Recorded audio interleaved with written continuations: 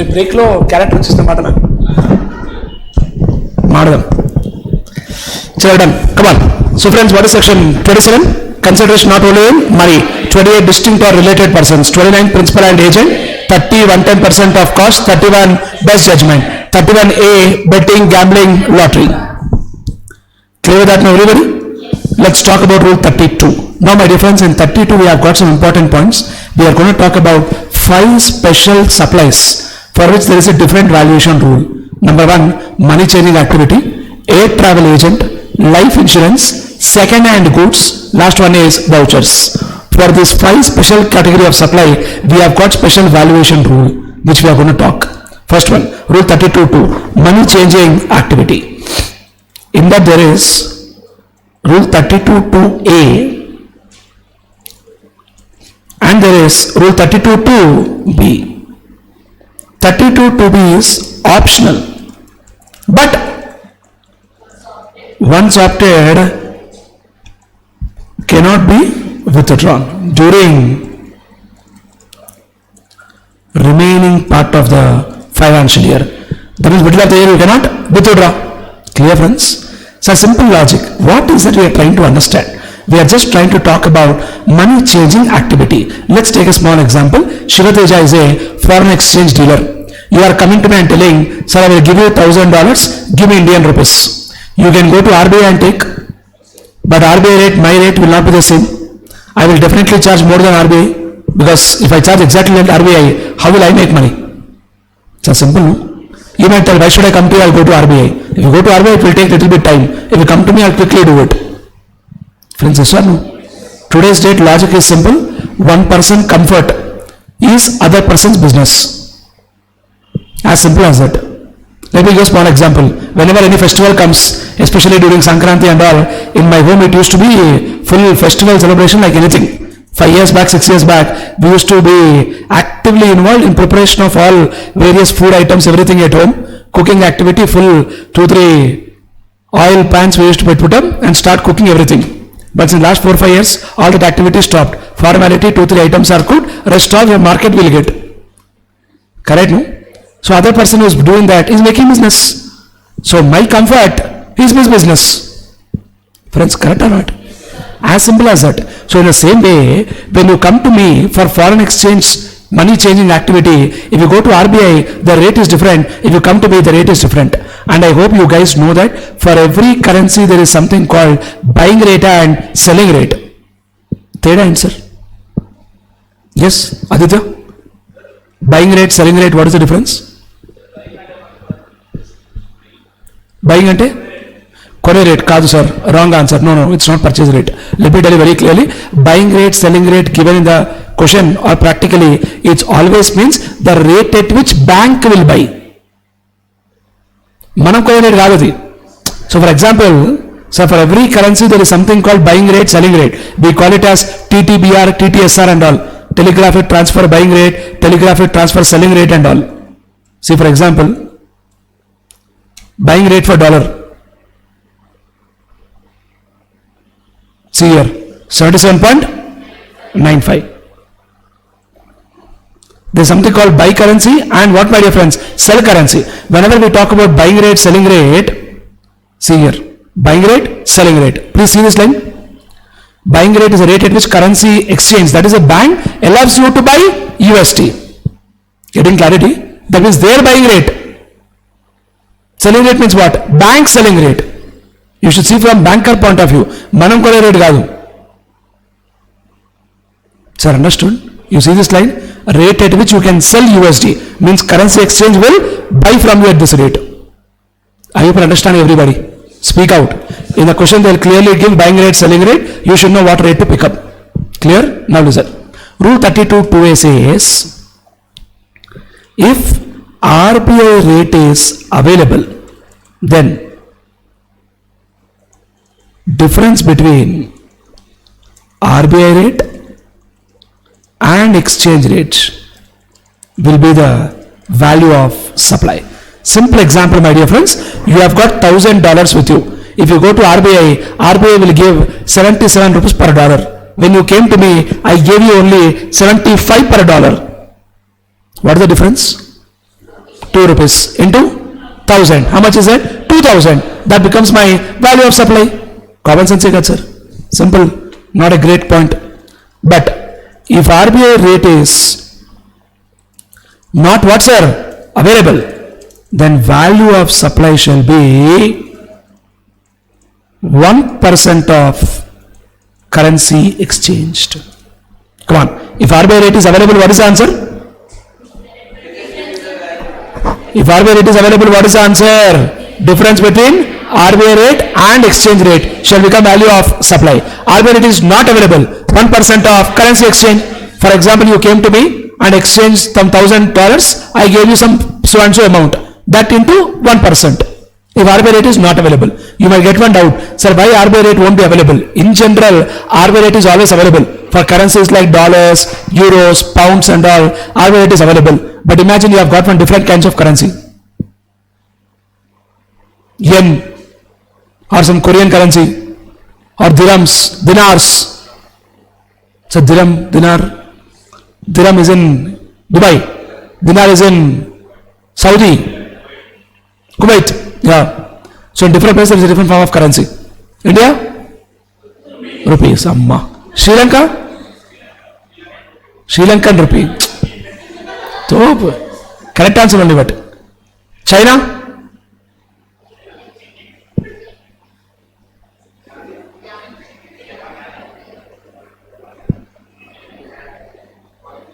China currency.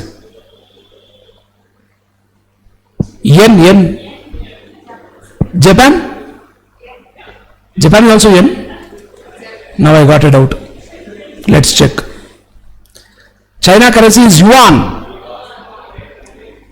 Yuan, sir, yuan, which is equal to 11 rupees. 11 rupees if you give, we'll get 1 yuan.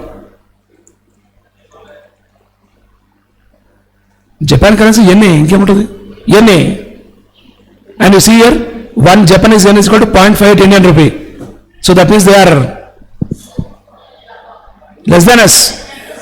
Correct, no? Speak out. Ippudu చూపిస్తా చూడండి. You will feel happy. 0.0034. So if I want one Vietnamese currency, I just have to give 0.0034. అర్థమైందా? Some friends, wow అన్నారు కదా. ఇప్పుడు చూడండి.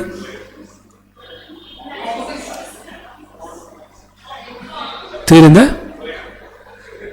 Kuwait 150 పైన ఉంటుంది, అది 150 140 రేంజ్ ఉంటుంది. 150 253 అక్కడ పోదాం. అక్కడికి వెళ్ళిపోతే మనం ఇట్లా చూస్తారు సార్. అది మనం ప్రయత్నం పోయినామనుకో, Indian Kuwait dinar is very costly. Dubai is not so costly, it's just 18 rupees around. Kuwait is very costly, 253 rupees. అంటే ఏంది, ఏమొస్తుంది మనకి?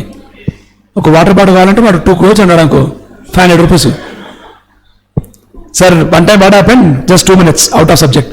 Last year, I mean 2017, almost 4-5 years back, 18 only. We went to Indonesia, Bali. There's a place called Bali, Indonesia. We went to that place, me, my wife and family and all.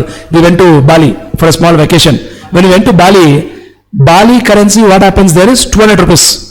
Means 1 Indian rupee if you give, you will get 200 Indonesian rupees. Ardhamaida? Wherever we are going, bill is in thousands and lakhs only. Our hotel bill came to 2 lakhs. Some friends, Amma, 1000 rupees, sir. 1000 rupees, sir. But hotel bill came to 2 lakhs. You understood? For my wife, I purchased one handbag for 4 lakhs. 2000 rupees. But after coming to India, 100 times I told, 4 lakhs handbag I purchased, don't forget. Don't forget. Clear now? Done. Go back. Chill over. So, if RBI rate is available, what will happen? Difference will become value of supply. RBI rate is not available, 1% of currency exchange. Now, last point.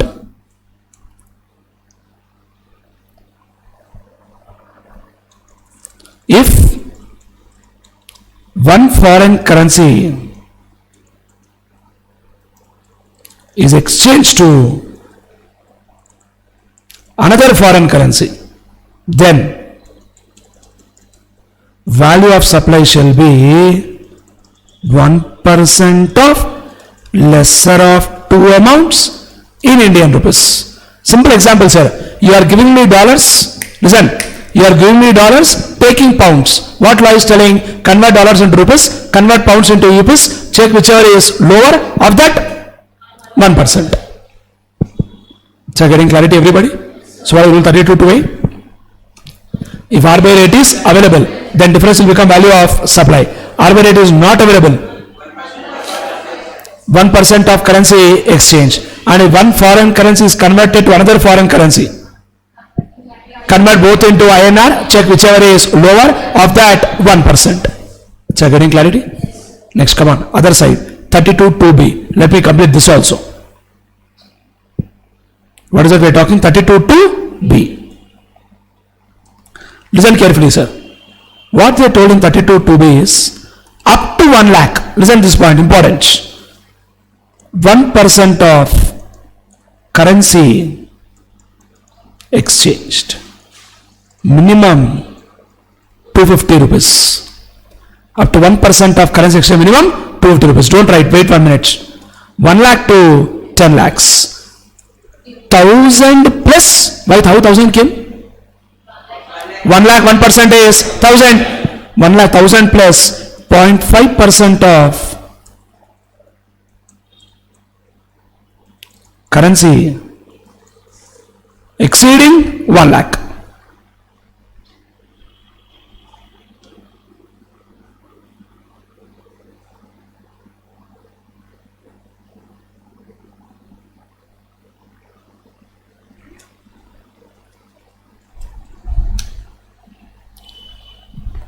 One person of currency exceeding 1 lakh. Then above 10 lakhs, 5,500 plus, allowance is 5,500. On 1 lakh 1,000 rupees, 1% is 1,000, and on 9 lakh 0.5% is 4,500. 4,500 plus 1,000 is 5,500 plus 0.1%. 0.1% of currency exceeding 10 lakhs. And let me tell you, maximum 60,000. Maximum is how much, sir? 60,000. Listen please. One person, Mr. A currency exchange dealer, has done following transactions. Number one, $1,000 are converted to INR at the rate of 73. RBI rate is 76. Okay guys, second one, $25,000, 25,000 pounds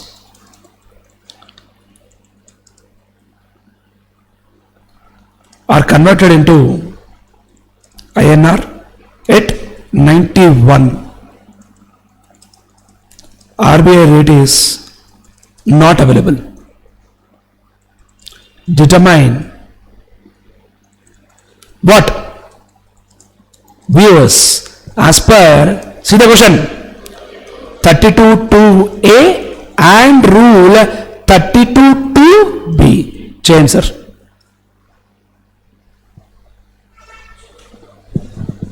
Come on, calculate. 2 minutes time, quick.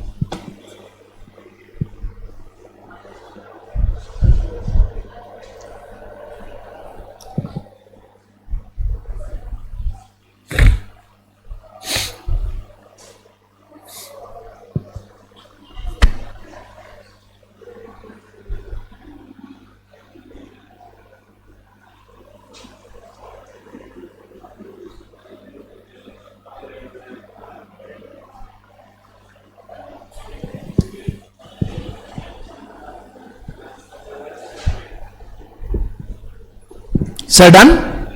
Chalo guys. As per rule 32(2)(a),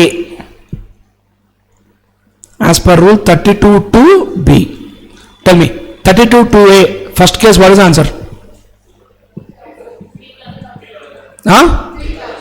3,000. Perfect answer. Second case, what is the answer? 22? అంతే కదా? Why? 1% of currency exchanged. అంతే, simple. అరే ఏం చదవాలి, సింపులే కదా. కమా 32(2)(b), first case.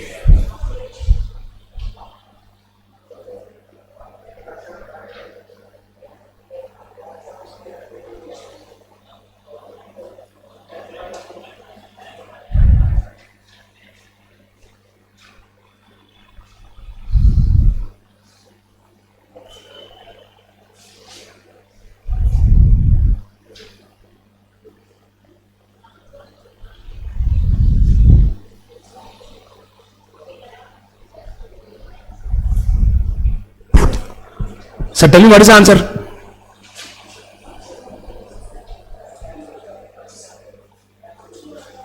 Should I clarify your doubt?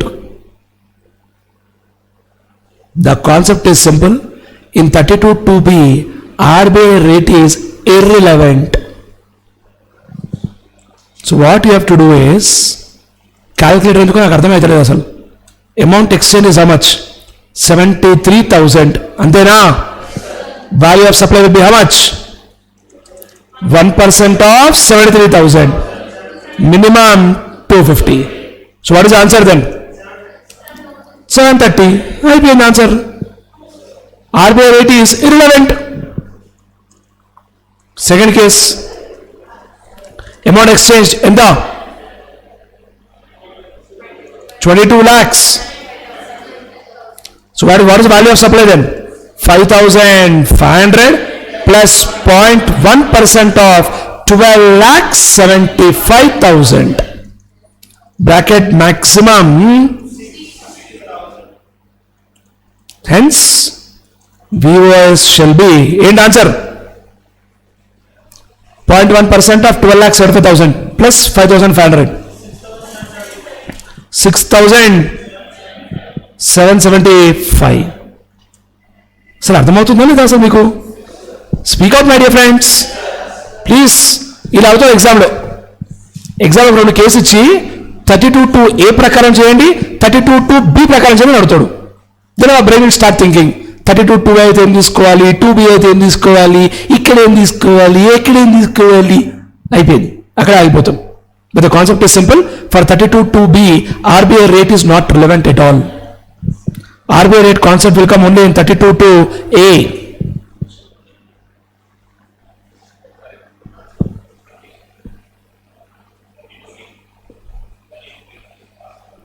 Condition?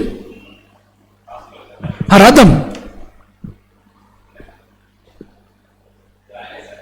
రాయండి sir, చూపిస్తుంది. మీరు రాష్ట్రంలో ఆగాను నేను ఒక్క నిమిషం. అయిపోయింది అది. ఫస్ట్ అది రాసుకుంటారా? రాయండి, మీ ఇష్టం, మీ ఇష్టం. నో ప్రాబ్లం, రాసుకోండి, ఫస్ట్ రాసుకోండి. ఓకే, రాయండి సార్, చాలా important sir. Money change activity ఎగ్జామ్లో చాలాసార్లు వచ్చింది సార్. ఇంటర్లో, ఫైనల్లో రెండిట్లో అడుగుతున్నాడు ఎగ్జామ్ ఇది.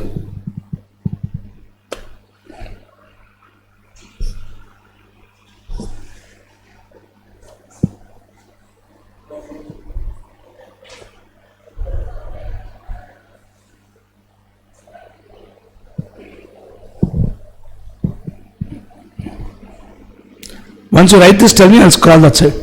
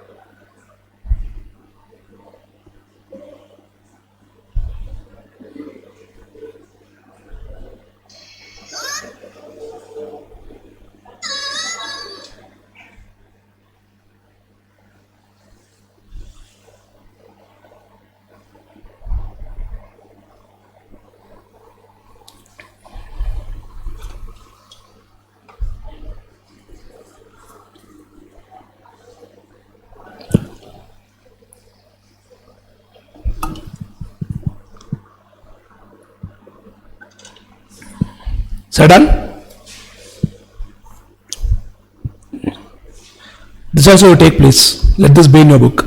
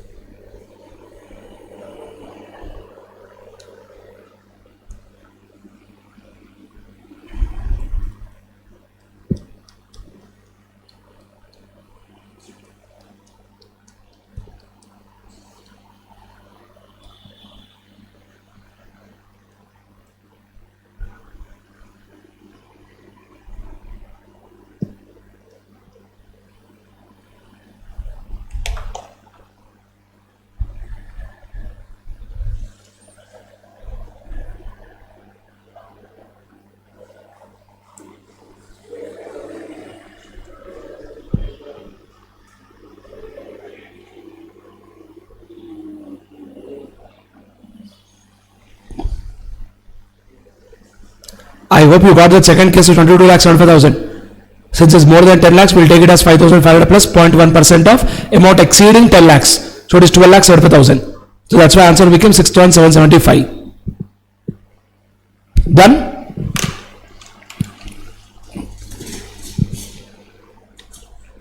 Can I proceed?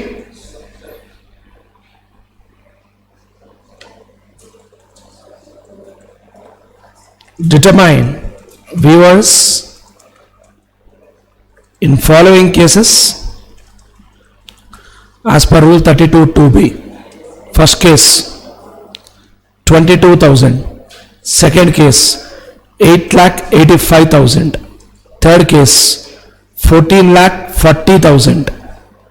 Fourth case 5,34,50,000. Fifth case 6,73,85,000. Calculate.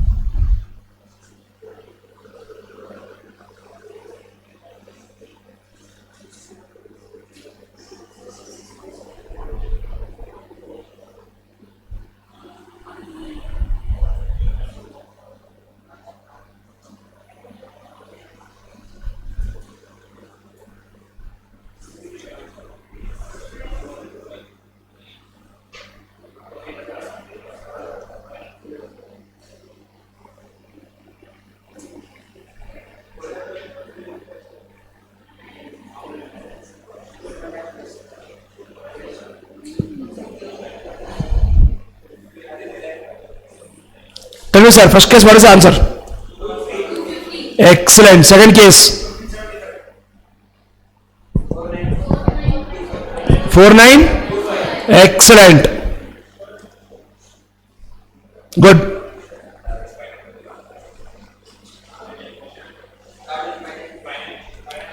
5940. Fourth case. Huh?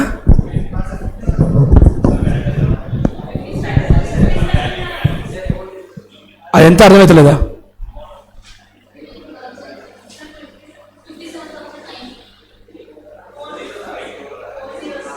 5 crores పై అది.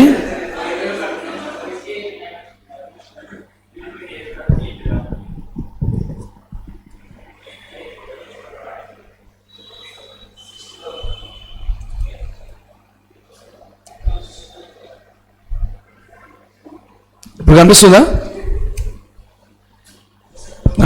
చెప్ ఫోర్త్ వన్ ఎంత ఆన్సర్? కిషోర్ ఆన్సర్ రేపు 57,950. Very good, correct answer.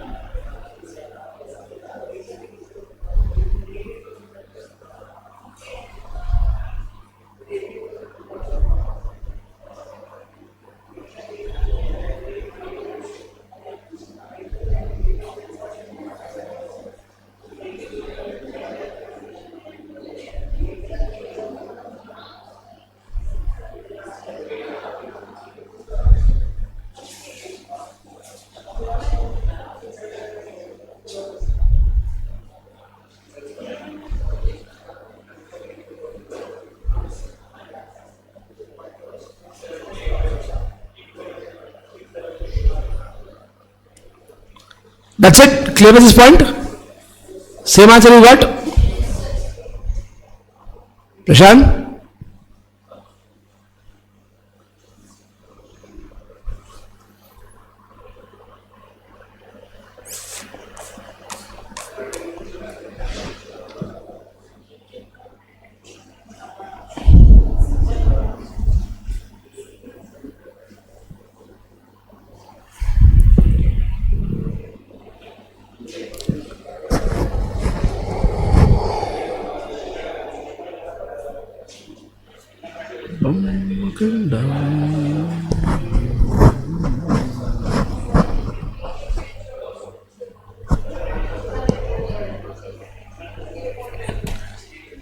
Everybody has got same answer, everybody? Come on guys, what is that we have done? 32-2A and 32-2B, something important, that's why I discussed 2-3 examples. I discussed these examples because the subject is very important. Come on, what is 32-2A? RBI rate is available, then difference will become value of supply. RBI rate is not available, 1% of currency exchange. And if we convert one foreign currency to another foreign currency, convert both into INR, check whichever is lower of that 1%. Correct, no? 32-2B, up to 1 lakh, 1% of currency exchange minimum 250, 1 lakh to 10 lakhs, 1000 plus 0.5% of currency exceeding 1 lakh, about 10 lakhs, 5,500 plus 0.1%, 0.1% of currency exceeding 10 lakhs, maximum 60,000. Clear, no? Starting lo they told minimum, last lo they told maximum, both are not. Wonderful. So clear, no? Everybody, that's it. With this I'll complete 32-2. Come on, let me proceed. Let me do the discussion about now 32.3, my dear friends. Come on, what is 32.3? Any idea? Simple concept, air travel agent. So తెలుసా air travel agent అంటే? Example చెప్పండి. ఏం sir Prashant ఇవ్వను చెప్పు మరి చెప్పు ప్రశాంత్. Sir air travel agent sir, make my trip, Goa trip ಎಲ್ಲ ట్రావెల్ ఏజెంట్సే కదా. Exactly. For them what they told is, in case of domestic bookings 5% of basic fare. Innatunda wonderful. And in case of international bookings, wow, adi 5 ante idi 10 untadi kada minimum, 10% of basic fare. Now what is basic fare? Sir, generally when you book a ticket, sir, let me give a small example. When I book a flight ticket, if the flight ticket is 6,000 rupees, in that 6,000 basic only will be 3,000-4,000. Balance అంతా ట్యాక్సులు, అదని ఇదని, fuel charge, surcharge, that this, కొత్తిమీర, పాలకూర, all that will put. You understood? Basic fair, it is that part of the fair on which commission is paid by airline company to the air travel agent. That's it.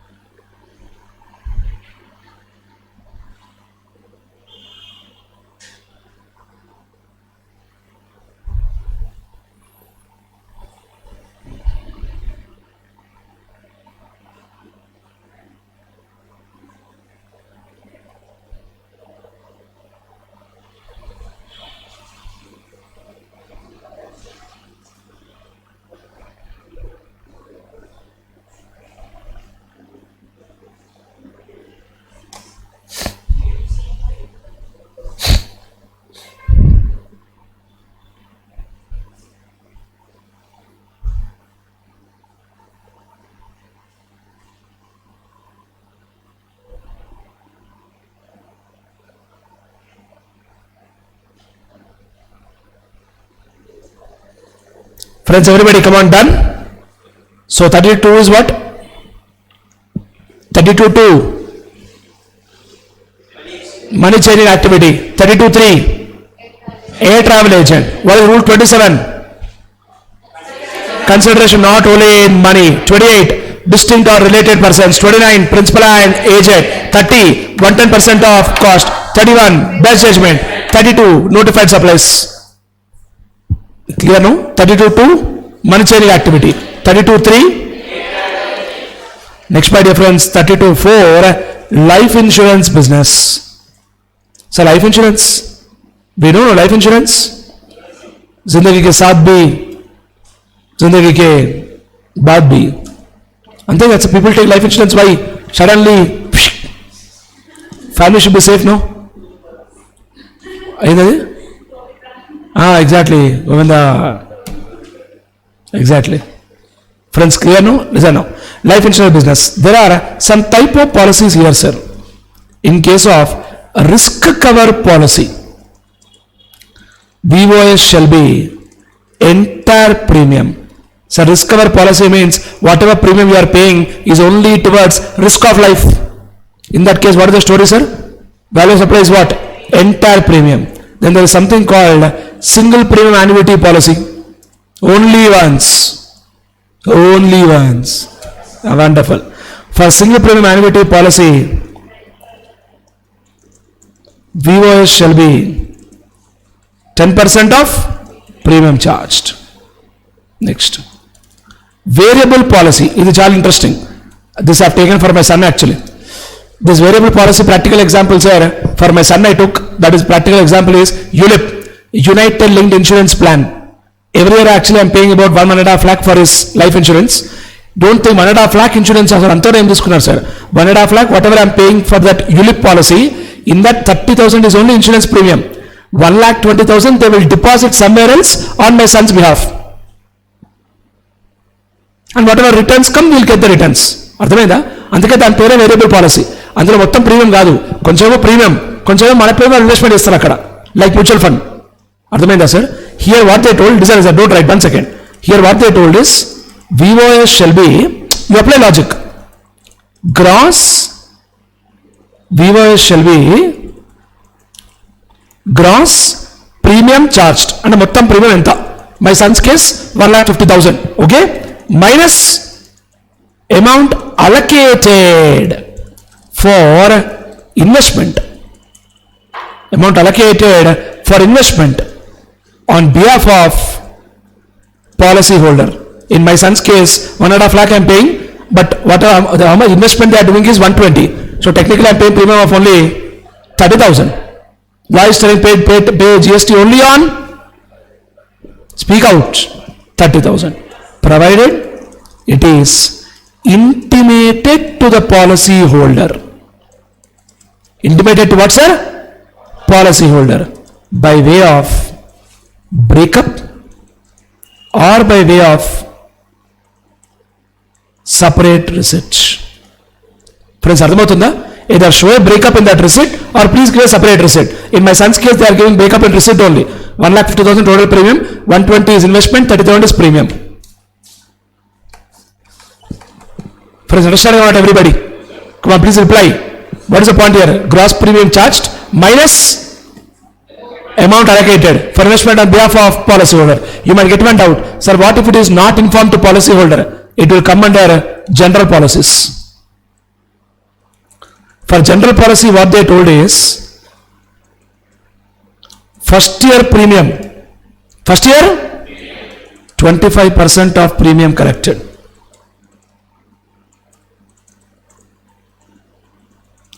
second and subsequent year 12.5% of premium charged. Second and subsequent year what percent, sir? 12.5% of premium charged. I repeat once again, for risk cover policy what is the answer? Risk cover policy what is the answer? Entire premium. Single premium policy 10% of premium charged. Variable policy gross premium minus amount allocated for investment on behalf of policy holder, provided it is intimated to him. How you have to inform? Either by breakup or by separate receipt. And for all general policies, first year premium 25%, second subsequent year 12.5%. ఈ 25% అనేది tax కాదు. 1 lakh premium కడితే 25% మాత్రమే value of supply. So even though you are paying premium of 1 lakh, GST will come only on 25,000. అర్థమైందా? Speak out. Interesting concept and important. Take it, very very important. Rule 32(4), life insurance business.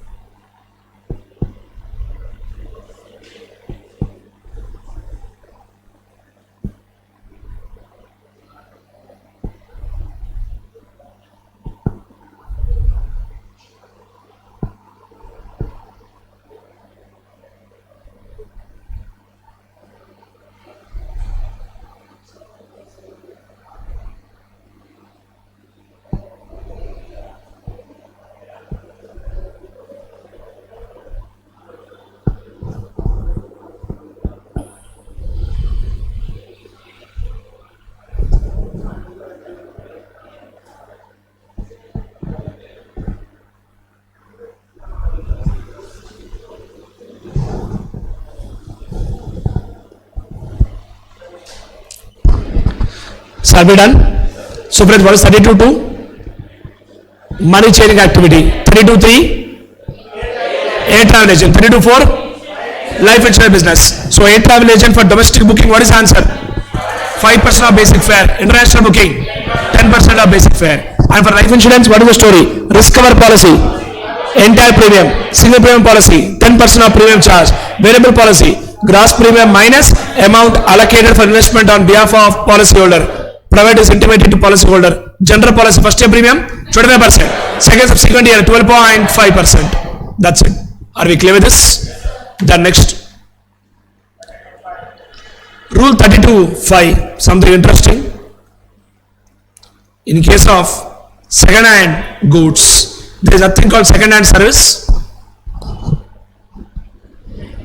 Yeah, of course, there is nothing called second hand service, but we have second hand goods. Can you give an example practically, sir, for second hand goods? Cars, bikes, it is very common. Second hand cars, second hand bikes is a very big market. Huge, not normal, huge market it is. Clear, no? Speak out. Come on, second hand goods. Now what they told in the law is, in case of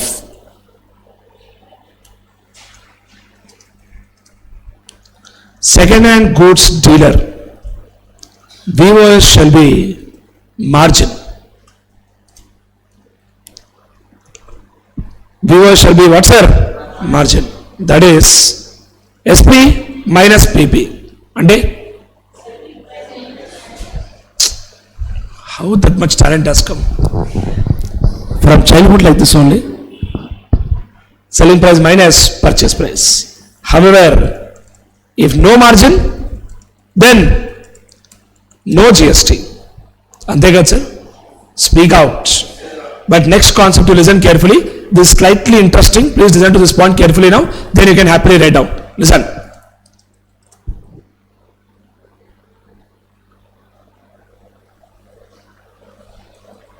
Mr.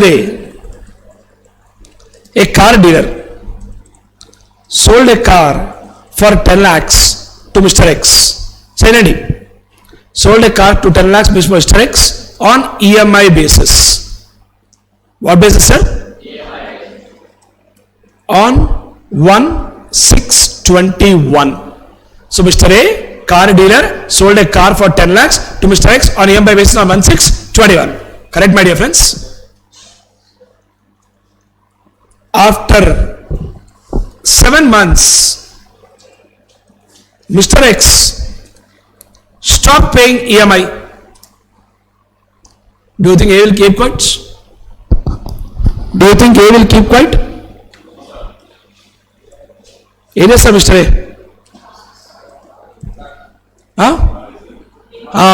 బాగా చెప్పారు. Mister A has repossess the car. అదే కదా sir, car తీసుకెళ్ళిపోతారు కదా sir, మీరు EMI కట్టకపోతే ఎందుకు ఉంచుకుంటారు సార్? వాడు సినిమాలు చూడలేదు, ఎన్ని సినిమాలు వచ్చి బైక్ తీసుకెళ్ళిపోతుంటారు. Hero brother bike, hero will come and shows heroism, then hero will come and tell తకిడి థా, then music will start. Correct no? ఏమా? Right. So after 7 months, what has happened, my dear friends? X has stopped paying EMI, and Mr. A has what? Repossessed the car. Mr. A has repossessed the car on 1/1/22. 1/1/22.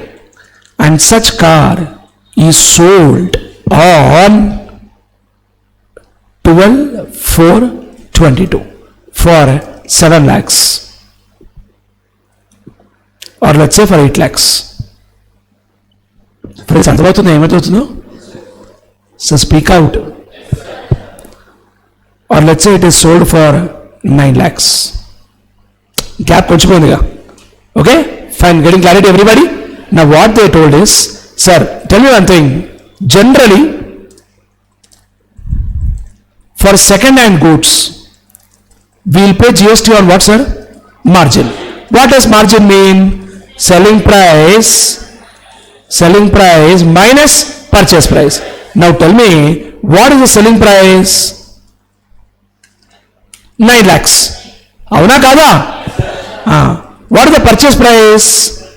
వాడు కొన్నాడు అసలు sir వాడు ఏ కొన్నాడా, ఏం చేశాడు, లాకేసుకున్నాడు యాక్చువల్గా, repossess the car, and that car what he has repossessed that he is selling, so there is no purchase price. So what they told is take actual purchase price. ఎంత కొన్నాడు X, 10 lakhs minus 5% per quarter from 1122 to 12,422. Friends అర్థమవుతుంది ఆ case?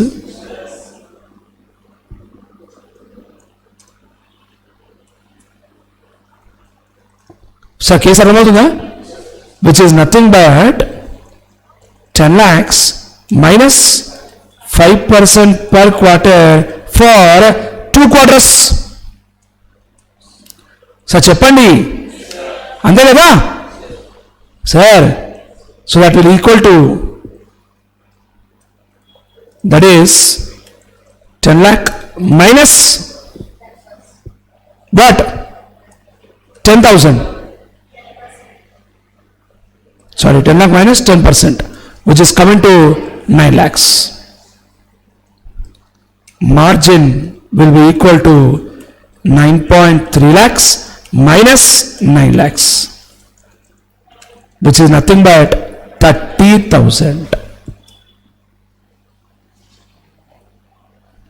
Sir, అర్థమవుతుంది ఏం మాట్లాడుతున్నాము?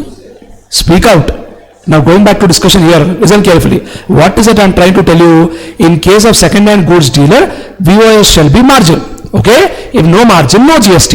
But if the goods are repossessed from a defaulting borrower, he is a defaulter, correct no? Defaulting borrower who is unregistered person, then the purchase price shall be, actual purchase price shall be, answer, actual purchase price minus 5% per quarter or part thereof from date of repossession till date of disposal. In Act they use the word date of purchase. The meaning of that means date of purchase by the second-hand dealer. That means date of repossession only. Clear, no? So speak out. In fact, this question what I discussed with you is there in a material also. ఒకసారి వచ్చింది ఎగ్జామ్లో. Sir, I hope you are getting clarity, everybody. Come on, please reply, my dear friends. I am talking about Rule 32. Rule 32(1) says what? Rule 32 says, in case of specified cases, we have got special valuation rules. And 32 says that valuation rules are optional. 32(2) is what? Money changing activity. 32(3) is air travel agent. 32(4) is life insurance business. 32(5) is second-hand goods. Let me tell you very clearly, in another 15-20 minutes, we are going to close this chapter. It will not take much time. Once this 32 is over, 33, 34, 35 is biscuit, time pass. It will hardly take 5-10 minutes. But are we clear so far, everybody? Yes, speak out. Yes, come on, money changing activity, what is the story? 32(2) says RBI rate is available, difference becomes value of supply. RBI rate is not available, 1% of currency exchange. And if we converted one foreign currency into another foreign currency, check whichever is lower by converting to INR, and of that 1%. 32(2)(b) up to 1 lakh, 1% of currency exchange minimum 250. 1 lakh to 10 lakh 1000 plus 0.5% of currency exceeding 1 lakh. About 10 lakhs 5500 plus 0.1% of currency in excess of 10 lakhs. Maximum 60,000. 32(3) air travel agent, domestic booking 5%, international booking 10%. 32(4) life insurance. In case of risk cover policy, entire premium. Single premium policy, 10% of premium charge. Variable policy, gross premium minus amount allocated for investment on behalf of policy holder, provided it is intimated. How? Either by breakup or by a separate receipt. General policy, first year premium 25%, second subsequent year 12.5%.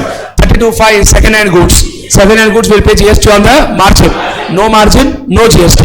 But if the goods are repossessed, there is no purchase price. So what they are telling, take actual purchase price minus 5% per quarter or part thereof. Are we clear? అంతే, రాసింది.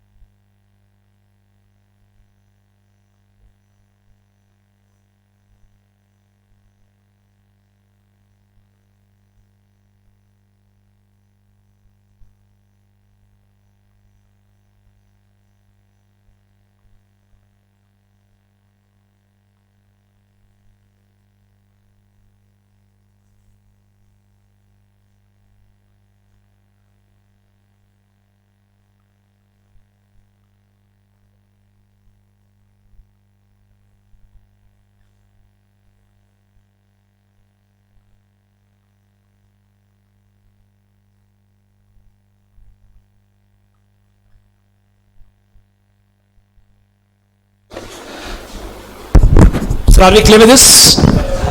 Everybody, come on, done. So what is 32.2? Money changing activity. 32.3 air travel agent.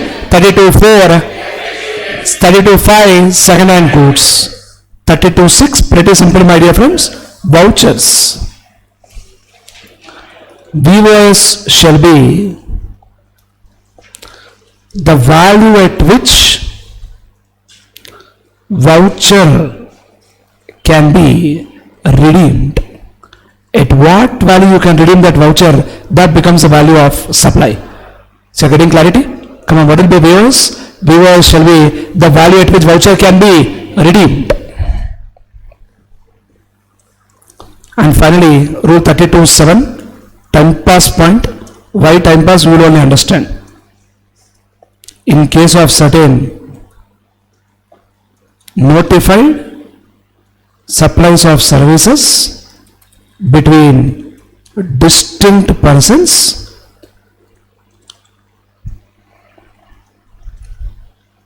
viewers shall be nil. Why time pass? Because so far nothing has been notified.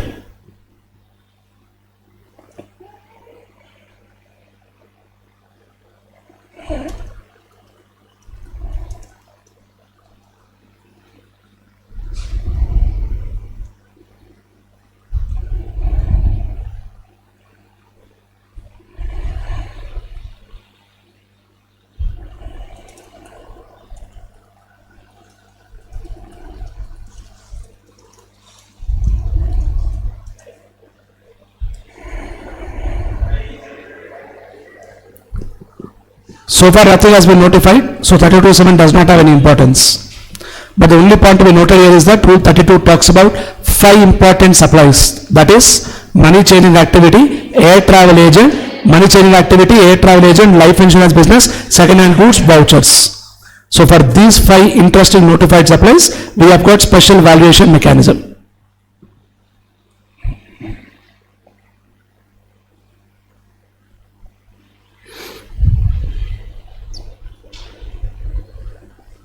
So done? Chalo, come on.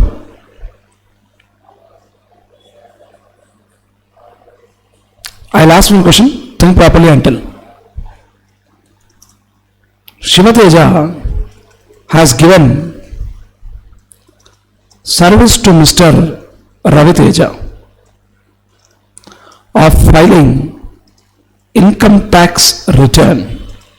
Income tax fees what I charged is 10,000 plus expense incurred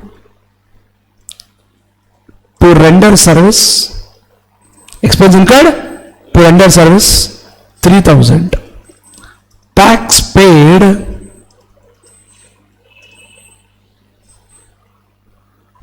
come on, I repeat again, my fees is what sir? 10,000. Expense incurred to render service is how much? 3,000. Tax paid on behalf of client is let's say 5,000. Total amount being taken from Mr. Ravi Teja is 17,000, sorry, 18,000. That much I am taking from Ravi Teja. Okay? Speak out. GST will apply on option 1.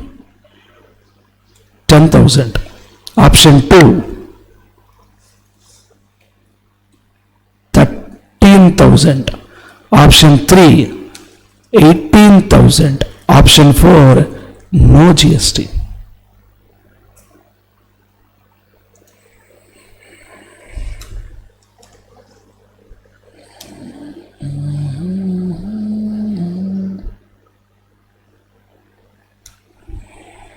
Yes, Prashant, what is your answer?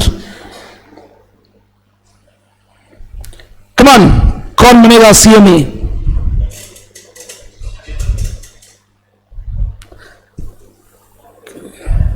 Country, मंत्री. No GST, no तोप भैया. Yes, my dear Paru, what is your answer?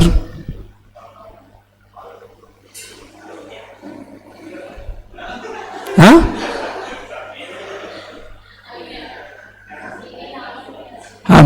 ఇంకెవరు? You are our dearest Paru. Tell me what is the answer? Let me tell you, GST will apply on 13,000. Concept is very clear that GST will not apply on 5,000 since the tax has been paid as a pure agent. Let me tell you, rule 33, pure. How much pure? Pure agent, completely pure. Pure agent is a person. Pure agent is a person who has incurred expenses on behalf of recipient. On behalf of what, sir? Recipient. For which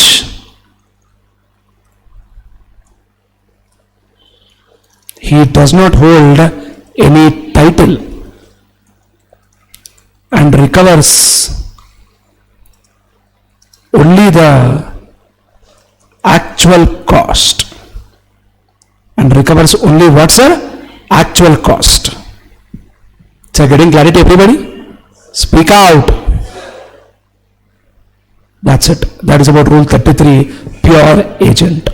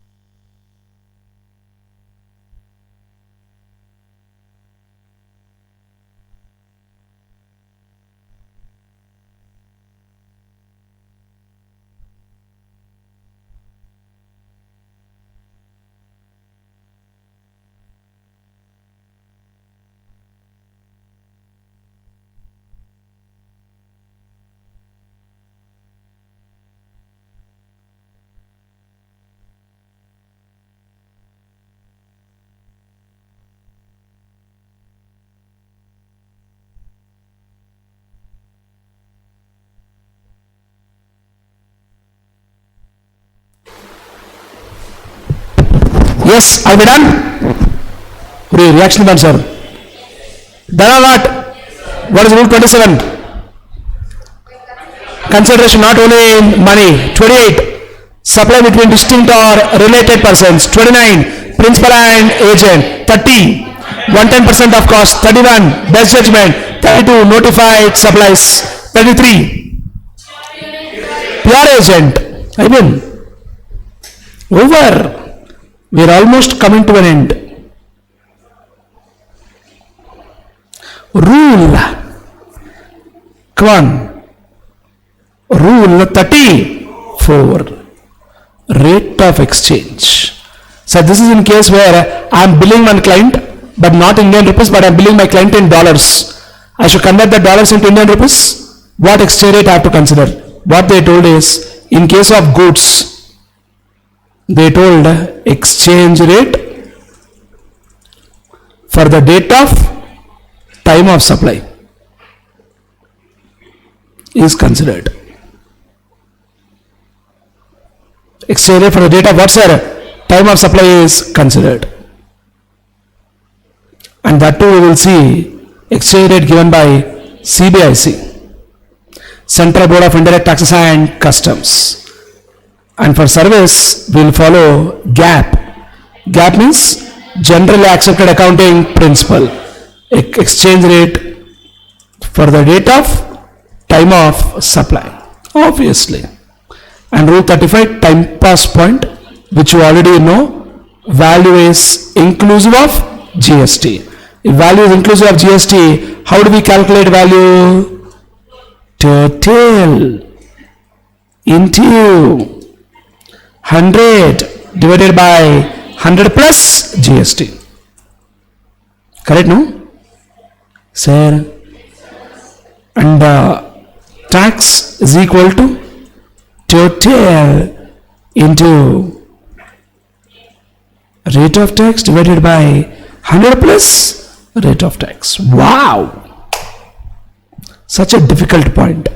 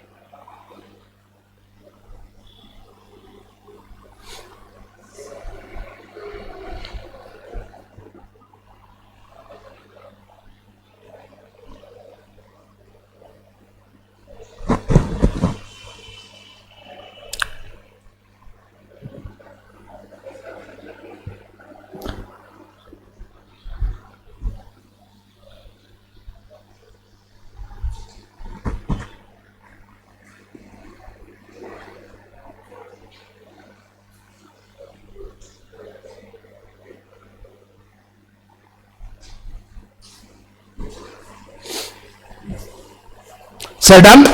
That's it. That is the end of story of this beautiful topic called value of supply. Something interesting, scoring, high possibility that question will come in the exam. Are we clear? Everybody? Done. Tell me guys, what is section 7? Section 8? Section 10? 12? Time of supply in case of goods. 13? Time of supply in case of services. 14? Change in rate of tax. 15? 15.1? Transaction value. 15.2? Inclusions. 15.3? 15.4? If transaction value is not accepted, we go to rules. 15.5? Notified supplies will always go to rules. And inclusions, how many points we have? 5. Good. Exclusions? 2. Excellent. What is rule 27? Consideration is not only in money. 28. Distinct or related person. Principal and agent. 110% of cost. Best judgment. Notified supplies. 32.1. Special cases. Not mandatory, but it is only optional. 32.2. Money changing activity. 32.3. Air travel agent. 32.4. Life insurance business. 32.5. Second hand goods. 32.6. Vouchers. 32.7. Notified cases, value is nil. but so far nothing has been notified. 33 pure agent, 34 rate of exchange, 35 value including GST, 31A betting, gambling, lottery. Ante. That is the end of story of this beautiful discussion called value of supply. Are we clear, everybody? Speak out. Everyone. Wonderful. So now, my dear friends, let me discuss something interesting. Yeah, please concentrate. Listen. Tata Limited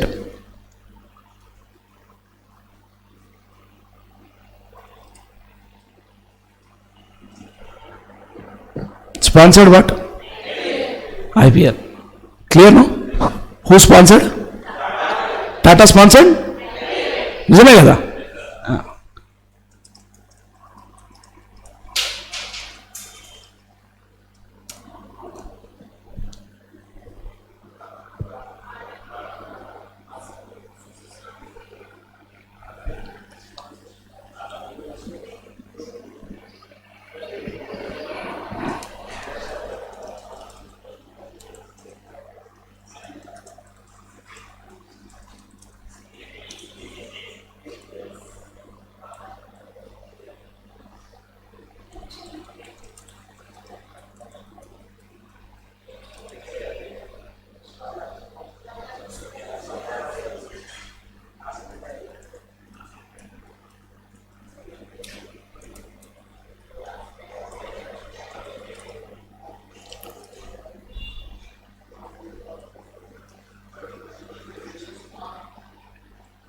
సరేనా కదా? Tata sponsored IPL, Shiva Teja sponsored Indian football league IFL. Okay, tell me guys, who is supplier? Sorry? Tata. Excellent. Nonsense answer. IPL. సరే, కొంచెం common sense వాడాలి మీరు. ఏంటా common sense? Tata IPLలో ఎవరెవరికి డబ్బులు ఇచ్చాడు? Who gave money to whom? IPL Tata డబ్బులు ఇచ్చిందా? ఏంటమ్మా? IPL టాటా డబ్బులు ఇస్తుందా? ఎందుకు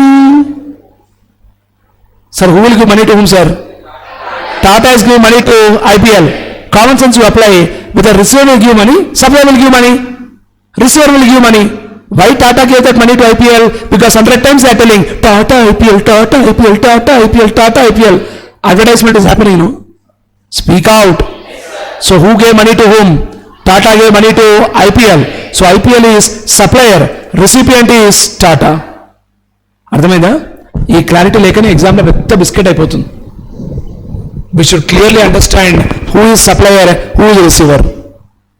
If that clarity is not there, gone. Friends, అర్థమవుతుందా లేదా? Madam, in Tata IPL who will give money to whom? డబ్బులు ఎవరెవరికి ఇస్తారు చెప్పండి, మీరే చెప్పండి. టాటా IPLకి ఇస్తుందా? IPL టాటాకి ఇస్తుందా? టాటా IPLకి ఇస్తుంది. ఎందుకు ఇస్తుంది? అడ్వర్టైజ్మెంట్ వస్తుంది కదా, అందుకే డబ్బులు ఇచ్చేది. ఇక్కడో పేరు, ఇక్కడో పేరు, ఇక్కడో పేరు, ఇక్కడో పేరు, ఇక్కడో పేరు అని రాసుకుంటారు కదా. Sir, IPL is a pure business. No doubt about it. IPL is a clear-cut business only. Friends, yes or no? Right. So IPL is giving money to Tata. Sorry, Tata is giving money to IPL. That clearly means that Tata is the receiver, IPL is the supplier. What service they are giving? Advertisement service. And then, now who is liable to pay GST? Speak out. Tata. Since this transaction is covered under RCM, reverse charge mechanism. ఇన్నట్టుందా sir? ఆ time pass points, insurance agent to insurance company, recovery agent to bank, ఇంకోటి ఏంటి biscuit director to company. ఈ బుచ్కి points are not interested. ఏంటది? Business facilitator to bank, ఇవన్నీ biscuit points. అవి నేను చెప్పినా చెప్పకుండా మీకు గుర్తుంటుంది. అందులో చెప్పడానికి పెద్ద కాన్సెప్ట్ ఏం లేదు అక్కడ. బట్ ఇవే crazy points. Waiver things are more crazy, that is where we should focus more. No, ఇప్పుడు straight plain flat what is to discuss in that? Insurance agent, insurance company, వాళ్ళు ఏం చెప్పాలా? జీటీఏ, ఆర్సీఎం అందరు తెలుసు, అది చిన్నప్పుడు తెలుసు మనకు, అది అంటే స్టార్టింగ్ నుంచి తెలుసు మనకు, అది తెలుసు కదా. జీటీఏ ఆర్సీఎం వస్తుందని 5% జిఎస్టీ తెలుసు కదా. మరి అది చెప్పడానికి ఏముంది అలా? అందుకే ఆ పాయింట్ అజ్జలేదు నేను. అర్థమవుతుందా లేదా మేడం గారు? అర్థమైందా? ఎవరు సప్లైర్, ఎవరు రిసీవర్? ఇప్పుడు ఇక్కడ చెప్పండి, కరెక్ట్ చెప్పండి మీరు. ఇక్కడ Shiva Teja sponsored football league, who is supplier?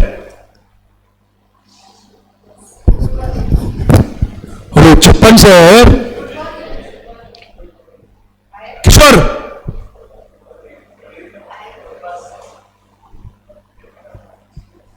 ఏం ప్రశ్న? అదేంది ఆన్సర్? సప్లయర్ శివతేజారా? అదేంటి భయ్యా, ఇంత చెప్పినా కూడా మళ్ళీ శివతేజ అంటే నువ్వు? అడ్వర్టైజ్మెంట్ ఇస్తుంది ఎవరు? ఫుట్బాల్ లీగు 10 సార్లు ఇస్తారు కదా, Shiva Teja sponsor, Shiva Teja sponsor, Shiva Teja sponsored అని. అది ఇప్పుడే కదా చెప్పేది, మీరు మళ్ళీ అట్లా చెప్తారేం సార్? నాకు అర్థం కాదు. Indian football league, IFL, who is recipient of service? Speak out. Who is liable to pay GST? Shivateja. Why? Transactions covered under RCM. చెప్పండి sir. Most nonsense answer. Some friends అనుకున్నాం సార్, మీరు అట్లా fantastic అనే doubt వచ్చేసింది మాకు. This transaction is not covered under RCM. Friends are telling, ఏం sir ఇది? ఒకసారేమో ఆర్సీఎం అంటారు, ఒకసారేమో ఆర్సీఎం కాదంటారు. ఎందుకు సార్ ఇట్లా మాత్రం ఫుట్బాల్ ఆడతారు మీరు? ఫుట్బాల్ నేను ఆడతలే, మీరు ఆడుకుంటున్నారు. కాన్సెప్ట్ క్లియర్ ఉంటే అన్ని పర్ఫెక్ట్ వస్తాయి. స్పాన్స్ రాయకండి, ఆగండి, మీరు ఆగండి first. Sponsorship service is covered under RCM only if recipient is a body corporate or firm. In Tata case, receiver is a body corporate or firm. In Shivateja's case, receiver is not a body corporate or firm. Body is there, body corporate is not there. So Shivateja is not a body corporate or firm. So provisions of RCM will not apply. Sir ఇది ఎగ్జామ్లో చాలా సార్లు వచ్చింది sir. అంటే ఇదని కాదు, జనరల్గా sponsorship service exam చాలా సార్లు వచ్చింది. First confusion students are having, supplier ఎవడు, రిసీవర్ ఎవడు, వాడికి వచ్చాడు, వీడికి వచ్చాడు. First doubts. Second doubt, RCM వస్తుందా రాదా? వస్తుందా రాదా? 1 2 3 వస్తుంది. ఏందది? Nonsense. క్లారిటీ ఉంటే కాన్సెప్ట్ వచ్చేస్తుంది. Sponsorship RCM will come only when receiver is what? Body corporate or firm. That's it. So just to get the clarity on the concept, then you can answer any question. అర్థమైందా? Student asking, sir అసలు మీరు ఏం chapter చెప్తున్నారు sir? RCM, charge of GST, section 9. Some friends సడన్గా అక్కడి నుంచి ఇక్కడికి ఎందుకు వచ్చారు? ఇంపార్టెంట్ కాబట్టి. One more student, sir place of supply start చేయొచ్చు కదా? Place of supply I will teach after lunch. Another friend is asking, sir RCM అంత ఇంపార్టెంటా సార్? ఎగ్జామ్లో పక్కా వస్తుందా సార్? వస్తుంది సార్. అనదర్ ఫ్రెండ్, వావ్ బాగుంది sir, very good sir. Another friend, sir చెప్పింది చాలు, మా గ్యాప్ ఇస్తే మేము రాసుకుంటాం. శివతేజ ఇస్ టెలింగ్, ఓకే రాసుకోండి. సార్ క్లియరా లేదా? రాసండి.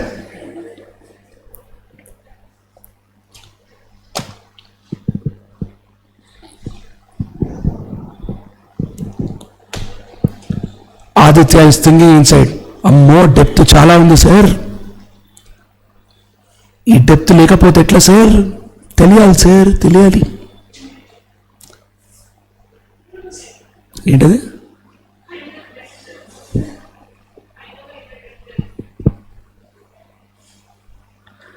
Depth sir, depth important sir. ఇవన్నీ ఓషన్ లాంటి, ఎంత డీప్ పోతే అంత డీప్ ఉంటుంది concept. And we should know. Kishore భాయ్ అర్థమైందా? సప్లయర్ ఎవరు, రిసీవర్ ఎవరు?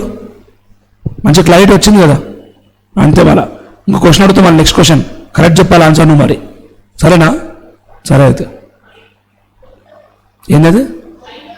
అయిపోయి.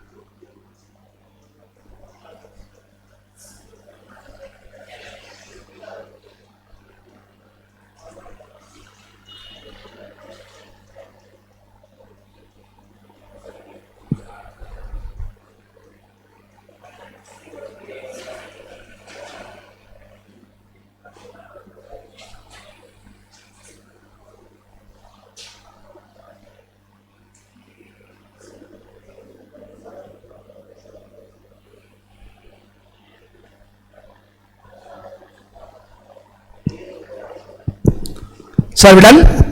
Next point.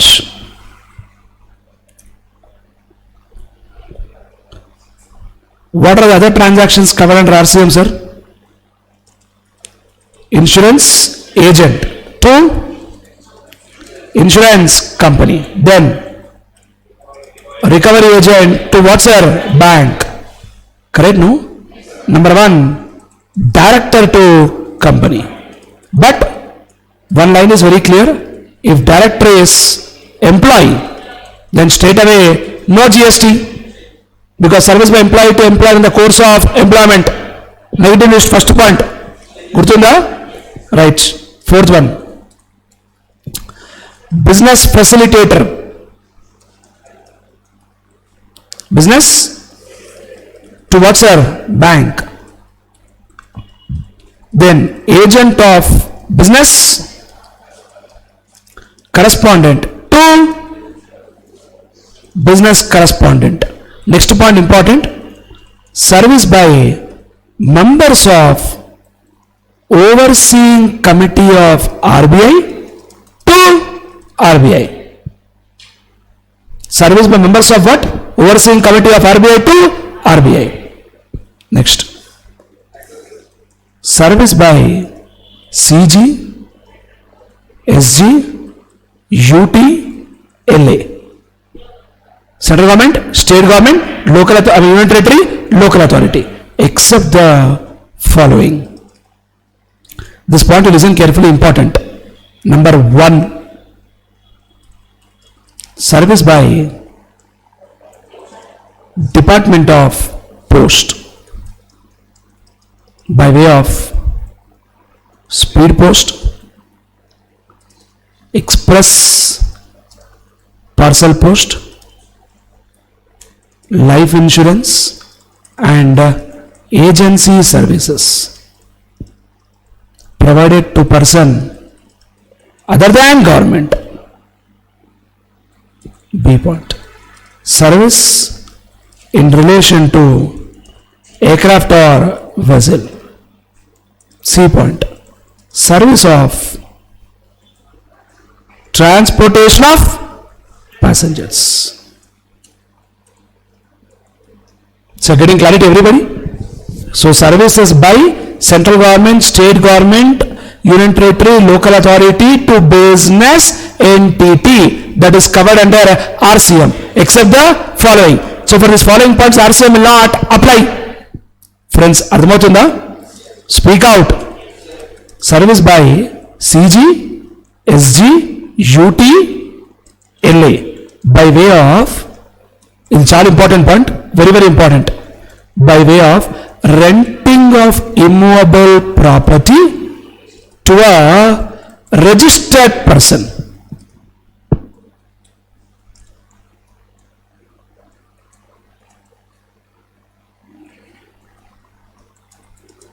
Security services to a registered person. Friends, ardhamavutunda? Security service to a registered person. 10th point, renting of motor vehicle if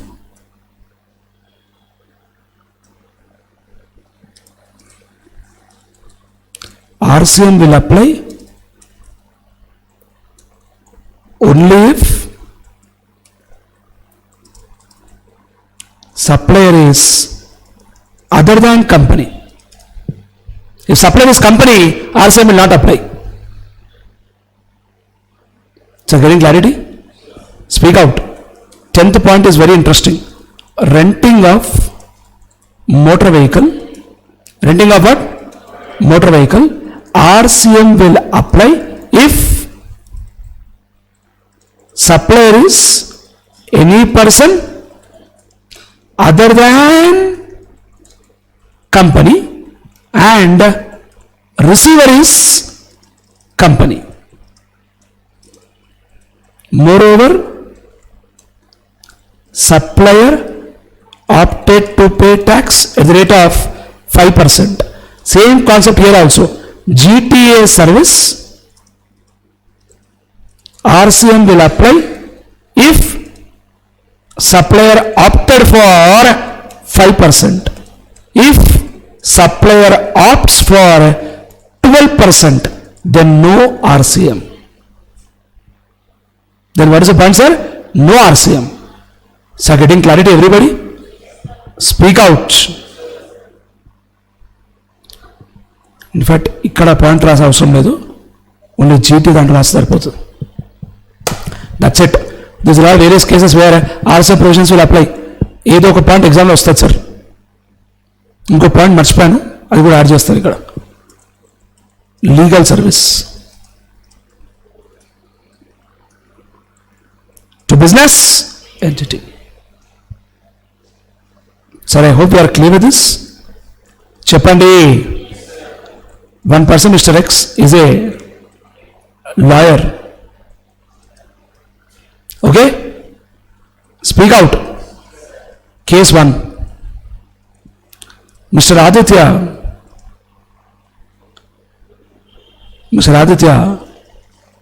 a salaried employee, went to lawyer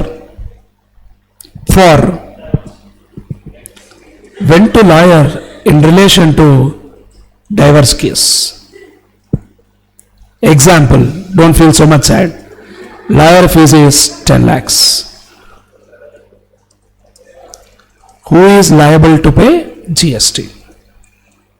Okay? Case 2. Mr. Shivateja, a CA, went to lawyer in relation to a copyright case. Breakup ante kodtaru. In relation to what, sir? Copyright case.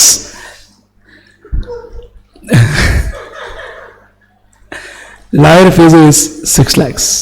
Who is liable to pay GST? So ila exam lo aadukuntaru sir meetoni. Case number 3.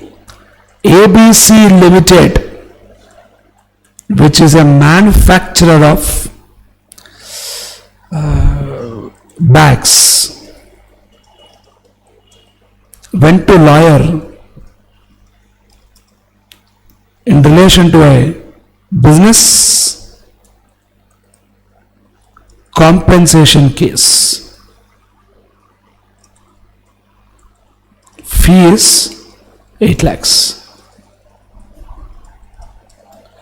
Who is liable to pay GST? The question is, భయ్యా చెప్పు భయ్యా, speak out, చెప్పండి. Third కేసులో who is liable?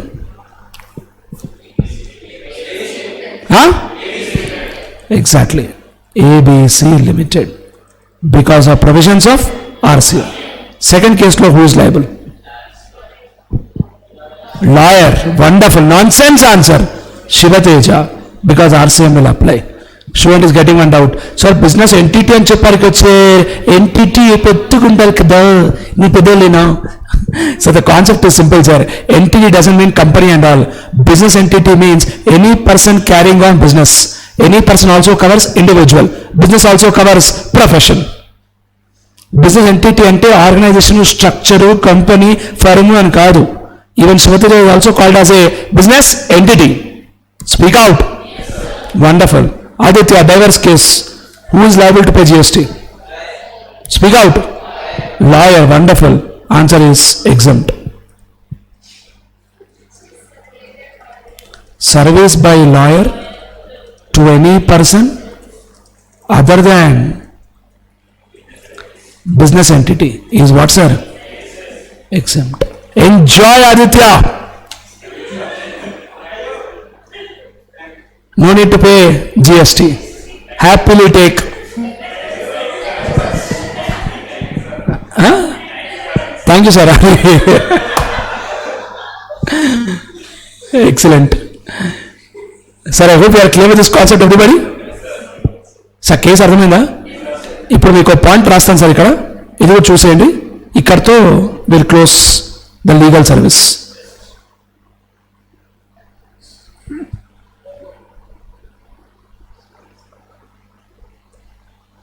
అదే కనిపిస్తుందిగా? కనిపిస్తుంది sir. Legal service. Listen carefully. To any person other than business entity, they told in the law, exempt. To a business, please come on, listen. To a business entity whose turnover during preceding financial year does not exceed threshold limit for what, sir? Registration, then service is exempt. మళ్ళీ exempt. అర్థమవుతుందా? Speak out. Same story, చిన్న change I will do now. To a business entity whose turnover during preceding financial year exceeds threshold limit for registration, then service is taxable. That too under RCM. This is the concept. And in exam they are playing a lot on this concept. Lawyer service to other than business entity, straight away exempt. To business entity, if the business entity turnover during preceding financial year does not exceed threshold limit, money exempt. More than threshold limit, taxable. That too taxable under RCM. So lawyer జీవితంలో he is never liable. మీకు point అర్థమైంది ఇప్పుడు? What your brain should tell you is that lawyer is never liable to pay GST. అయితే exempt అవుతుంది, లేకపోతే receiver liable అవుతాడు. Lawyer మాత్రం ఎప్పటికీ లైబుల్ కాదు. You understand? లాయర్కి ఇంత బెనిఫిట్ ఇచ్చారు ఇండియాలో. In fact chartered accountants in India, we all filed a case where we all started saying that when lawyer you give exemption like this, why not for chartered accountant service? Chartered accountant service also shifted to RCM. Then they gave one reply. After that we all shut up our mouth and came back, because the reply what they gave is that we are all chartered accountants, you are the people who make other people to comply with the law. We don't think it is difficult for you to comply. అట్లనక no అన్నామనుకో ఇజ్జత్ పోతుంది, yes అన్నామనుకో okay అవుతుంది. అంతే కదా sir, sometimes it's difficult to tell no also. Clear? Done. Take it.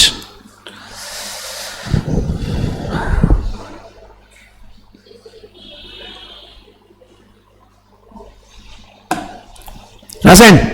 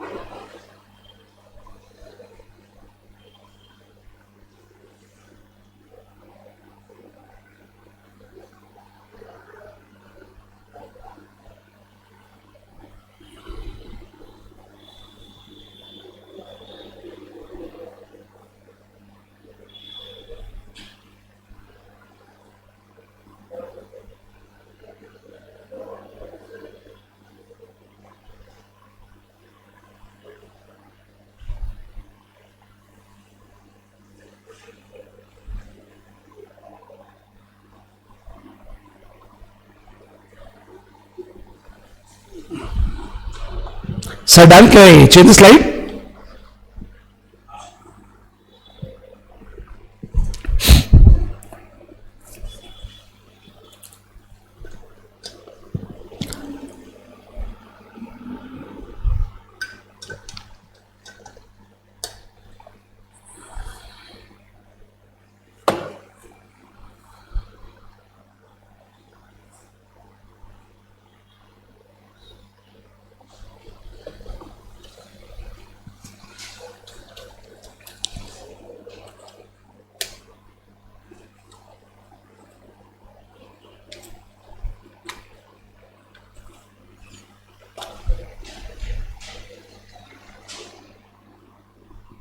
So done.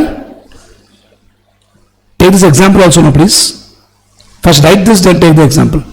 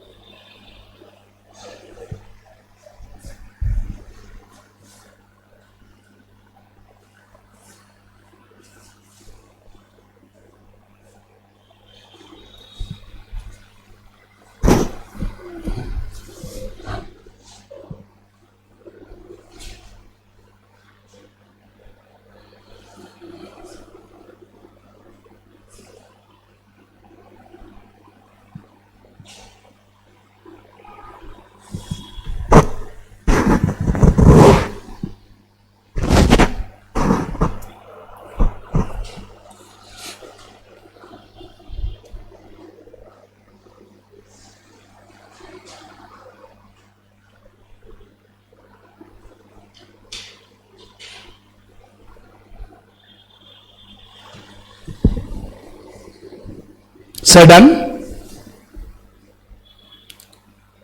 This example also take, please.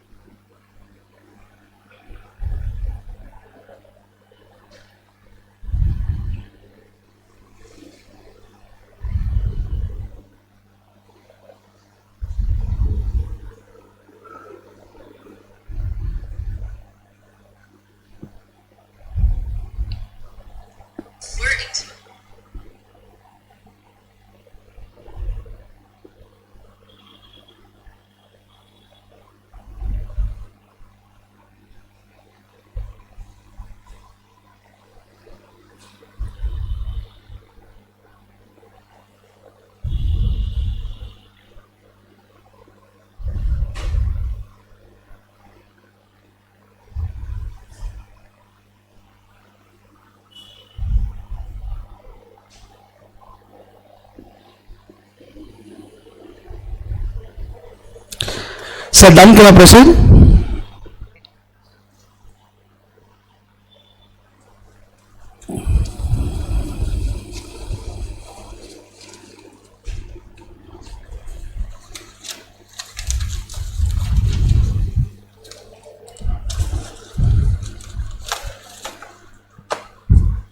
Sir, can I move forward? Please reply, come on. అయిపోయిందా? Done.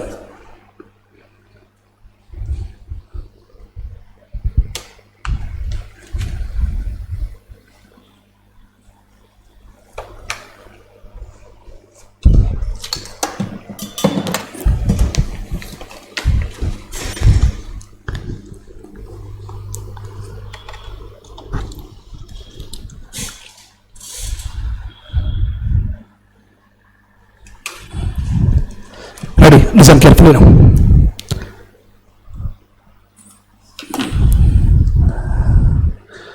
So I'm going to discuss with you some interesting concept known as the concept of TDS and TCS. The reason I've taken this material because it's difficult for me to tell on that lines and all. I got to draw a small diagram. That's why I shifted here. Okay? And let me tell you, my dear friends, we have got two important sections. Section 51, Section 52. And we know that Section 49 deals with payment of tax, 50 deals with interest. నేను చేసాను గుర్తుంది payment of tax chapter. Then 51 is TDS, 52 is TCS. And at Cma Inter level, in paper 11, there is one separate chapter called TDS and TCS. జనరల్గా exam చాలాసార్లు వస్తుంది. ఓకేనా sir? 100% వస్తుందని చెప్పాను, but high possibility is there it will come in exam. Clear? So let me spend a little bit time on discussion about what is this TDS concept. Listen carefully, my dear friends. Imagine there is one person, Mr. A, who is a stationery dealer. Okay na sir? Sir, next, stationery dealer. There is one Department of Central Government. Department of Central Government. Mr. A has supplied stationery for 10 lakhs. Correct? No, sir. There are so many government contracts what we take up, be it Waterworks Department, Roadways Department, Railways Department. In no way, sir. There are so many departments in central government and state government. Correct? No? Supply for what value, sir? 10 lakhs. Now, what they told in the law is that when the goods are supplied for 10 lakhs like this Department of Central Government, when they are making payment to A, from 10 lakhs, they will reduce 1% plus 1% as TDS under section 51.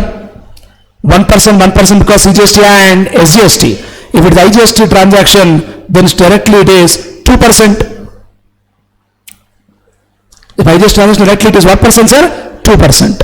So getting clarity, everybody? So speak out, all of us. And the interesting concept is that this TDS done has to be deposited by 10th of next month. And this Department of Central Government will file a form called GSTR 7. Which form they will file? GSTR 7. వాళ్ళు ఏం చేస్తారు యాక్చువల్గా TDS cut చేశారు. ఎందుకు cut చేస్తారు? 1% plus 1%. IGST అయితే 2%. ఆ cut చేసిన పక్కన పెట్టుకుంటారా? లేదు. They will pay to the GST department. Correct no? And that pay by 10th of next month. And they will file GSTR 7. And once they file GSTR 7, for Mr. A, it will reflect as TDS credit, which A will accept. A will what, sir?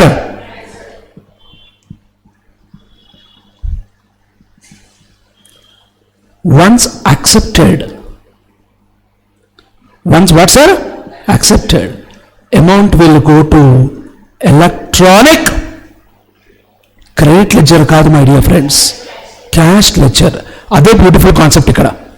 TDS TCS credit, TDS క్రెడిటే, కానీ will not go to credit ledger, it will go to Exactly, that concept is important. One small multiple choice question will come. TDS credit will go to what ledger? Now one more point ఇందాక చెప్పడం మర్చిపోయాను, మీకు already తెలుసు అనుకుంటా. Any tax whatever we are required to pay under reverse charge mechanism, that also we have to pay using electronic cash ledger. తెలుసా భయ్యా? కిషోర్ గారు తెలుసా ఇది? Any tax we have to pay under RCM, we have to pay using electronic cash ledger, we cannot pay using credit ledger. Clear no? Speak out. ఇక్కడ ఒక line రాస్తా, గుర్తుపెట్టుకోండి. Electronic credit ledger can be used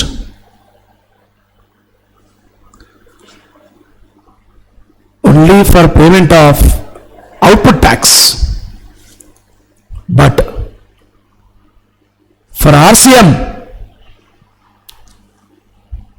interest, late fees or penalty, we can pay using electronic cash ledger only. We cannot pay using credit ledger, we have to pay using cash ledger only. It's అర్థమవుతుందా? Speak out.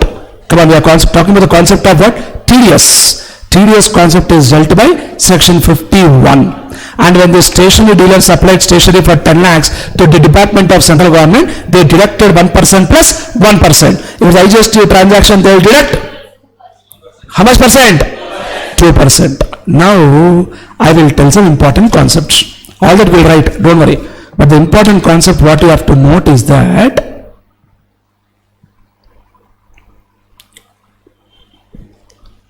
number 1,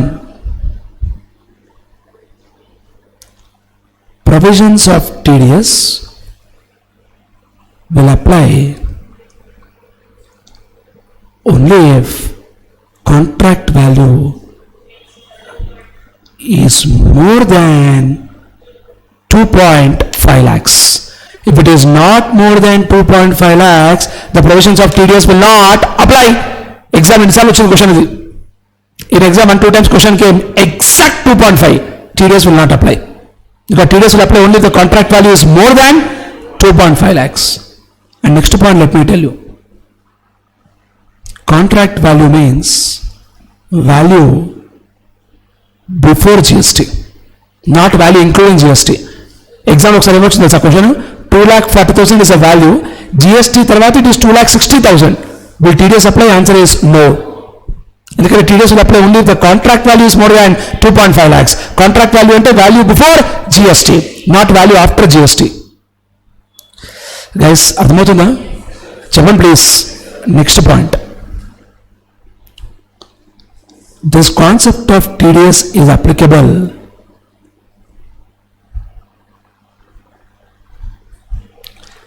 Department of Central Government, State Government, Local Authority, Governmental Authority, PSU. What is PSU?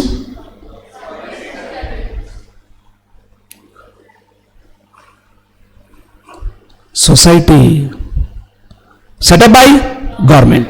Only for these categories of persons only provisions of TDS will apply. That too TDS will apply only if the contract value exceeds what, sir? 2.5 lakhs. Contract value means value before GST. Correct, my dear friends? Next point.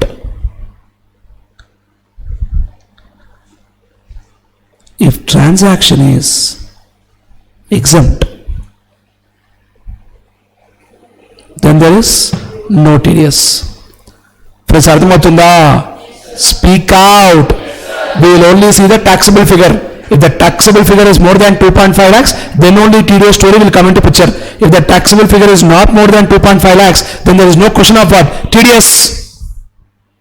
Friends, అర్థమవుతుందా? The question of TDS will come only if the contract value is more than 2.5.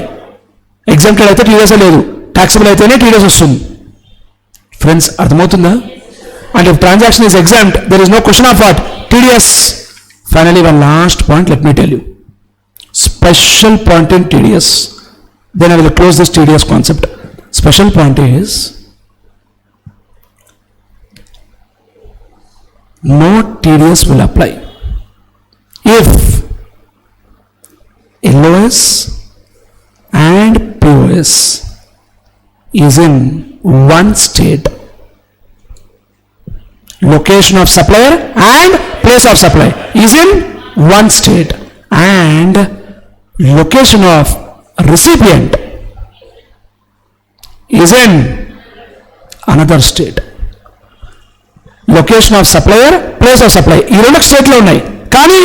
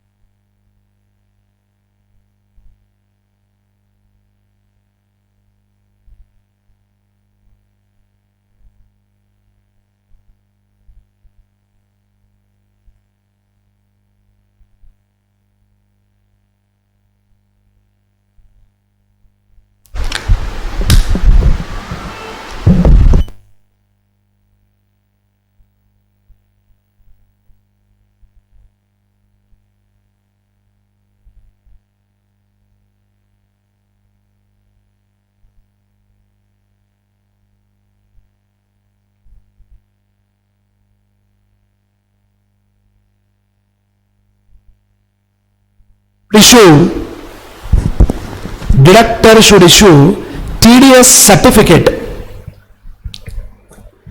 Deductor should issue TDS certificate. Deductor should issue TDS certificate within 5 days. Deductor should issue TDS certificate within 5 days. TDS certificate within 5 days. Within 5 days from the date of deposit of TDS. Within 5 days from the date of deposit of TDS. TDS deposit chesaka within 5 days lopale he has to issue what? Certificate. Is clear? ఇది రాసుకుంటారా అవసరం లేదా? రాసుకోండి.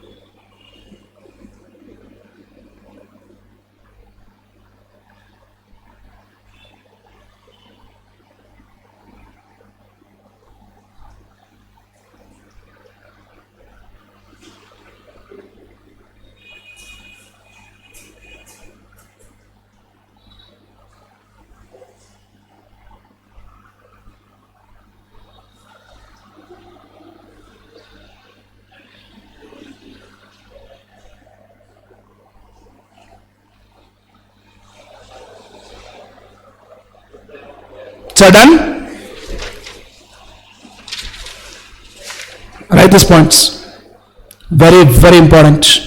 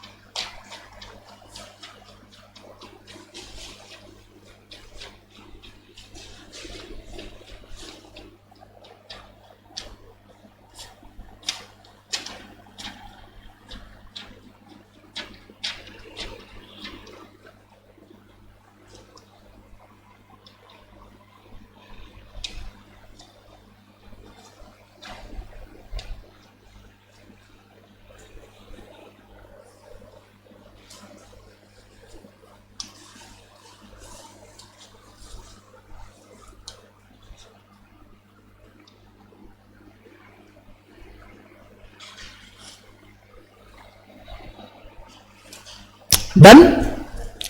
Take the special point also. Very, very important.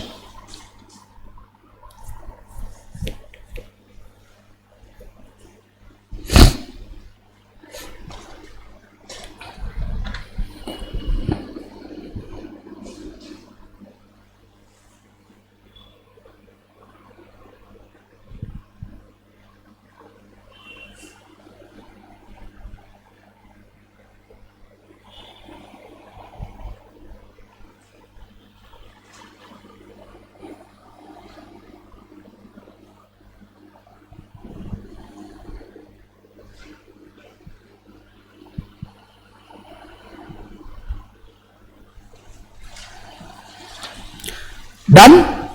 Chalo. So let me talk the last discussion before we break for lunch. That is about the concept of TCS. Simple. Listen. Sir, there is one person, Mr. A,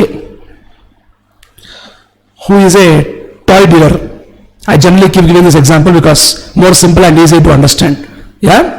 There is Amazon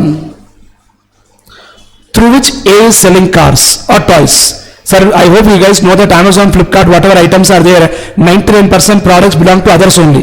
1% is only sold by Amazon. Ante kada sir? You and me, if you want to sell products through Amazon, can we sell? Yes. They will send on the form, fill that form, submit the details, they will list your product. వాళ్ళ commission వచ్చే వాళ్ళ గోధేం ఉంది. Correct, no sir?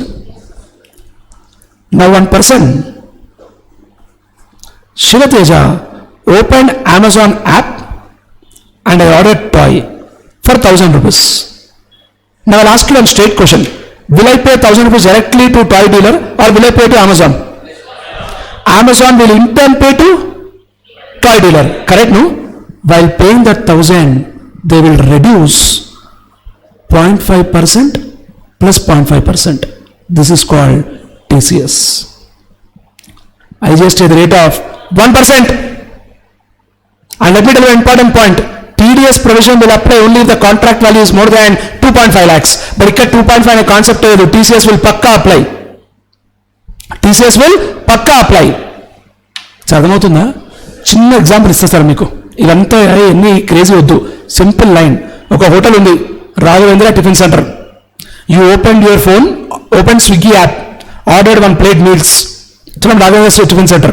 Will you make payment directly to Raghavendra Tiffin Center or Swiggy? Swiggy will pay to Raghavendra Tiffin Center. Swiggy will cut 0.5 plus 0.5. అదే TCS. అయిపోయింది. Simple example చెప్పిన. అర్థమైందా? And this Amazon fellow, he will file whatever the TCS to be paid to government. By which date? 10th of next month. Same మన TDS లాగానే. And అక్కడ ఏం form file చేస్తారు? GSTR 7. ఇక్కడేమో GSTR 8. And this will come to this fellow as TCS credit. This TCS credit we will accept. Once accepted, it will go to electronic cash ledger. అంతే, same TDS లాంటిదే. Difference ఏంటి? అక్కడేమో 7, ఇక్కడేమో 8. ఇంకో difference ఏంటి? అక్కడ 1%, ఇక్కడ 0.5 ప్లస్ 0.5. ఇంకో డిఫరెన్స్ ఏంటి? అక్కడేమో TDS ఎప్పుడు వస్తుంది? Only the contract value is more than 2.5 lakhs. ఇక్కడ 2.5 lakh కాన్సెప్ట్ లేదు. TDS ఎవరికి applicable? Department of central government, state government, local authority, PS వాళ్ళకి మాత్రమే. ఇక్కడ ఎప్పుడు applicable? Only in case of e-commerce operator. నా one special point I will tell. ఇది రాశాక what special point is that TCS provision will not apply in 2 cases. Number 1, when A is selling goods through his own website. So ఆ website నుంచి వాడు అమ్మితే TCS ఎందుకు వస్తుంది sir? Point number 1. Case number 2, payment is not made through e-commerce operator but payment is directly made to supplier. Sir payment direct వీడికే ఇస్తే TCS వస్తుందా sir? ఎప్పుడు వస్తుంది TCS? ఒక క్యాండిడేట్ ఉన్నాడు, ఈ-కామర్స్ ఆపరేటర్ ఉన్నాడు, మన పేమెంట్ వాడికి ఇవ్వట్లే, ఈకోకి ఇస్తున్నాం, ఈకో సప్లయర్కి ఇస్తున్నాడు, అప్పుడు ఈ కోడ్ కట్ చేసుకొని ఇస్తాడు. ఇది వీడి వెబ్సైట్ అనుకో, www.toy.com వాడి వెబ్సైట్ అది, అక్కడి నుంచే బుక్ చేసినాం. TCS వస్తుందా సార్? మనదే కదా, అది ఉంది కదా. Exactly, getting clarity. And this all story is given by 51 is what? 52 is what? అంతే రాసేయండి.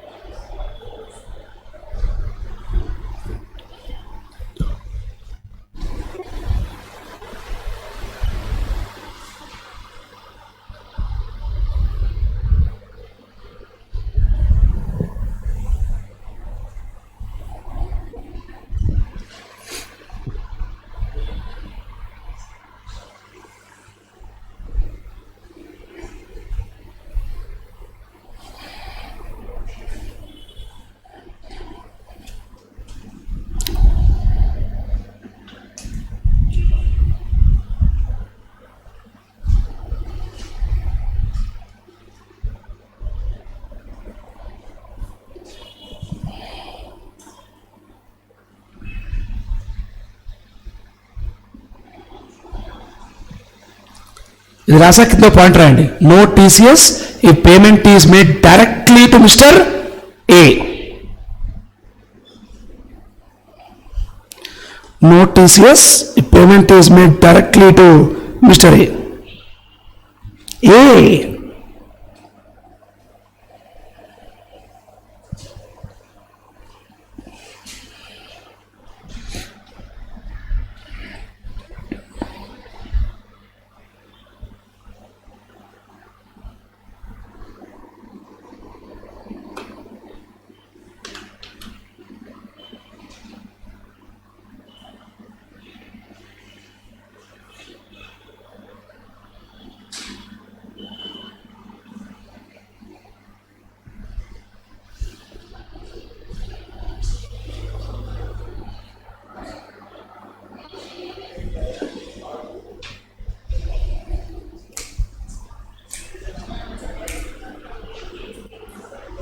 Are we done? Done. We'll break for lunch. After lunch we'll come back. And small request, time is right now 1:15. We will start at 2:30.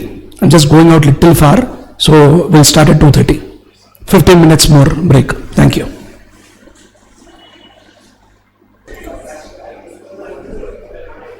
అదే best friends 12th October batch అంతే కదా, best friends 12th October. మనం మర్చిపోయారా? Done. Shall I get back, guys? So friends, in the morning we have spent a lot of time on discussion about the concept of value of supply. After that we discussed about RCM, and we also discussed about the concept of TDS and TCS. Fully clear, no? Wonderful, fantastic. Sir, class చెప్పాను. Promise. Right, come on. So friends, without any delay, now let's enjoy and have fun for some time. అంటే dance కాదు, enjoy and have fun for some time by discussing a very small, lighter, simple, easy, comfortable topic called place of supply. Okay na? After that we'll start our band. ఏంటది? ITC. Some friends ఇప్పుడు start చేద్దాం sir, ఇప్పుడే కదా తిన్నది. So కొంచెం gap ఇచ్చి start చేద్దాం. ఓకేనా? కమాన్, షల్ వి స్టార్ట్? కొంచెం లావండి మా, తినండి మా. మమ్మీ చెప్పలేదా పొద్దు పేరెంట్స్ వచ్చారు కదా, ఏంటమ్మా తినట్లేదు, బక్కగా అయిపోతున్నావు, హాస్టల్ డబ్బులు కడుతున్నావు, మీరేం తినట్లేదు చెప్పారా లేదా? చెప్పారు కదా, తినండి మరి. Ready sir? Done. Let's start, come on, without any delay, let's start the discussion, come on, let's proceed. No more fun, let's proceed. What is section 49? Payment of tax. 50. 51. Wow. 52. TDS fellow GSTR 7. TCS fellow GSTR. మొత్తం తెలుసు sir మీకు అసలు. TCS will apply only if the contract value is more than. Wonderful, no limit. The question of contract value and all is only in case of TDS. TDS rate 1 plus 1. TCS 0.5% plus 0.5%. Yes. Paru, mere jaan. ఏంటా?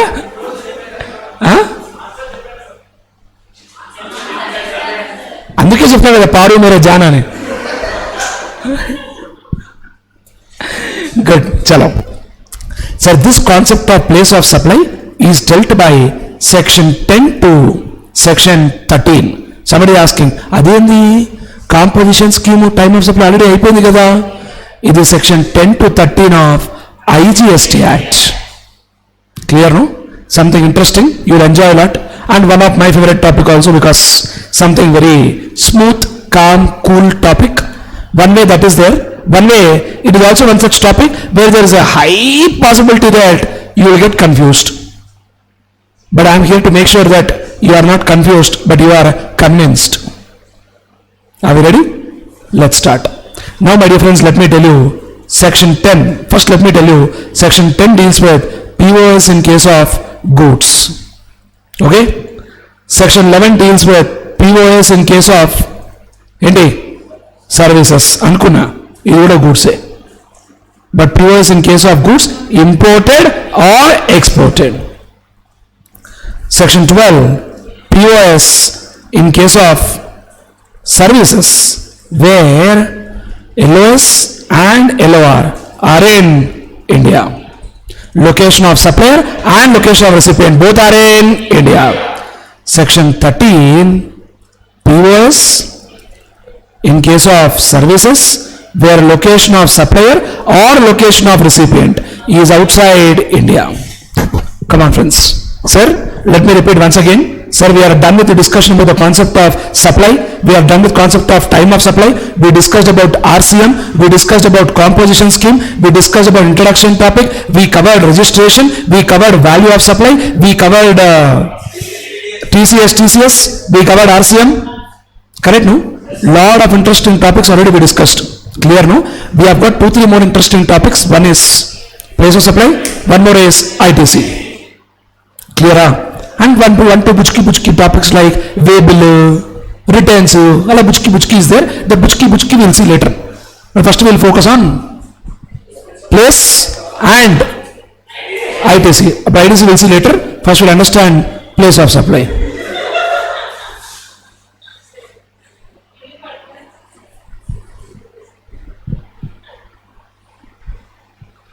Sit.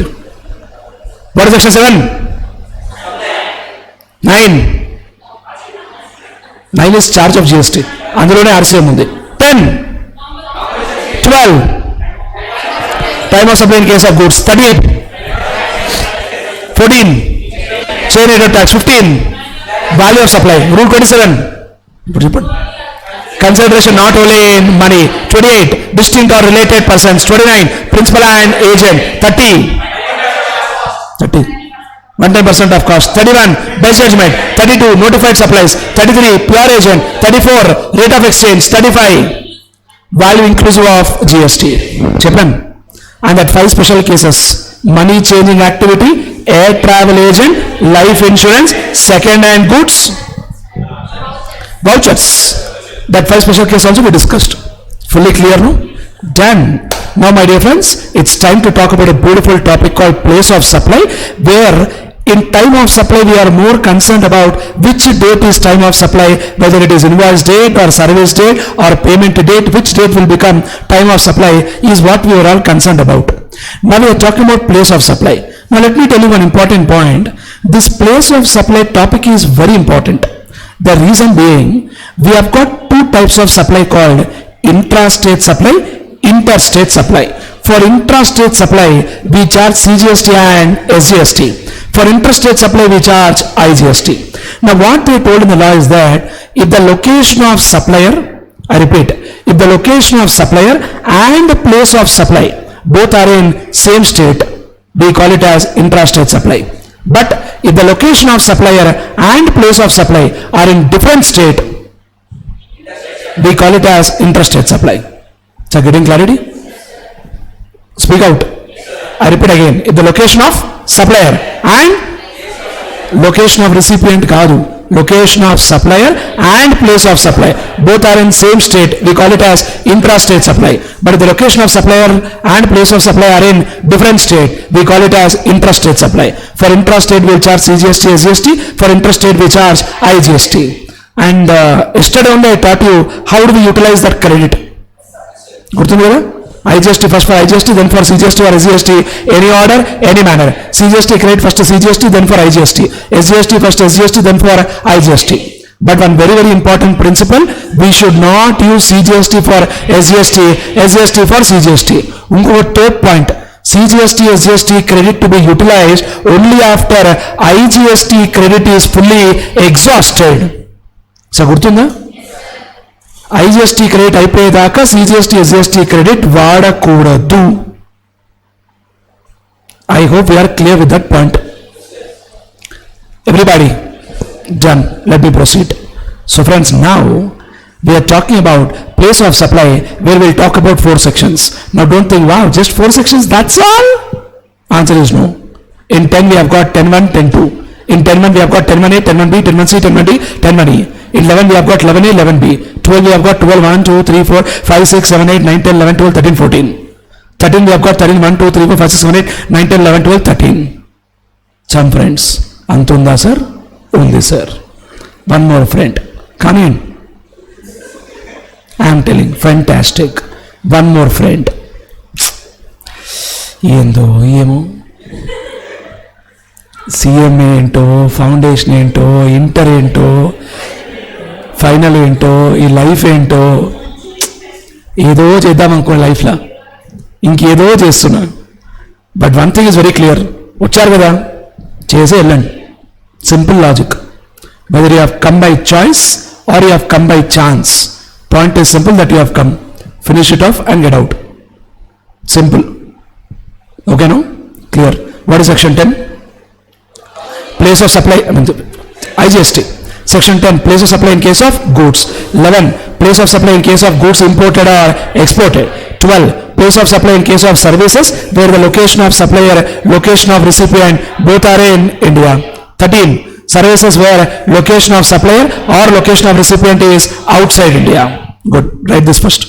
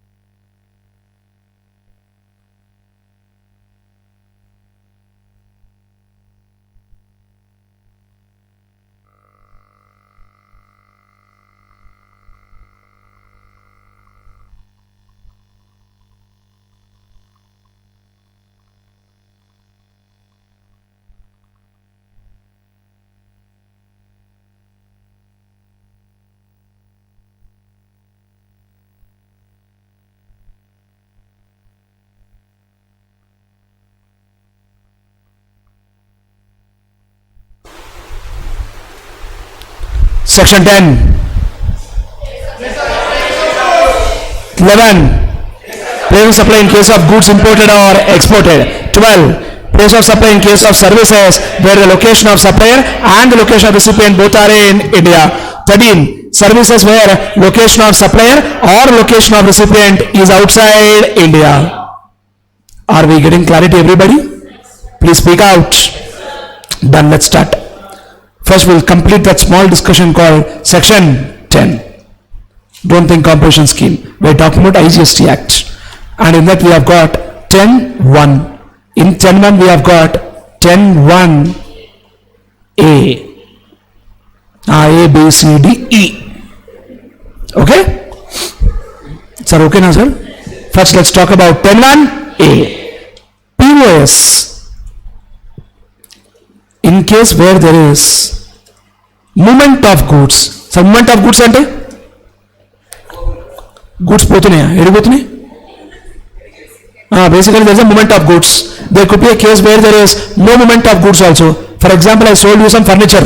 You are not taking it. I am not taking it. అది ఎక్కడ ఉందో అక్కడే ఉంది. Possible, sir? What they told in the law is, in case where there is a movement of goods, POS shall be the place where movement of goods terminates ante ends for a delivery to the recipient. Classic example, Shivateja of Telangana is sending goods to Raviteja of Andhra Pradesh. What will become place of supply? ఏమేం sir చెప్పండి. Mr. A of Telangana state is sending goods to Mr. B, wow, of AP. Then POS is what, sir? AP.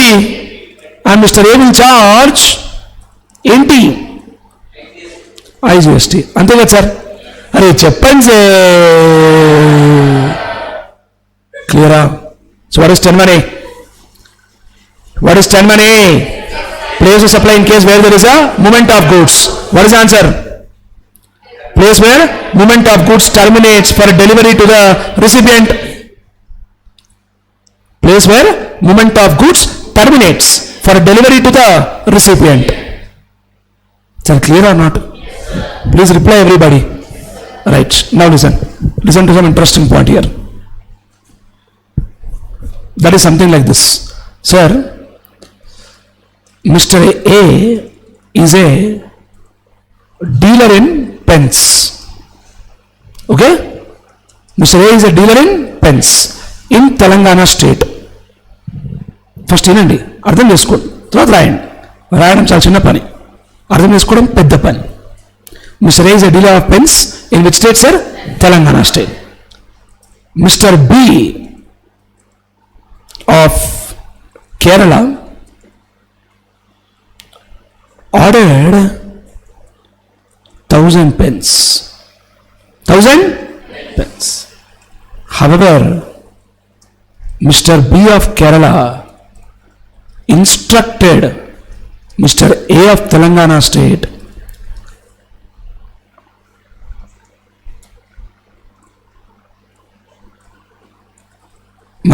sorry. However, Mr. B of Kerala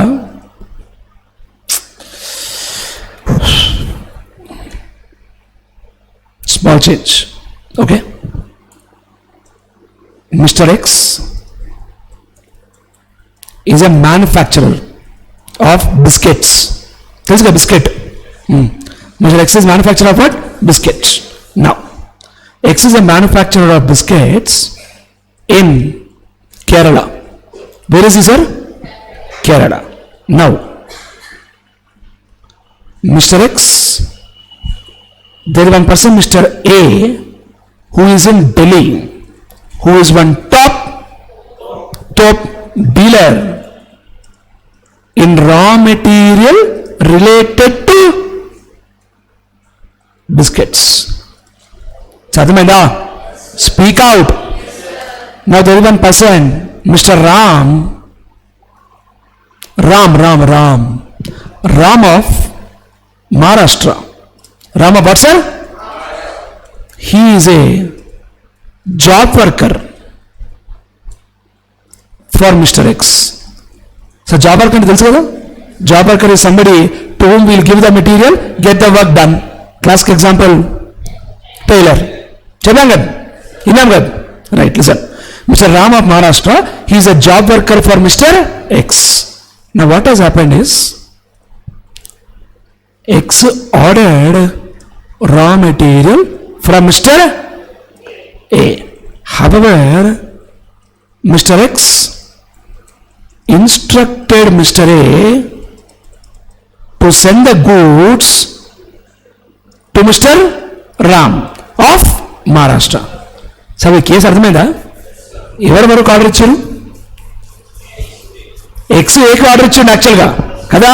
నేను ఏకి order ఇచ్చాను, బాబు నాకు ఇంత raw material కావాలి. కానీ వాళ్ళకి ఏం చెప్తున్నాను, నువ్వు పని చేయి, నాకు పంపి, మహారాష్ట్ర పంపి, అక్కడ నా జాబ్ వర్క్ ఉన్నాడు, నువ్వు డైరెక్ట్ వాడికి పంపించేయి. నాకు పంపించి, నేను వాడికి పంపించి, నీ టైం వేస్ట్ నా టైం వేస్ట్ ఎందుకు, నువ్వు డైరెక్ట్ వాడికి పంపించేయి. అంతే కదా sir?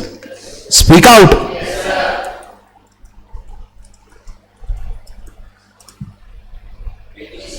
Wonderful. This model is called build to ship to model. Build to one person, ship it to another person. Correct, no? What is the POS in this case? Speak out. Wonderful. Answer is Kerala. Correct only. Some friends are waiting. Nonsense. Cheppandi. Correct answer only. Let me tell you. We are talking about section 10(1)(b), very, very important, which says that if goods are supplied by supplier to the recipient on the instructions of a third person, then the POS shall be principal place of business of such third person. Done. Write this.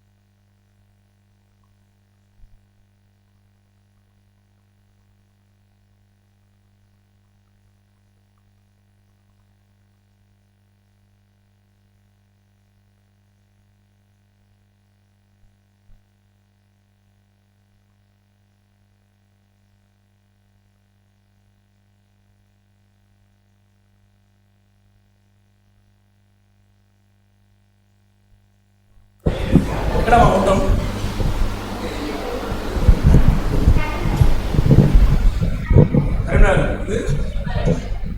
ఇద్దరు కట్టుకొని వచ్చారా? వస్తుంది కదా, ఇప్పుడు వచ్చిందిగా.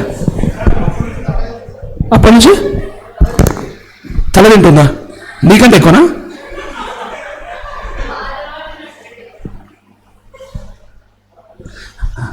Done. Can I proceed?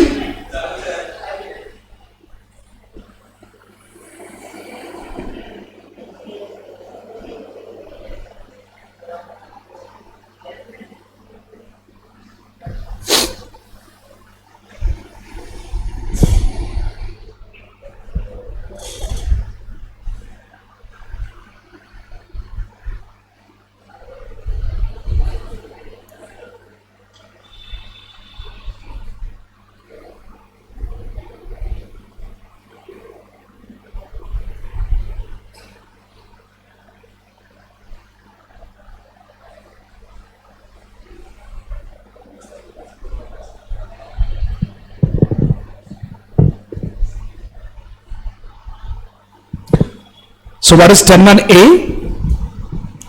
Place of supply in case where there is movement of goods. 10(1)(b)? Build to ship to model.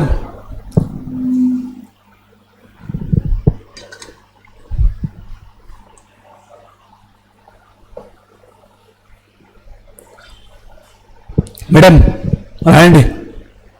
రాజారా? Senior citizen.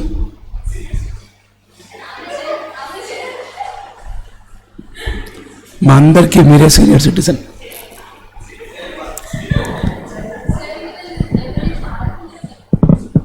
ఉన్న విషయం ఇలా చెప్పింది. Facts cannot be hidden.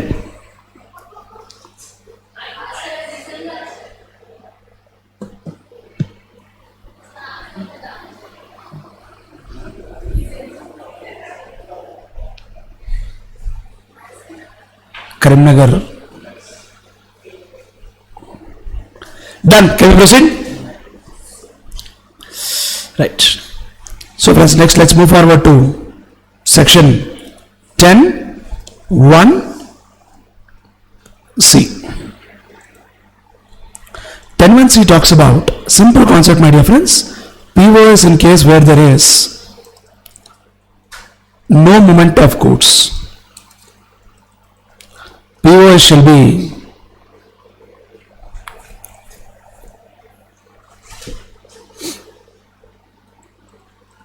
POS shall be the place where goods are handed over or made available. Simple. Example I told, furniture, where there is no movement. Next section, very, very important. 10(1)(d). Example వచ్చింది చాలా సార్లు.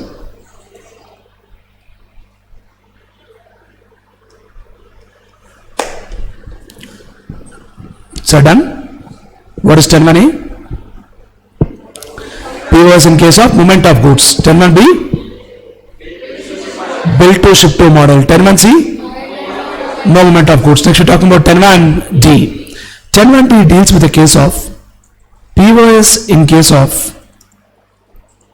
goods assembled or installed. Assembled or what's that? Installed. POS shall be place where goods are assembled or installed.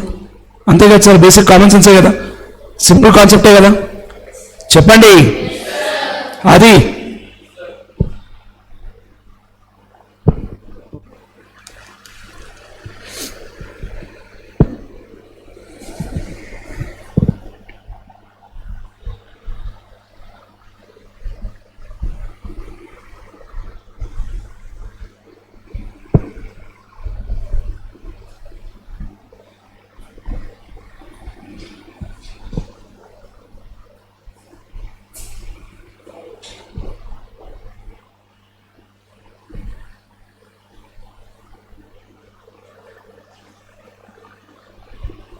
Clear?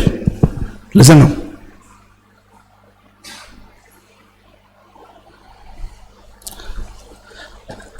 There is one train going from, listen please, Orissa to AP to Telangana to Kerala to Karnataka to Goa. So train journey అర్థమైందా? Speak out. Yes, sir. Right.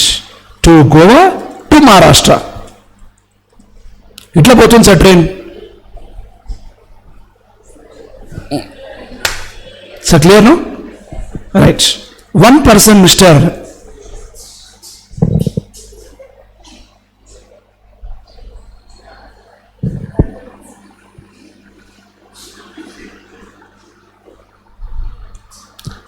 Paru, I meant to say, sorry, Mr. Aditya is planning to travel from AP to Goa. అంటే మధ్యలో ఎక్కి మధ్యలో దిగేస్తాడు. అలానే కదా sir, మనోడు AP నుంచి Goa.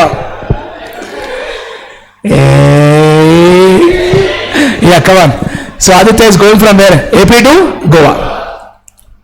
One person, Mr.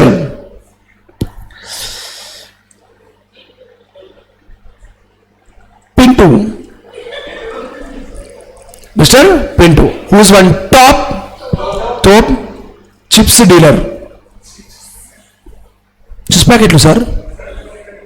Anna chips dealer who is a registered person in Telangana state. Okay? Next. He entered the train in TS. Entered the train in TS. And when train was in Kerala, Mr. Aditya purchased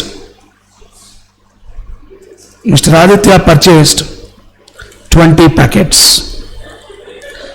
And all 20 packets he ate when the train was in Karnataka. Don't ask how did he eat and all. Adana problem. Meekenduku? Yes sir? Capacity undi manodiki. Meekem problem? He will imagine somebody and eat. Just 1 second.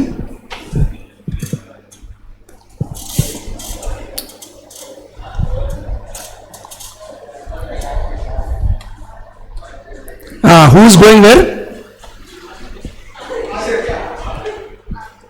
Aditya is going to Goa. From where?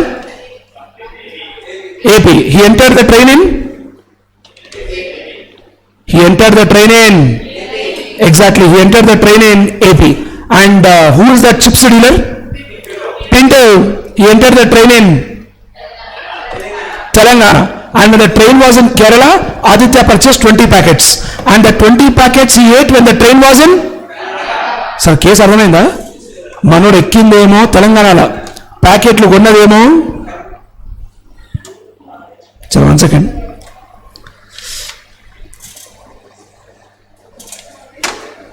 Now better. Yeah, మనోడు ఎక్కిందేమో ఏపీలో, packets కొన్నదేమో కేరళలో, తిన్నదేమో train పోతుందేమో మహారాష్ట్రకి, మనోడు దిగేదేమో right. For supply made by Mr. Pinto. Mr. Aditya, what is your answer? Yeah, Aditya అంటే నువ్వే కదా? కాదా? మర్చిపోతున్నాను ఆయన పేరు అసలు మొత్తానికి. మేడం చెప్పండి, కరీంనగర్ తెలంగాణ అది కూడా చెప్పండి ఆన్సర్. ఫ్రెండ్స్ చూడండి ఇట్లా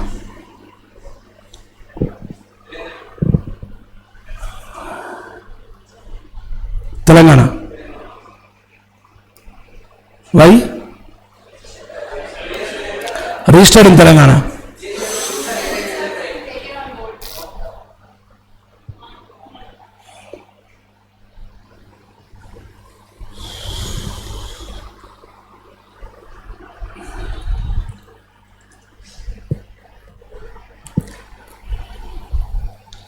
Now tell.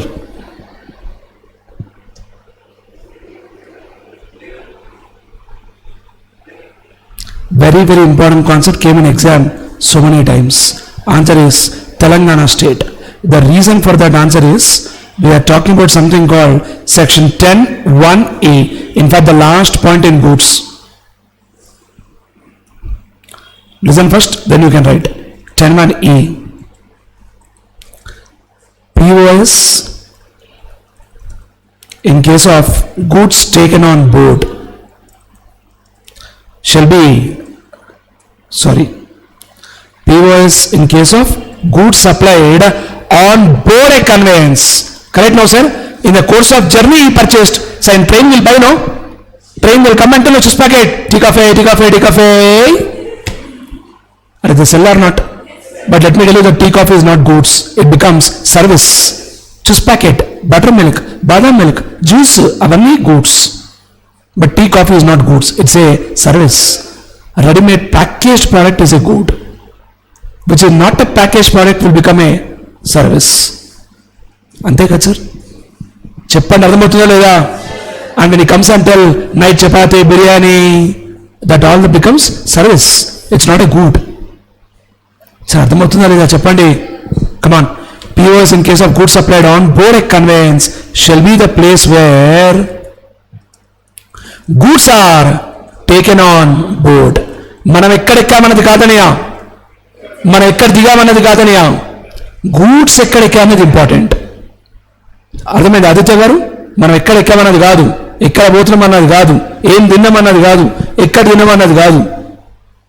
Wear the goods are entered conveyance, that is important. This much story I told, ఇక్కడ ఎక్కాం, ఇక్కడ పోయాం, అక్కడ దిగాం, ఇక్కడ చేసాం. But in all the story only thing your eyes and brain should focus is where goods are taken on board. That is Telangana. So answer is Telangana. మిగతా అంతా బిస్కెట్, అది మొత్తం బిస్కెట్ క్వశ్చన్ అది. అండ్ ఎగ్జామ్ రాయిస్తాడు. మనం ఏం చేస్తాం? Since is going to Goa, eating some packets in Kerala, since consumption is in Kerala, GST is a destination based consumption tax అని చెప్పి రాసేస్తాం. Then student will go to Assam.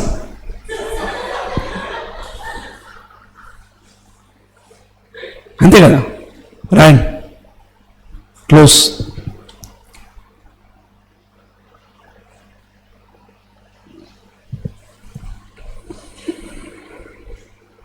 రాయమా.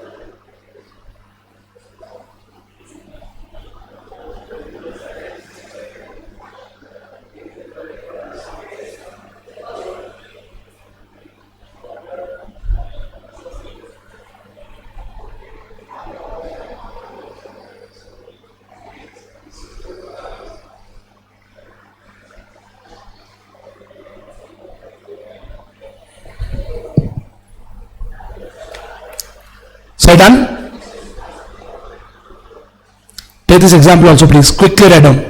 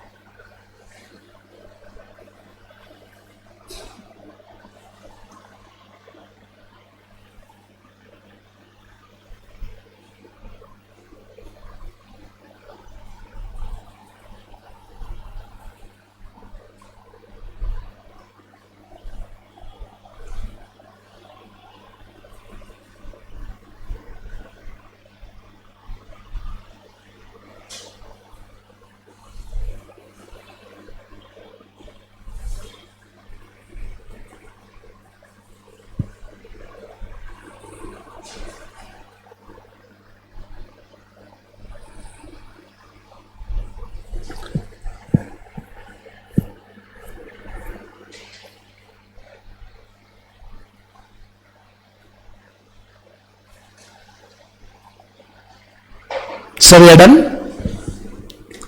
So from finally last, it's more like a note which says that excuse me, I'm so sorry. Note section 10(2), which clearly says if POS cannot be determined as per section 10(1), then it is determined in such manner as may be prescribed. I repeat once again, what is the line they gave, sir? If POS cannot be determined under which section? So as per 10(1), we are not able to determine place of supply.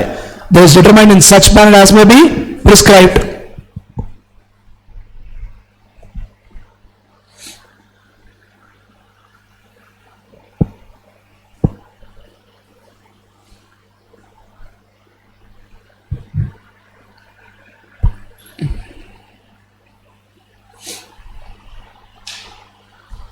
This point is given by which section? Section 10(2). That's it. So from this discussion we are done with section 10, POS in case of goods. And let me also complete the small discussion, section 11. Sir, goods will not take much time. It's all story about service. That will take much time. 11A deals with POS in case of import of goods, which says POS shall be location of the importer. They never said location of import. I repeat again, my dear friends. They did not say in the law location of import. They said the word location of importer. Are we getting clarity? Then 11B says POS in case of export of goods. POS shall be the location outside India. Wherever you are exporting, that becomes your place of supply. If you're sending goods from Hyderabad to Japan, POS will become Japan. Hyderabad to Sikkim.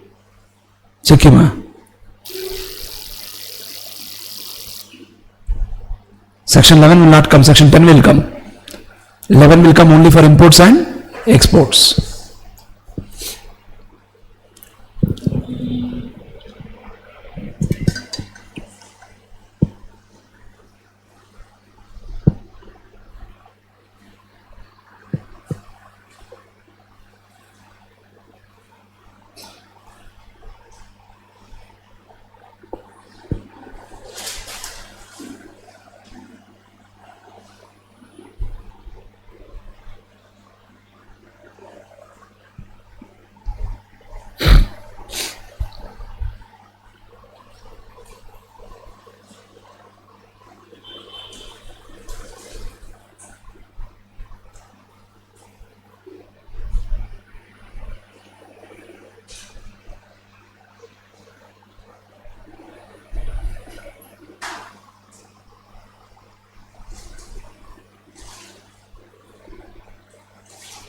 Friends, are we done? Chalo, come on. So what is section 10? Pivots in case of goods. 11. 11 also pivots in case of goods, but 11 is for import and export. For import, what is the answer? Location of importer. For exports, location outside India. So clear with that, everybody? What is 10.1a? Pivots in case where there is movement of goods. Place of separation with a place where movement of goods terminates for delivery to the recipient. 10.1b, built to ship to model. Pivot shall be principal place of business of such third person. 10.1c, no movement of goods. Location of delivery or make available. 10.1d, goods assembled or installed. Place of installation or assembly. 10.1e, goods supplied on board a conveyance. What is POS? Place where goods are taken on board. Place where goods are taken on? That's it. I hope you are clear with all these points, everybody. All of us? Done. So without delay, my dear friends, let's start discussion about something very, very important. Section 12. And let me tell you, 12.1 says, provisions of section 12 will apply only if location of supplier and location of recipient is in India. That's it. So friends, 12.1 says, I repeat once again, 12.1 clearly says section 12 will apply only if location of supplier and location of recipient both are in India.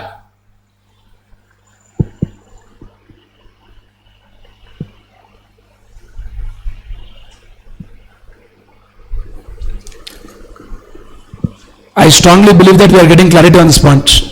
So section 12 says what? Provisions of section 12 will apply only if location of supplier and location of recipient both are in India. Clear? Everyone? Good. 12.2 is basically like a general rule for those services which are not covered under 12.3 to 12.14. I repeat once again. 12.2 is what rule, sir? 12.2 is what? General rule for those services which are not covered under 12.3 to 12.14. And general rule says like this. Listen. If recipient is registered person, POS shall be location of such person. And if recipient is unregistered person, then two cases. Case 1, if address on record exists, that means what? We have the address of recipient, then POS shall be location of recipient. Case 2, address on record does not exist. POS shall be location of supplier. Come on guys, listen carefully. What is it we are trying to talk? Listen. 12.1 says, so listen carefully, we are going to talk about, can I put off? Yeah, so we are going to talk about section 10, 11, 12, 13. 10 and 11 deals with the concept of what? Goods. Where 10 clearly says that section 10, we have got 10.1, 10.2. 10.2 says, if POS cannot be determined at 10.1, it is determined in such manner as may be prescribed, which they did not prescribe anything. That point they put so that tomorrow if you have a fight, they'll come and prescribe. 10.1A is what? Movement of goods. 10.1B is what? Built to ship to model. 10.1C is what? No movement of goods. 10.1D is what? Goods assembled or installed. 10.1E is what? Goods supplied on board a conveyance. 11 is what? Import and export. 11A is for import, 11B is for export.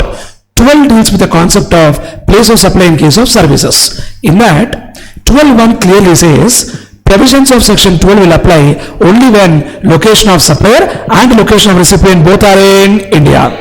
Now what is this 12.2 general rule? General rule says, if recipient is registered person, POS will be location of this person. That means wherever he is registered. But if recipient is unregistered person, we will see two categories. Address on record exists. That means if address is there, POS is location of recipient. Address is not there, POS is location of supplier. Clear, no? Now I'll give a small example. Listen properly, concentrate. Sir, Shivati is in Hyderabad. Okay? I decided to go to Goa in my own car. Instead of flight, train, bus and all, I decided to go for car journey. In my own car, I'm going to Goa. After reaching Goa, car gave a trouble. It is not starting only. So car is not starting. Okay? Clear, no? Shivateja, what I have done is, my car is a Honda car. So I went to Honda showroom. Okay? If Shivateja is a registered person, what will be the place of supply? Telangana. Because Shivateja is registered in Telangana. Correct, no? Speak out. But I'm talking about a case where Shivateja is unregistered. Yeah, listen carefully. I'm going to Honda Authorized Service Center. If I go to Honda Authorized Service Center, please tell me, in Honda records, will Shivateja's address be there? Answer is yes. Because I purchased car from Honda only. And I'm going to Honda Authorized Service Center. Showroom I'm going. And I'm getting the servicing done. So do they have my address? Yes. Which address they have? Telangana address. So POS will become Telangana. But imagine, I did not go to Honda Service Center, but I went to some motor company called Sai Motors, All Brand Service Center. And I got my car repaired. మీరు logic చెప్పండి, వాడి దగ్గర నా address ఉంటుందా? Speak out. POS will be location of supplier. But if I am registered, location of recipient, wherever I am registered. అంతే కదా sir, ఎందుకంటే registered అనుకో, నేను చెప్తా కదా వాడికి, వాడు కూడా నేనే చెప్తా, అన్నా నేను రిజిస్టర్డు, నువ్వు కూడా రిజిస్టర్డు, నాకు బిల్లు కావాలి, నా జిఎస్టీ నెంబరే, నేను క్రెడిట్ తీసుకుంటా. అన్రిజిస్టర్డ్ అనుకో, నాకు బిల్లు వద్దు, ఏమొద్దు, అమౌంట్ తగ్గించవా please.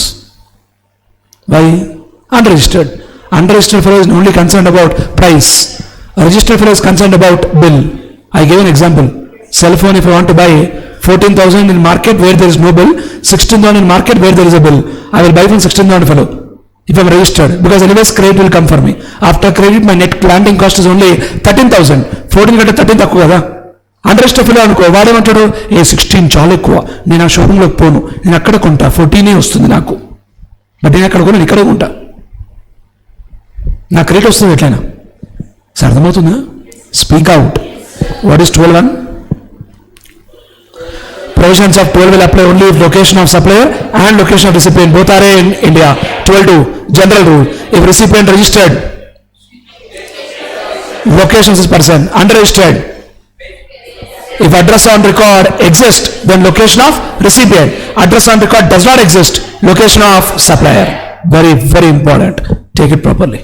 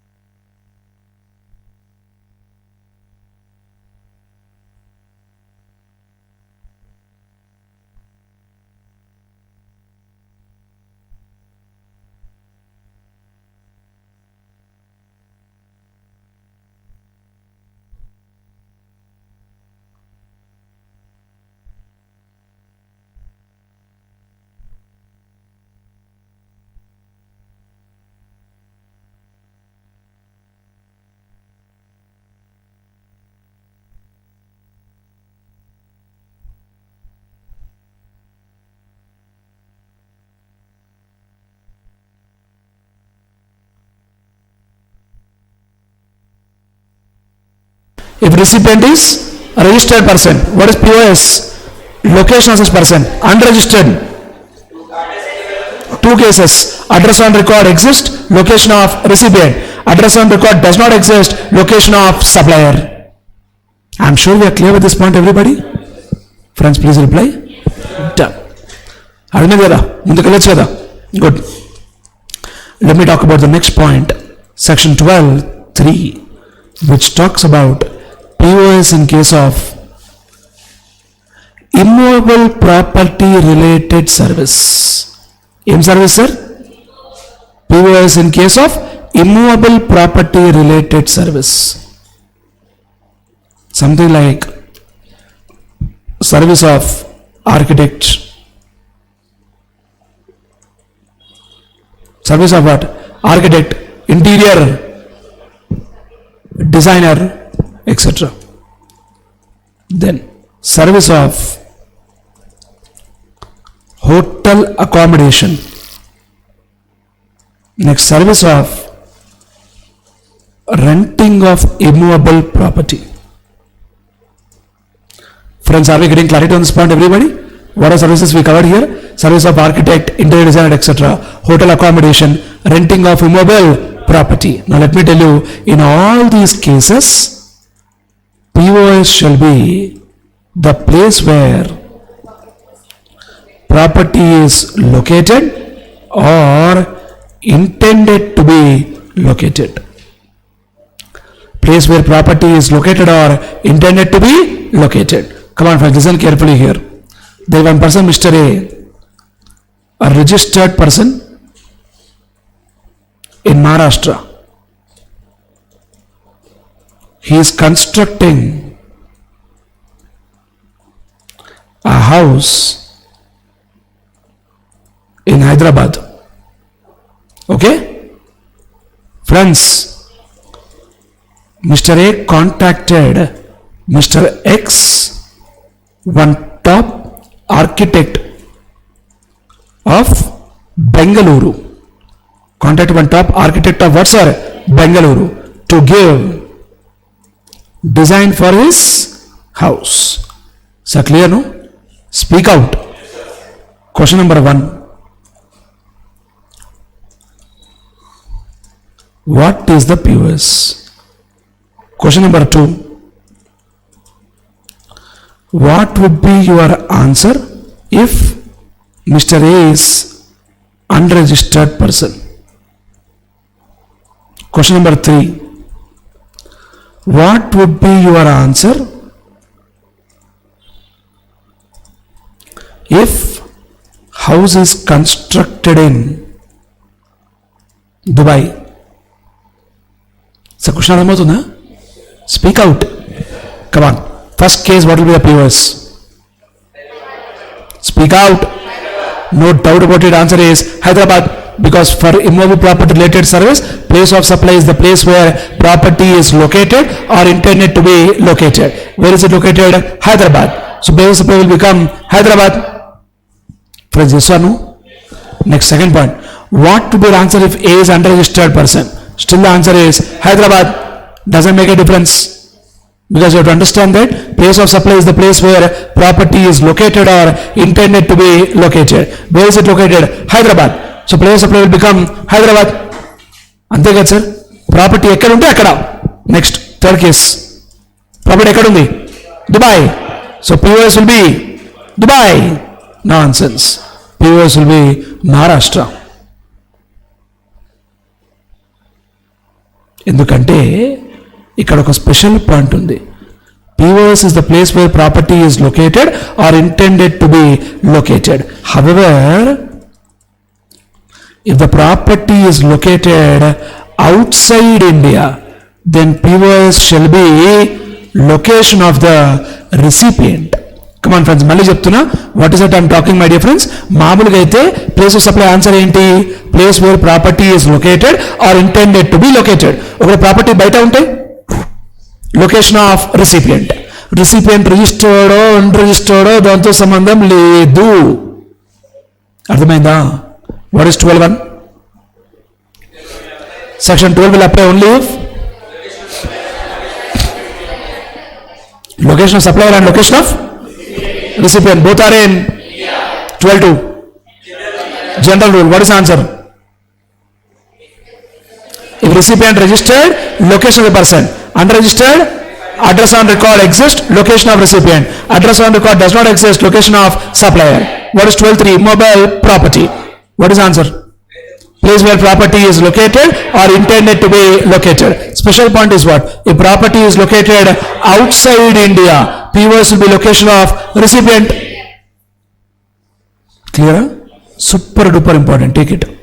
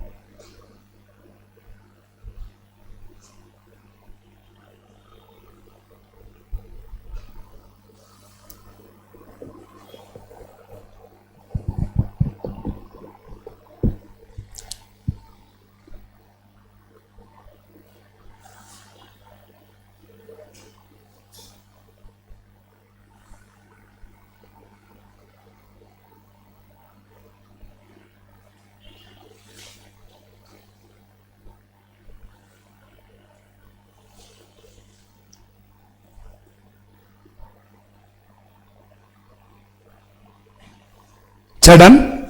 Come on, please take this example also.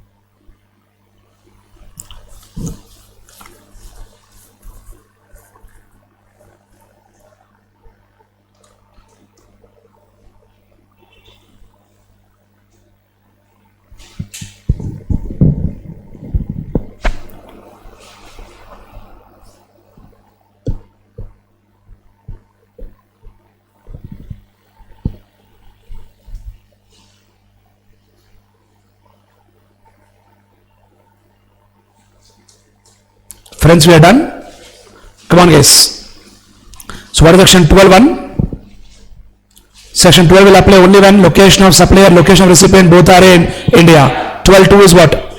General rule. 12.3 is what? Immobile property. Now let me talk about section 12.4. 12.4 deals with place of supply in case of restaurant and catering, personal grooming, fitness, beauty treatment, health services, including cosmetic and plastic surgery. Come on friends, what are all covered here?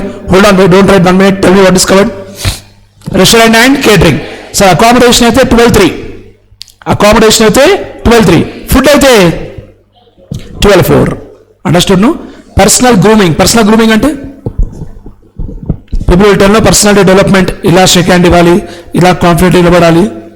Correct no? Personal grooming. Fitness అదే మనకు లేనిది. What is that? Gym, fitness, beauty treatment, senior citizen beauty treatment. Correct no? Then health services including cosmetic and plastic surgery. What is cosmetic? Cosmetic అంటే సోపా. అది cosmetics, ఇది cosmetic surgery.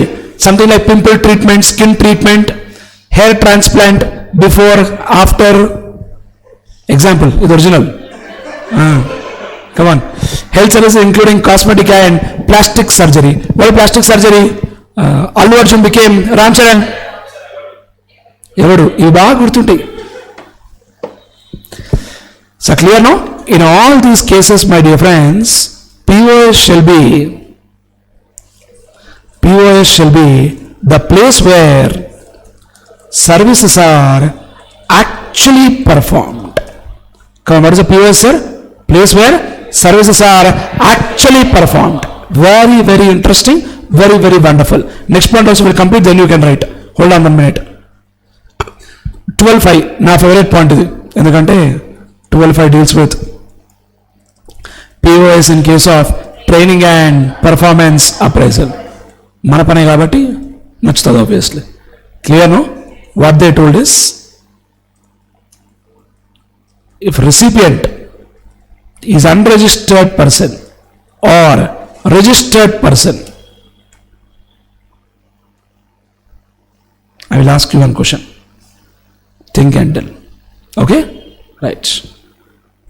Tata Limited, registered person in Maharashtra, are conducting a tour for employees to Goa. Sir, and in Goa, 1 day is for GST seminar. Some friends అక్కడ కూడా వదిలేరా sir. Next, Tata limited contacted Shivateja, registered person in Telangana state, for conducting training, and they paid 25 lakhs. Odule 1 lakh. Are 1 day training 20 lakhs rasu odana. How much they paid, sir? 1 lakh. Clear, my dear friends? What would be the POS? What would be your answer if Tata Limited is unregistered person? First case, what is the answer?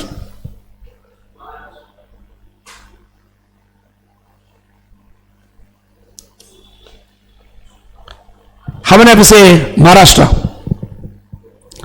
How many have to say Goa? How many have to say Telangana? Balance AP.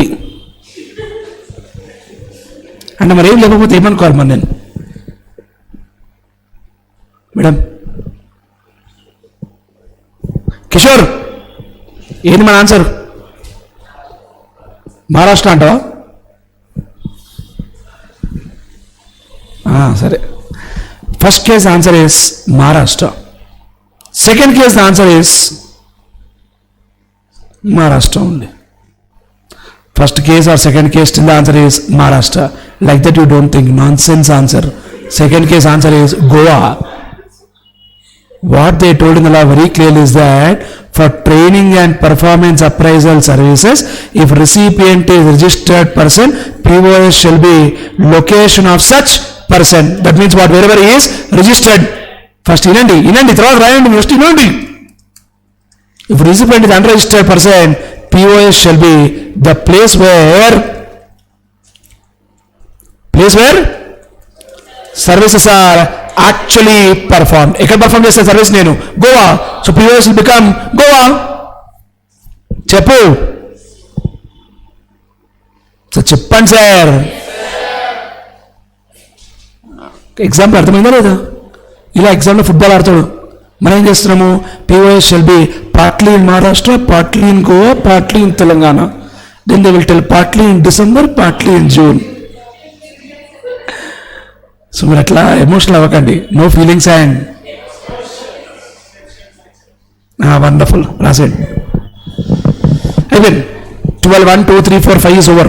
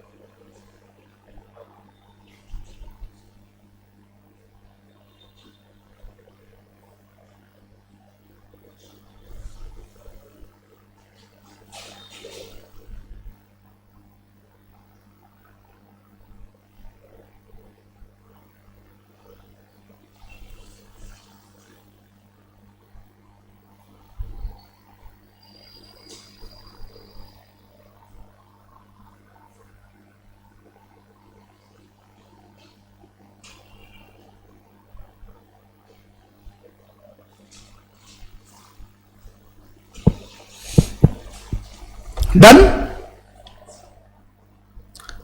Friends,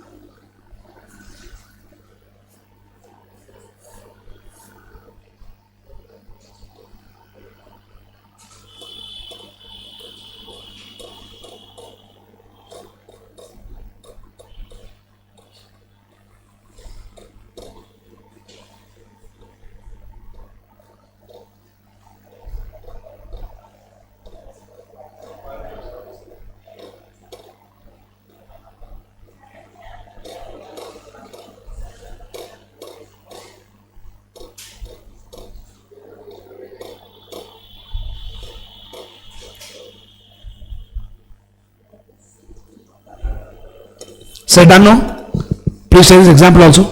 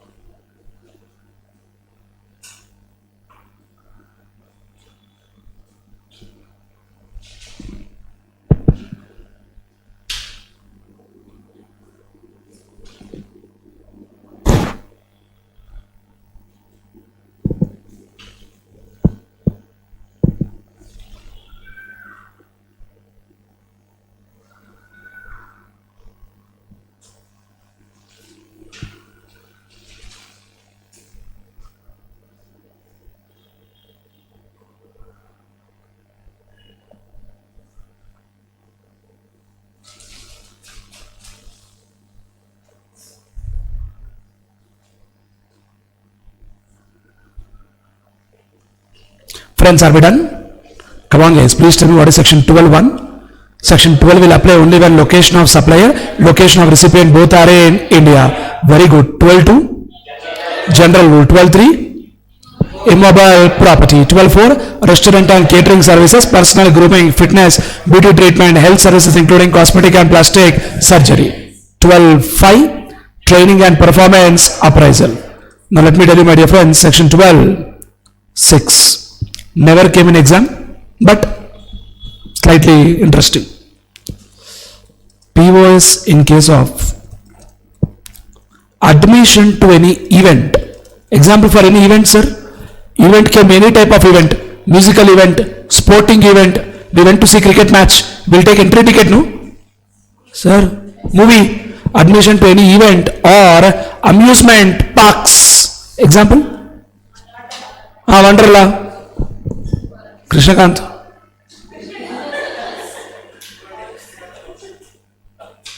no ఐడియానా నీకు? Krishnakant park అదే అప్పుడు అక్కడ దొరికినావు కదా.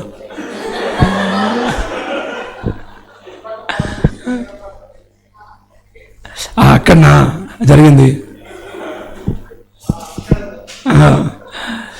Very good Aditya, I'm sure you know everything. I'm sure you know everything. Wonderful. Admission to any event or what, sir? Amusement parks. POS shall be the place where event is held or park is what, sir? Located. For example, let me give a small example, my dear friends. Shivadeja, 2 years back, just before COVID, I went to Pune. In Pune, there is one water park called Imagika. Like Wonderla, there is something called Imagika. Imagika Water Park nearby Lonavala, Pune. Like Wonderla, there is something called Imagika Water Park. I have taken entry ticket there, where they charge 1,000 rupees for entry ticket. On the ticket, they have charged Cgst and Sgst. Because places supply is the place where park is located, and they are registered also in Maharashtra. Place supply also is in Maharashtra, so they will charge Cgst and Sgst. Understood, no? So in case of admission to event or amusement parks. Kishore, cricket మ్యాచ్కి వెళ్ళాను ఎప్పుడన్నా స్టేడియంలో?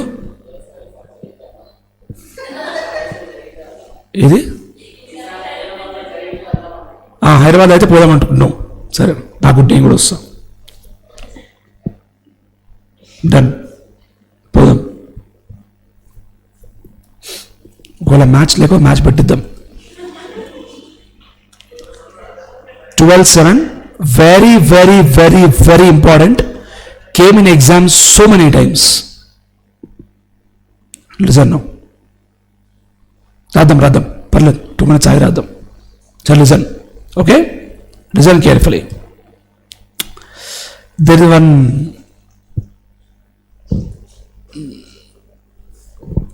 Gita Arts. Gita Arts. A registered person in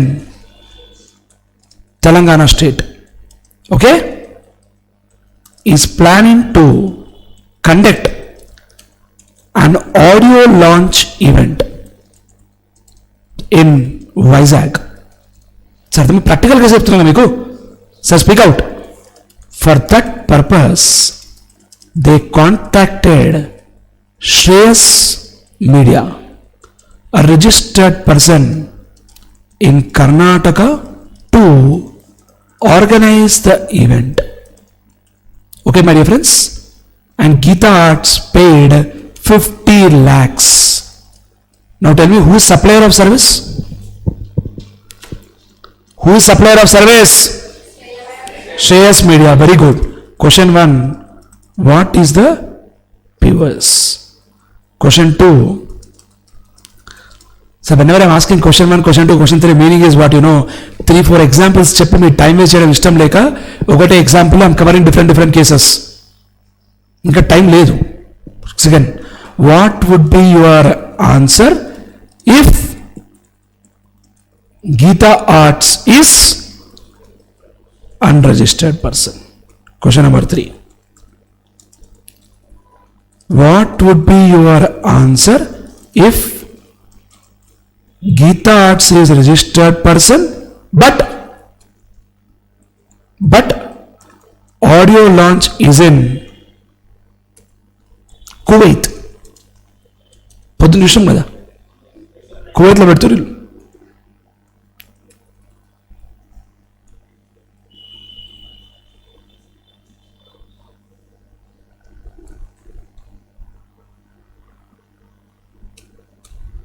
అర్థమైందా cases? Sir చాలా concept ఉంది ఇక్కడ. Come on, first case what will be yours? Any thoughts?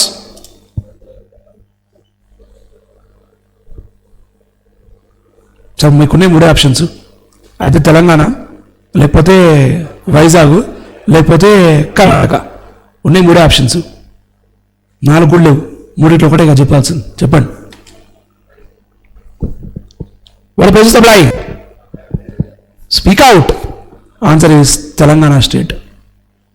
Because what they told very clearly, 12/7 organizing an event.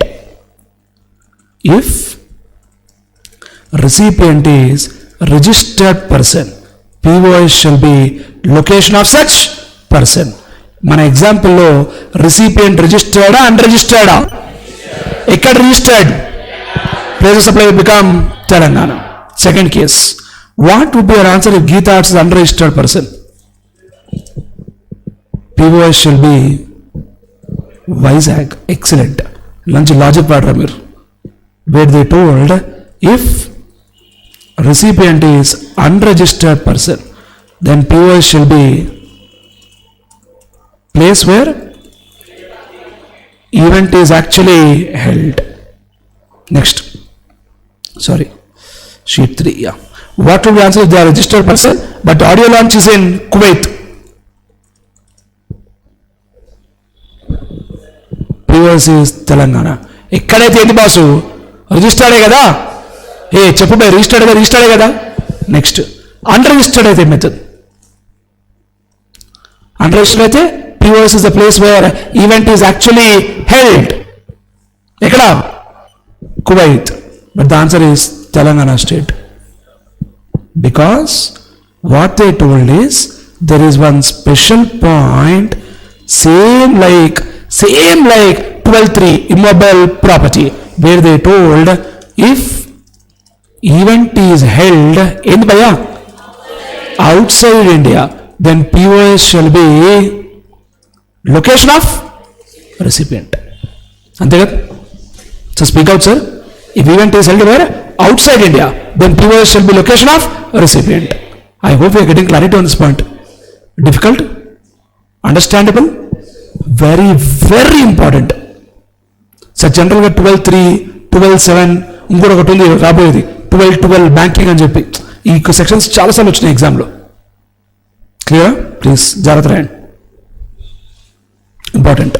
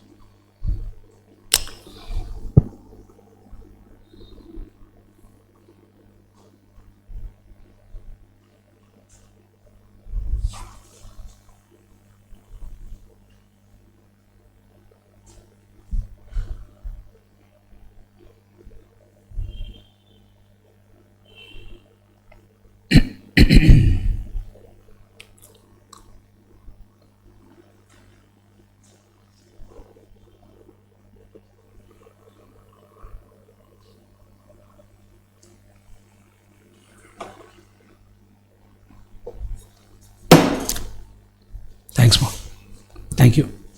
So done? Please. I suggest please take the example also. Very important. కొన్ని points example వస్తేనే clarity వస్తుంది.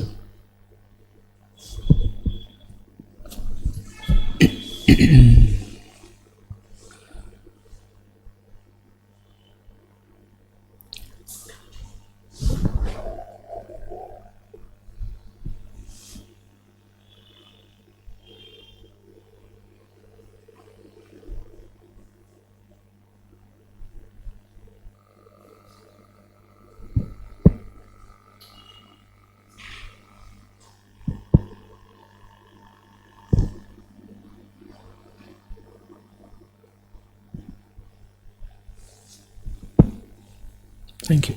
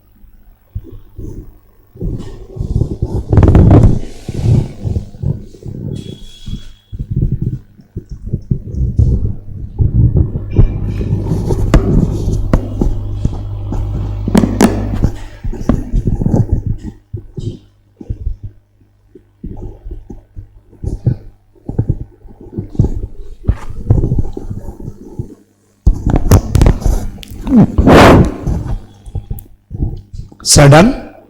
Come on, going back. So we are done with till section 12, 7. Now listen, my dear friends. Let's complete one side 12, 8. Other side will also talk about section 12, 9. I'll tell you why. Because 12.8 deals with transportation of goods. 12.9 deals with transportation of passengers. So getting clarity? And for transportation of goods, what they told is, if a recipient is a registered person, POS is what? Location of such person. I repeat once again, if recipient is a registered person, POS location of the person. If recipient is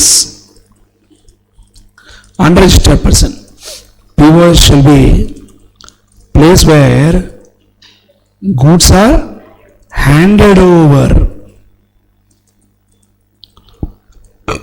for their transportation. But one special point we have, that is, if goods are destined outside India, that means what? We are going to send the goods outside India, then POS shall be the place of destination of such goods. Such an important point. In fact, latest amendment also. What is that word? In case where goods are destined, where, sir? Goods are being sent where? Outside India. Place of supply shall be the place of what? Destination of such goods. So wherever goods are going, that becomes the place of supply. Adhamatunda? Speak out. I repeat once again. We are talking about something called transportation of goods. Recipient registered, location of this person, unregistered, place where goods are handed over for their transportation. Correct, no? Then if the goods are going outside India, place of destination of these goods, ekkada pote akkada. Clear, no? Other side, for passenger, what they told is something different. What they told in the law for passenger is that if recipient is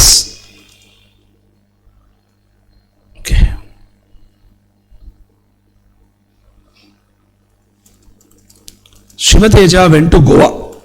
చెప్పినా కదా, Goa by car చెప్పాను కదా already. Sir, next Shivateja got urgent work in Chennai. Okay, so I booked a flight ticket from Goa to Chennai to Goa. Technically we call it as a round trip. Correct, no? So speak out. Morning going and evening coming back. పొద్దు మొత్తం సాయంత్రం వచ్చేస్తున్నా, urgent పని వచ్చింది అక్కడ. I had to meet someone and come back. Office work. Okay, so I had to meet someone in Chennai and come back again to Goa. Okay, my dear friends, speak out. Sir, by Indigo flight. Now tell me, who is supplier? Who is giving me service? Indigo. అరే ఎట్లా పోతున్నాయి? By ఫ్లైట్లే పోతున్నాయి కదా, buses కొని పోతలే కదా. Who is giving me service? Indigo flight. Correct, no? Speak out. What would be POS if case 1 Shivateja is ఏంటి? Registered person. Case 2 Shivateja is, అరే మీకు అన్ని తెలుసు బై ఆల్రెడీ. చెప్పండి. First tell the answer for case 1. If registered person in Telangana state, unregistered person in Telangana state, tell me, what is POS? చెప్పండి. నేనే చెప్పాలా? సరే ఇన్లే ఇప్పుడు.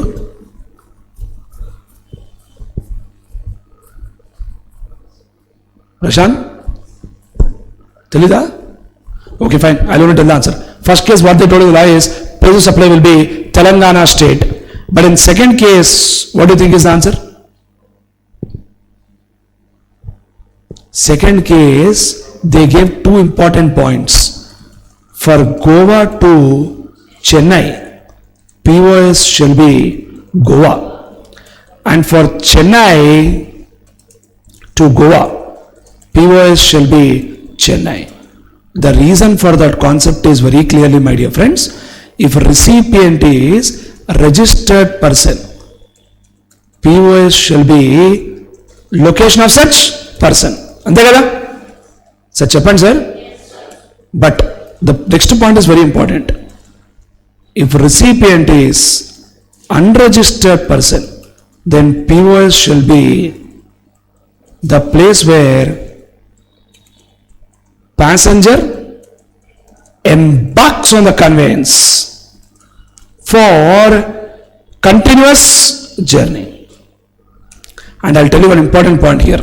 Note, return journey is treated as separate journey. అంతే కదా sir, పోవడం వేరు రావడం వేరు, అది అదే, అది ఇది కాదు. Both are not. Going is different. Exactly. So getting clarity? This concept came in exam so many times. Some dangerous fellow, idiot fellow, time-mad fellow, he wrote the answer, place where passenger barks on the conveyance. Embarks ki box ki చాలా different ఉంది. Embark అంటే ఎక్కడం, box అంటే మురగడం. తేడా ఉందా లేదా? A dog will bark, person will embark. Understood? చాలా ఇంపార్టెంట్. బాక్స్ అని రాయకండి, ఏం రాస్తాం? ఎంబాక్స్. Sir clear? ఇంపార్టెంట్ భయ్యా. లాస్ట్ మన పేరేంది? అరుణ్. అరుణా? బా చిన్న స్వీట్ పేరు. అరుణ్ కుమార్? లేదు సార్, ఓన్లీ అరుణ్. ఉత్త అరుణ్ అంతే, ఇంకేం లేదు పక్కన అటు ఇటు.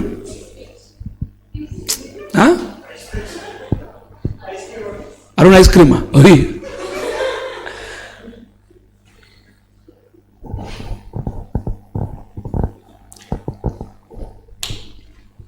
Very important.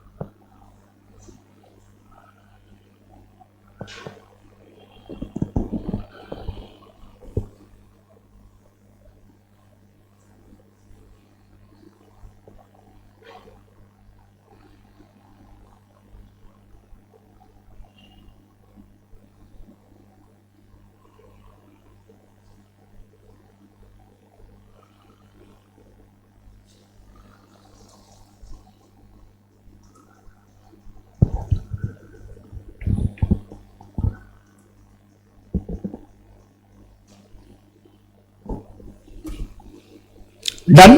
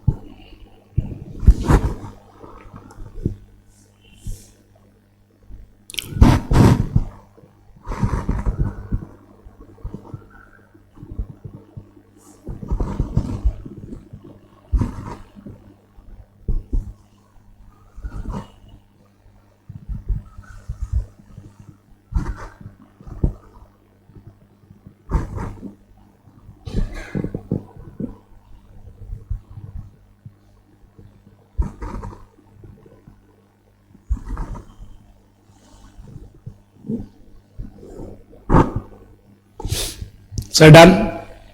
Come on, please take this example also. Important.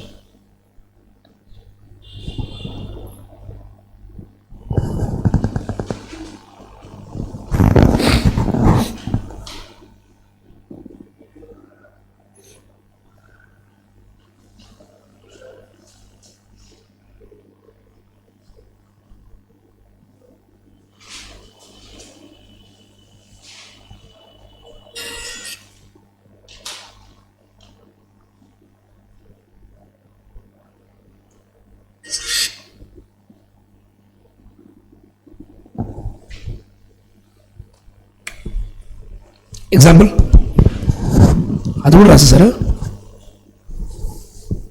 అంత ఫాస్టా?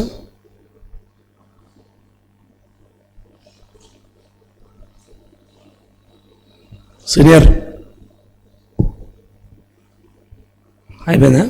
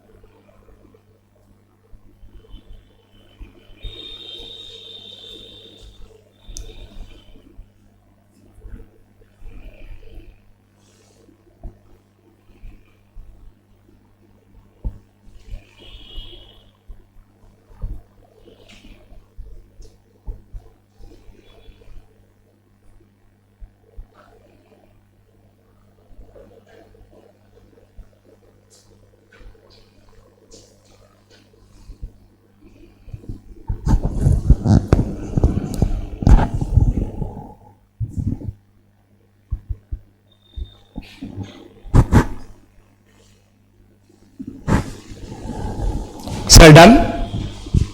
Friends, please speak out. So what's reply and say కూర్చోకండి మీరు అట్లా. అయిందా? Done. So we're done till 12. What sir? 9. Now my dear friends, let me talk about 12, 10, which deals with the concept of service supplied on board a conveyance.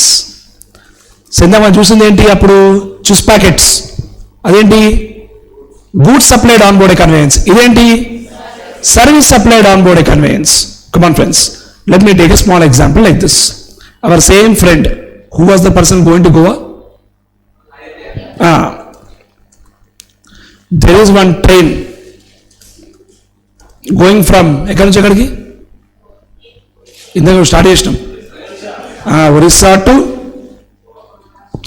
Orissa to గోవానా? సీదా AP, Telangana, Kerala, Karnataka, Goa to Maharashtra. అమ్మా, mister Aditya entered the train in AP. He is going to Goa. Is that correct, no? Cheppan sir. During the course of journey, he has availed services from Mr. A, who is a registered person in Kerala. Student is asking, so where they are taken on board? Is it a goods are to take on board? It's a service. Come, where did they avail service? When train was in Kerala. సరే, train practical example కాదు కానీ మీకు practical example చెప్పనా? నేను చెప్తున్నా ఎగ్జాంపులే. When I been to which place was Delhi. Delhi flight was almost about 2.5 hours journey. When 2.5 hours flight journey was there, in front of my seat there is a screen. I asked a person, I just clicked that button and air hostess has come. I asked her, can I play some picture? She told, yes sir, you can very well access that and watch any movie provided you pay 500 rupees. If I pay extra 500, I can watch any movie. Now tell me, I did not pay because I thought, what, why nonsense and all movie and all for me now? Anyways, suddenly we'll tell put it off, suddenly aircraft is ready for landing, aircraft is ready for shedding. Nonsense. I kept quiet. So whatever videos were already downloaded in my phone, that I started watching and enjoying and kept quiet. Clear, no? Now tell me, if I would have paid 500 rupees, what is that I have taken? Did I take some goods? What did I take? Service. Service ekkada? Gallu. Ade Gallu telusu naku, but services taken on board a conveyance. Cheppandi. What will be the place of supply here? మనోడు ఎక్కింది ఎక్కడ? AP. పోయేది ఎక్కడ? Goa. Service తీసుకుంది ఎక్కడ?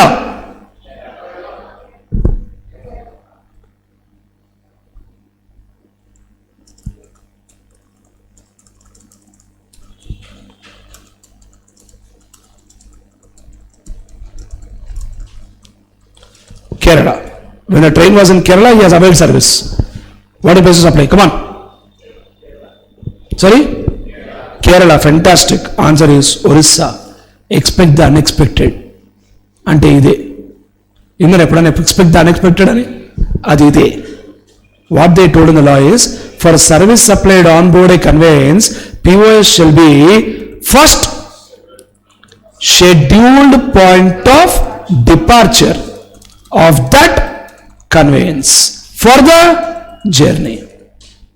మనం ఎక్కడ ఎక్కామన్నది కాదనియా, సర్వీస్ ఎక్కడ తీసుకోమన్నది కాదనియా, ట్రైన్ ఇక్కడ స్టార్ట్ అయింది ఇంపార్టెంట్ అనియా.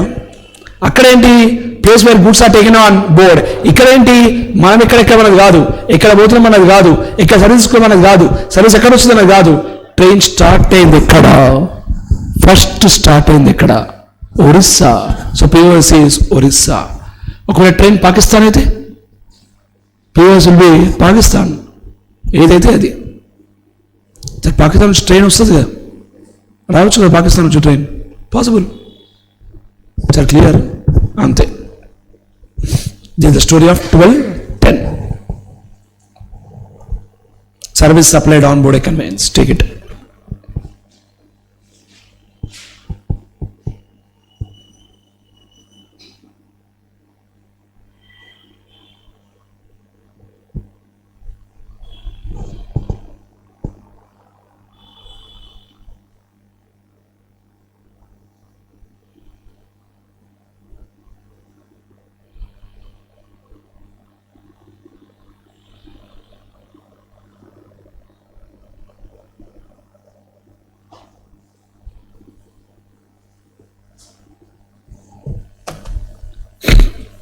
Done? Speak out. What is POS? First scheduled point of departure of that conveyance for the journey. Okay, now take the short example so that doubt won't come later. This is one example.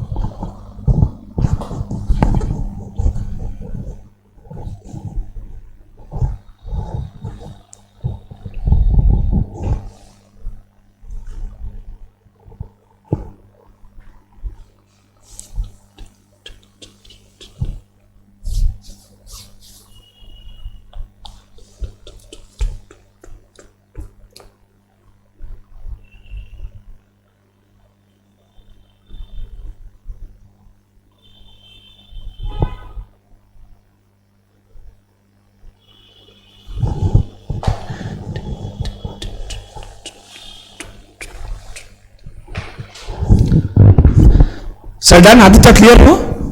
That is goods on board conveyance. This is service on board conveyance. Both case answer is different. For goods on board a conveyance, place where goods are taken on board. For service on board a conveyance, first scheduled point of departure of that conveyance for the journey. So are we clear so far? Everybody, come on guys, what is section 12.1? Section 12 will apply only when location of supplier, location of recipient both are in India. 12.2 general rule. 12.3 immobile property. 12.4 restaurant and catering services, personal grooming, fitness, beauty treatment, health service including cosmetic and plastic surgery. 12.5 training and performance appraisal. 12.6 admission to event. 12.7 organizing an event. 12.8 transportation of goods. 12.9 transportation of passenger. 12.10 service on board a conveyance. అర్థమవుతుందా? Clearer? Difficult? It's simple, but you have to remember the points. That's very important. So what is the answer for 12.7? 12.7 ఏంది? Organizing an event. ఏంటి answer? Receiver registered, location of the person. Unregistered, place where event is actually held. But if event is held, the location of recipient. Clear కదా? 12.9 transportation of passenger. ఏంటి by answer? Receiver registered అయితే location of the person, unregistered అయితే place where passenger embarks on the conveyance for continuous journey. ఇక్కడ దిగామన్నది కాదన్నయ్య, ఇక్కడ ఎక్కామన్నది important. And return journey separate journey. పోవడం వేరు, ఇద్దరు ఆయే ఉదర్ జాయే. ఏది వారాయ్. Wonderful. What is 10(1)B? Build to ship to model. What is the answer? Principal, place or business of such third person. 10(1)D. Goods assembled or installed. What is the answer? Place where goods are assembled or installed. 10(1)E. Packet lu. Goods supplied on board a conveyance. Place where goods are taken on board. Sir, illa marchipotaru sir. 12(3). Immobile property. Place where property is located or intended to be located. Located outside India. Location of recipient. అరే చెప్పాను కదా point నేను. అవును అంటే answer ఏది మరి? 12(6). Admission to an event. Clear, no? What is section 12(4) of Cgst Act?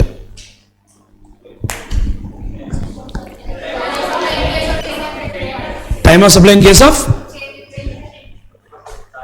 నేను అడిగింది ఏంటి? 12(4) అడిగాను నేను. Time of supply in case of vouchers.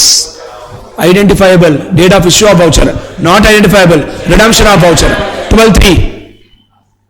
RCM, date of receipt of goods, date of payment or 31st day from date of invoice, whichever is earlier. Sir, తగ్గేదేలే, మర్చిపోద్దు. We should not forget. Clear, no? What is section 12(1) Cgst Act? Sorry, Igst Act. 12 location supply, location recipient both are in India. 12(2) general rule. 12(3) mobile property. 12(4) restaurant and catering services, personal grooming, fitness, beauty treatment, health service including cosmetic and plastic surgery. 12(5) training and performance appraisal. 12(6) admission to event. 12(7) organizing an event. 12(8) transportation of goods. 12(9) transportation of passenger. 12(10) service on board a conveyance.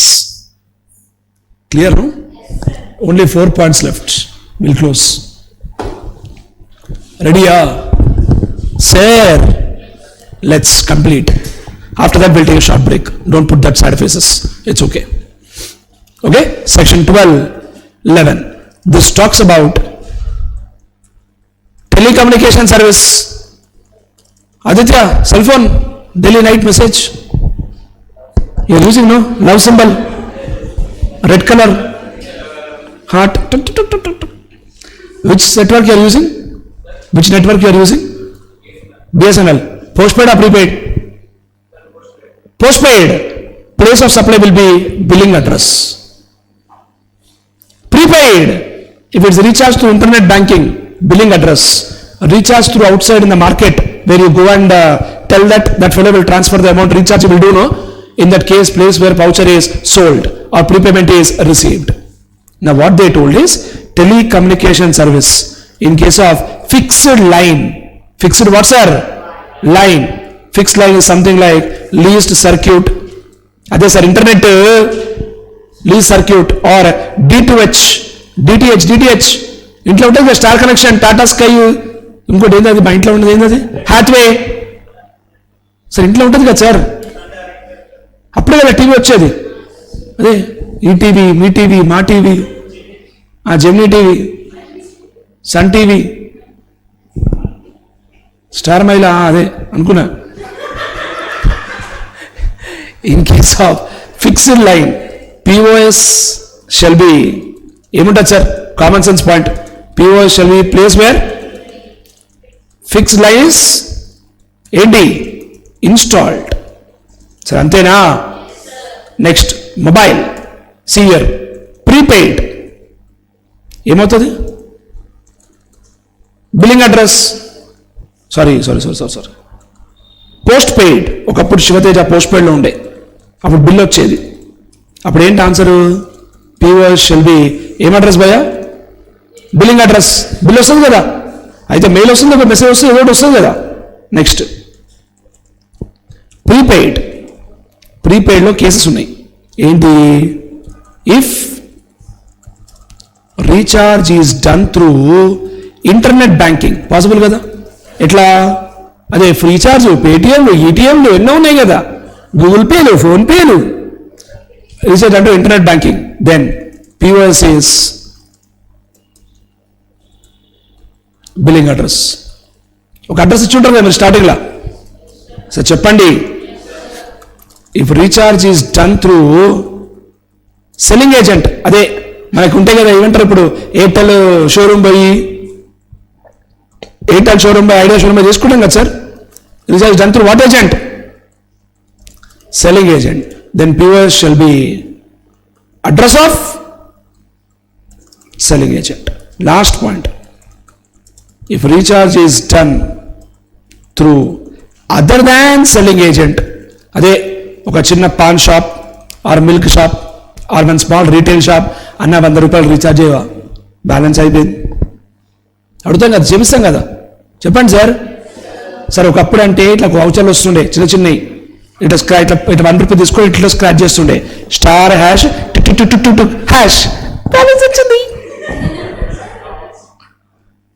Sir వస్తున్నాయి లేదా అట్లా 1 rupee comedy ఇట్లా గీక్తుండే కదా, ఇట్లా చేస్తుండే కదా కరీంనగర్లో కూడా. ఇప్పుడు వస్తున్నాయి అవి వౌచర్స్ వస్తున్నాయి ఇంకా ఏమో నేను చూడము, చాలా రోజులు అయిపోయింది. It done to other than selling agent. Then place where voucher is sold, అందుకోసం చెప్పింది పాయింట్, వౌచర్ అనే point. Place where voucher is sold or prepayment is what sir received. ఎక్కడ అమ్మితే అక్కడ, రీఛార్జ్ ఎక్కడ చేస్తే అక్కడ. So are we getting clarity on this points everybody? This is story of what my difference telecommunication. Exam అప్పుడు రాలేదు కానీ వస్తుందేమో అని ఫీలింగ్. ఆ ఆర్గనైజింగ్ ఈవెంట్, ఆ ఇమ్మూవబుల్ ప్రాపర్టీ, మామూలు కాదు, ప్రతిసారి అదే ఆడుతున్నాయి. ఎందుకో అంత ఆర్గనైజింగ్ ఫీలింగ్ మనకు అంత ఇంపార్టెంట్. తీసుకోండి. ట్రాన్స్పోర్టేషన్ ఆఫ్ ప్యాసింజర్ కూడా వచ్చింది ఒకసారి. ప్లేస్ వేర్ ప్యాసింజర్, స్టూడెంట్ రాసిన place where passenger bags on the cabins. But అది బాక్సా ఏంటిది? ఇంబాక్స్. బాక్స్ వేరు, ఇంబాక్స్ వేరు.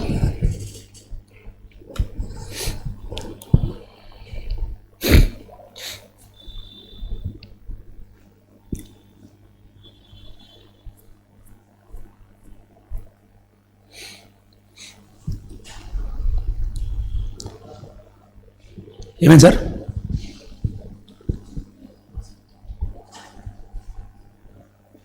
నెక్స్ట్ పాయింట్ చాలా చాలా important, came in exam many times. 12 banking and financial service చాలాసార్లు వచ్చింది ఎగ్జామ్లో.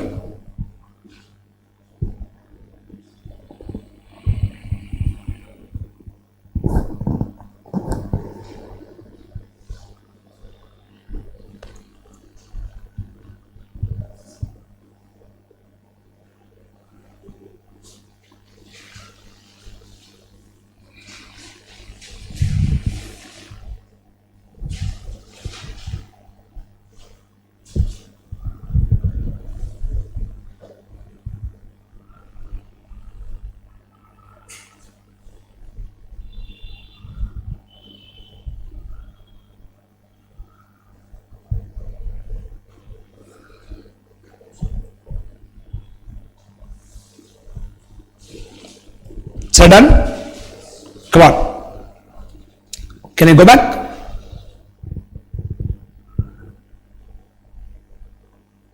సార్ డిటిహెచ్ అంటే తెలుసు కదా, డిష్. దాని ఫుల్ ఫామ్ ఏంటంటే డైరెక్ట్ టు హోమ్.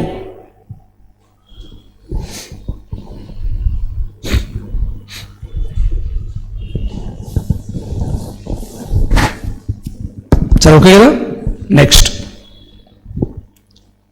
ప్రొసీడ్ అవుతున్నా సార్, అవునా?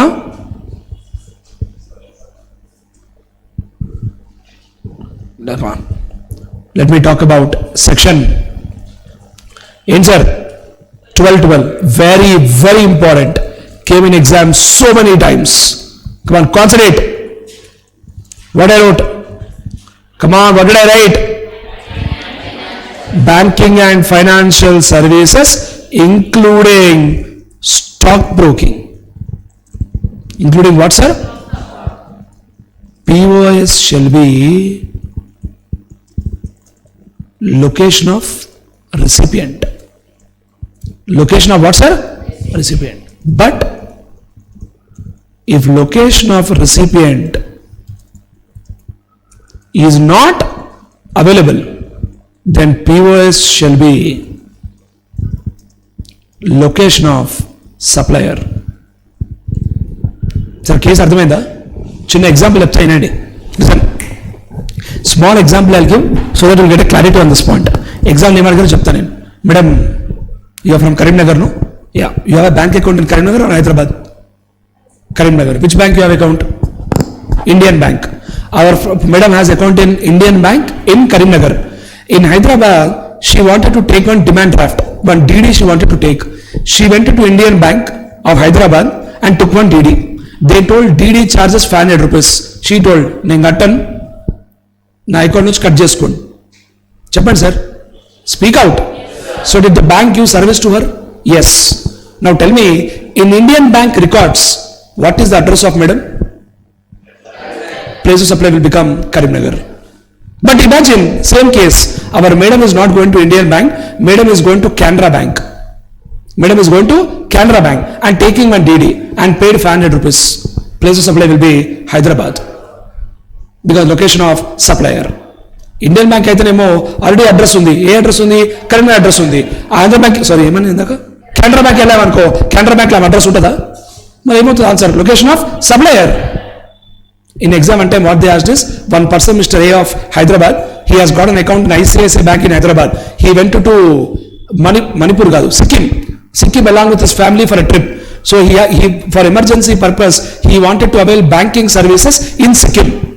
What would be your answer if he goes to ICICI Bank of Sikkim and takes services? Answer is Hyderabad because he has got account in Hyderabad ICICI Bank. కింద ఇంకో question అడిగాడు, what would be your answer if you take services from HDFC Bank of Sikkim? Answer will become Sikkim. ఇక్కడ అక్కడ address తెలియదు కాబట్టి. అర్థమైందా? Simple, కానీ exam చాలాసార్లు వచ్చింది. రాసే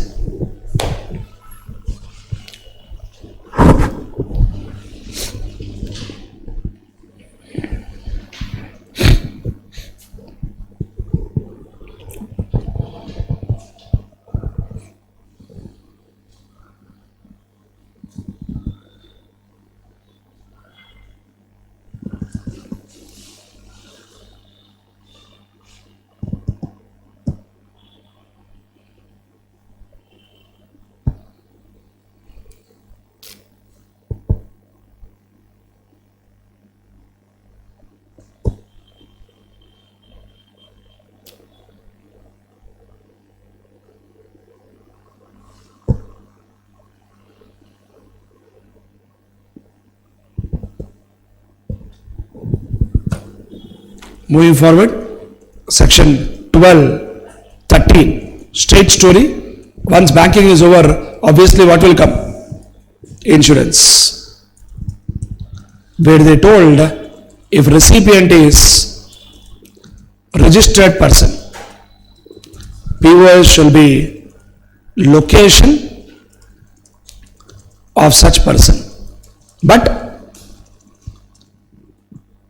if recipient is unregistered person, then POS shall be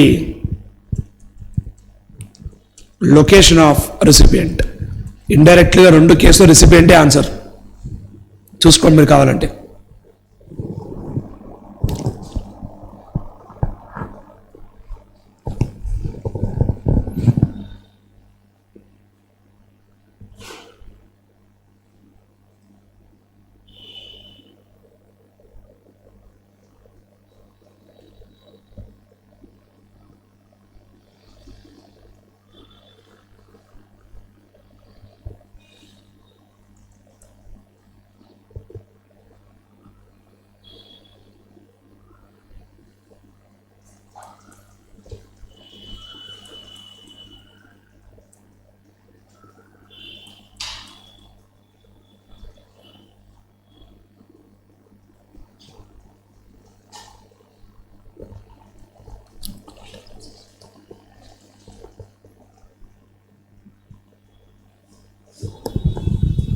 So done. Finally, the last point, my dear friends, with which we will close section 12. That is section 12:14. which talks about advertisement service to central government, state government, union territory or local authority. POS shall be place where advertisement is done. That's it. Simple answer. So, sir, let me give a small example, sir. When I went to Kerala one time, in Kerala airport, I saw one big advertisement. Welcome to Telangana, celebrate floral festival, Batkama festival in Telangana. And there was a big board of Telangana tourism. Now tell me who gave the advertisement? Telangana state government gave the advertisement for promoting Telangana state. Is that correct, no? So somebody is giving advertising services to Telangana government, no? For that service, places of place where what? Place where advertisement is done. Where is it done? Kerala. Answer will become Kerala. In fact, at CMA final level, there is some discussion like advertisement is done on the train, advertisement is done on the track, advertisement is done on the ticket, advertisement is done through internet, advertisement is done through SMS. And a different concept is there. But at CMA Inter level, this much is only the concept. Don't worry. Is that clear? That's all. That's about section 12. You can take a short break for 10 minutes, then we'll talk about section 13. Take a break, it's okay, because I want your brain to relax for 2 minutes, then we can start section 13. Thank you.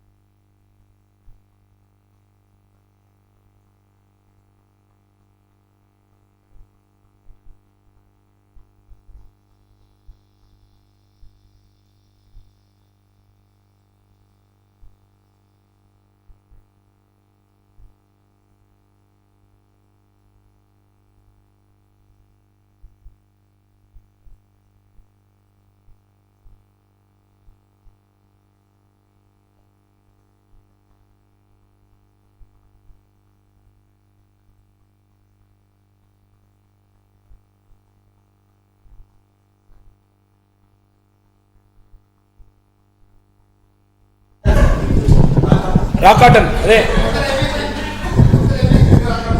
Raw cotton చేసి raw cotton is covered in RCM.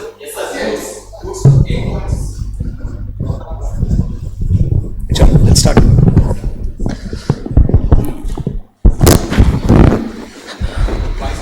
అయిపోయిందా?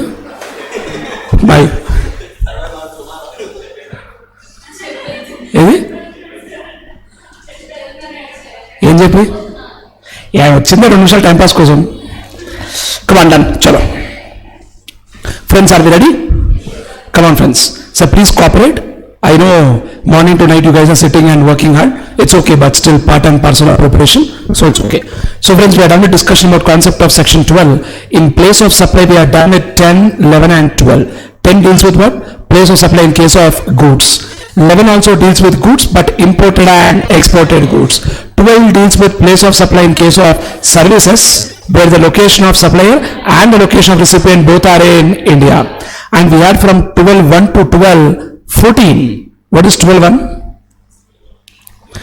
12 applies only when supplier recipient both are in India. 12.2 general rule. 12.3 immobile property. 12.4 restaurant and catering services, personal grooming, fitness, beauty treatment, health services including cosmetic and plastic surgery.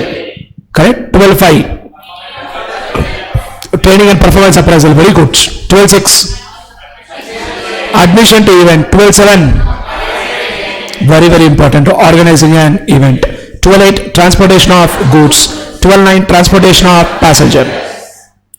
12.10 services on board a conveyance. 12.11 telecommunication. 12.12 banking and financial services including stock broking. 12.13 insurance.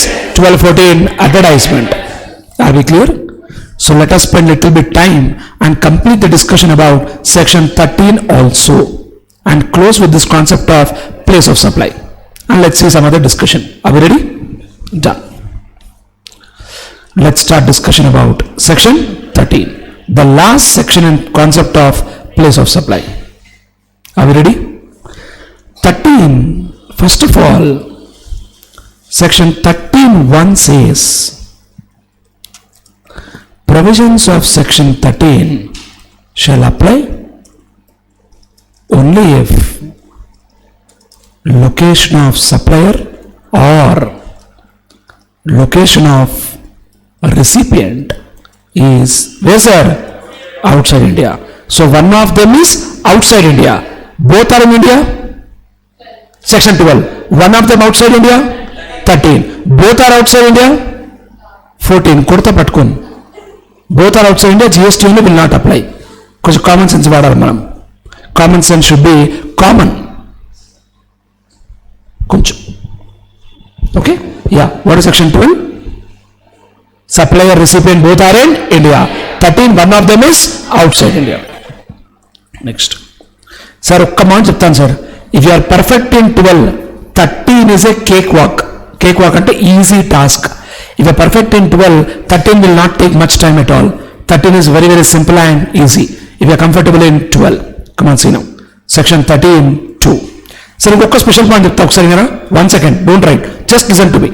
Sir, in section 12, in some sections like 13.2, 13.5, 13.7, 13.8, 13.9, 13.13, there was a concept called receiver registered, receiver unregistered. ఉందా sir కొన్ని సెక్షన్స్లో? But ఒక మాట చెప్తాను నేను ఇప్పుడు క్లియర్గా. In section 13 no where you will find the word receiver registered, receiver unregistered. Registered అయితే ఇది, అన్రిజిస్టర్డ్ అయితే ఇది. అలాంటి వర్డ్ ఎక్కడా ఉండదు in section 13. But that is there in section 12. Friends, understanding? Everybody please reply. All of us clear? Good. 13.2 is what rule? General rule. General rule says POS shall be location of recipient if it is available in the ordinary course of business. However, if location of recipient is not available in ordinary course of business, if what sir, location of recipient is not available in the ordinary course of business, then POS shall be location of ఏముంటుంది sir, supplier. So it is available, then what is the answer? Recipient. Not available? You might ask, sir, location of recipient is available normally, why it won't be available? Practically very many cases are there where it is not available. Let me give a small example. Shivateja went to one saloon to get a haircut done. I went to that fellow and told, Babu, koncham cut cheyamma ikkada. Will he tell what is your address? What is your phone number? Tell me your pin code. Then I will start doing haircut. Will he tell all that? So it's not necessary that every place addresses should be known, no? Shivateja is giving services to Pragna Academy, taking classes. But let me tell you honestly, nobody knows where do I stay. Nobody knows my address exactly. They know my phone number, but they don't know exactly where do I actually stay. Is it necessary for them to know where I stay? No. What is important for them? Shivateja is coming or not? He is taking class or not? Students are happy or not? Job is over. Simple. Friends, yes or no? It's as simple as that. Friends, getting clarity everybody? So what is the general rule? Location of recipient, if it is available in the ordinary course of business. But if it is not available in the ordinary course of business, what is the answer? Location of supplier. I hope you are understanding. Interesting. Rasen first. After this I will discuss very extremely important section. దీని తర్వాత ఒక 5 minutes I will not allow you to write. ఇది రాసాక first ఇది రాసేయండి.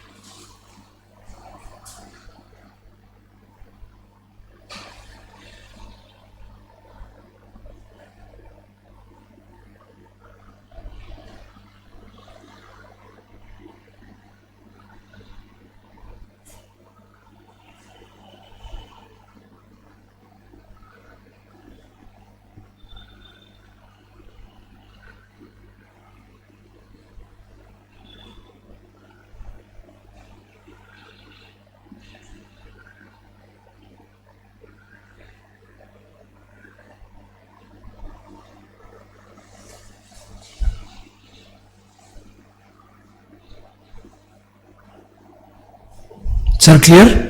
Can I start? Next 5 minutes, nobody should talk, nobody should write. Just relax and concentrate. Something very important. This was not there in section 12. So, జాగ్రత్త వినండి, very important. Section 13(3). Just relax. Don't write anything. Performance-based services. What is it I'm talking about, sir? Performance-based services. In this, my dear friends, let me tell you, there are 3 interesting cases. 13(3)(a).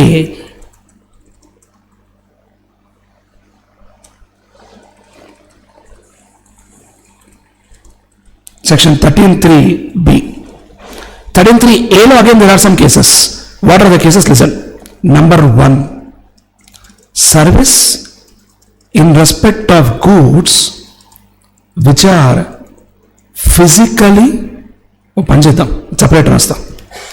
Service in respect of goods which are physically made available. I repeat once again, service in respect of some goods which are physically made available. What they told in the law is, POS shall be place where services are actually performed. Friends, now listen carefully. Listen to this point. Mr. A manufacturer of biscuits, okay, he imported a machine from Germany, okay, speak out, and there was a technical problem for that machine. Clear, my dear friends? Then he called technicians from Germany, from France to India to repair the machine. Sir మీ case అర్థమవుతుందా? ఎవరు వచ్చారు? France person has come to India to repair the machine. So this is service in respect of a machine which are physically made available. అంతే కదా sir? వాడు France నుంచి చెప్పాడా ఏం చేయాలో? వాడు వచ్చాడా? Speak out. France person has come to India and in India he has performed service in respect of some goods.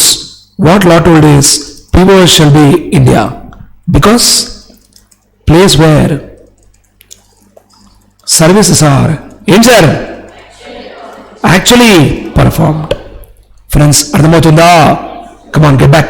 Don't try it. Relax, concentrate, focus. What first point? Service in respect of goods which are physically made available. Goods physical ఉన్నాయి, ఆ goods పైన పనిచేస్తున్నాం మనం. What is the answer? Place of supply is the place where services are actually performed. Second point, service in respect of goods from a remote location by way of electronic means. Service in respect of goods from a remote location by way of what, sir? Electronic means. Let me give a small example. Sir, please, it's important, so please concentrate. Microsoft US. So Microsoft tells you, Microsoft US had a bug in their system which could not be resolved by any expert in US. Okay, sir? Speak out. They contacted Mr. Balakrishna of India. To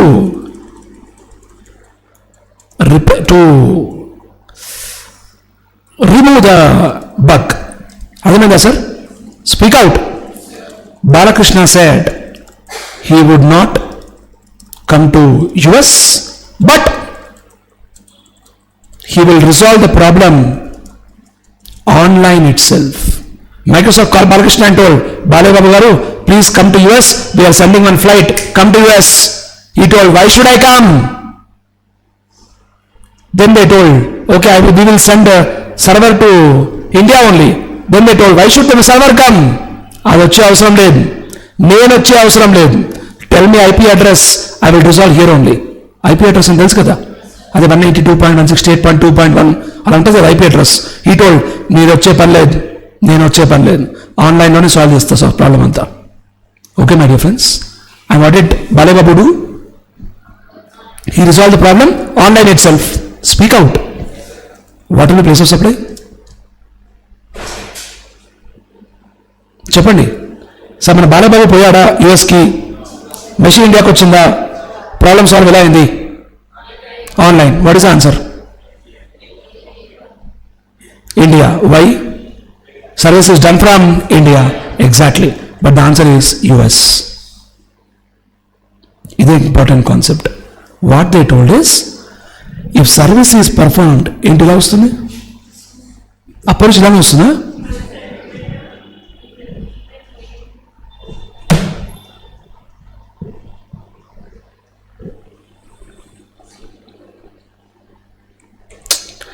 Whenever I'm teaching something important, only all this nonsense will happen in life.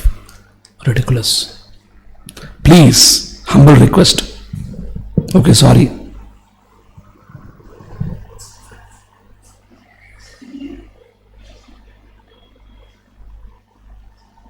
Sorry అంటే వచ్చారు, అంత ego ఉందా నీకు? Scene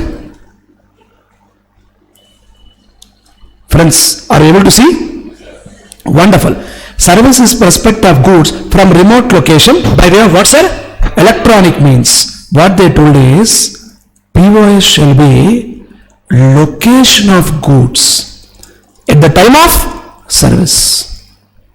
sir case అర్థమవుతుందా? ఇక్కడ ఈ బాలయ్య బాబు కేసులో wear the goods located when service is done? US. మనోడు ఇండియాలో కూర్చొని చేశాడు కదా అని ఇండియా అని చెప్పొద్దు, ఆన్సర్ ఏమో యుఎస్. చాలా ఇంపార్టెంట్, ఎగ్జామ్లో 3 సార్లు వచ్చింది ఈ point.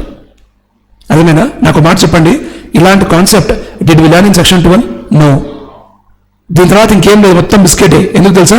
Immovable property service, admission to event, organizing an event, transportation of goods, transportation of passenger, మళ్ళీ అదే రాడ్ పాయింట్స్ విల్ కమ్. బట్ ఇది చాలా important. Come on, what first point we discussed? అవ్వలేదు ఇంకా. Service in respect of goods which are physically made available. POS should be what? Place where service are actually performed. Service in respect of goods from remote location by way of what? Electronic means. What is the answer? Location of goods at the time of service. Third one. Service in respect of goods which are imported temporarily to India for repairs and then re-exported. Sir case అర్థమైందా? Same Balababu కేసే అనుకోండి. బాలబాబు ఏం చెప్తున్నాడు? Solve అయిపోతున్నాడు, పని చేయి, నేను రాను, సర్వర్ తీసుకురాను, రిపేర్ చేస్తా, మళ్ళీ పంపిస్తా, అంతే కదా sir? Speak out. Then POS shall be determined as per general rule. General rule, that is 13(2). What is the answer? Location of recipient, if it is available in the ordinary course of business. If it is not available in the ordinary course of business, location of supplier. అంతే కదా sir? Sir చెప్పండి sir. Next point, section 13(3)(b). 13(3)(b) ఇందులో ఒకటే point ఉంది sir. Service supplied to an individual which requires physical presence of the individual. I repeat again, service supplied to whom, sir? Individual, which requires what? Physical presence of an individual. Then POS shall be place where services are actually performed. This is the story of 13(3). Sir, I hope you are getting clarity on this point. Speak out. Last point for example చెప్పాలా? Shivateja went to US for some work in US. In US, I went to a salon to get the haircut done. Service which requires physical presence of individual. నేను లేకుండా నా hair cut ఎట్లా చేస్తారు? తీసుకెళ్తారా? What is answer then? Place where services are actually performed. Where is it perform? US. అంతే sir, క్లియరా? Very very important. Write properly. Section 13(3) performance based services.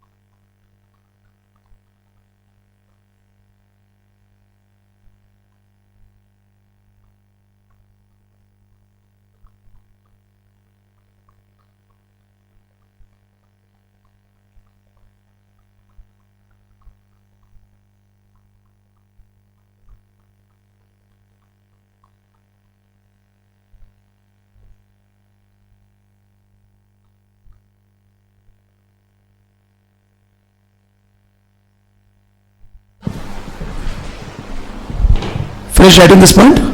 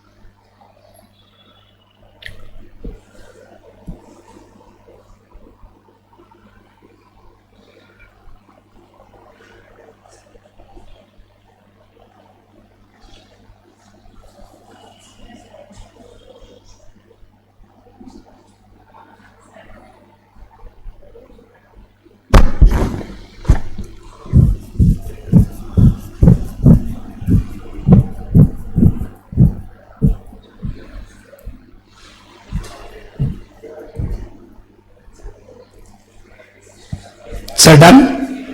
Yes. Please take this example also.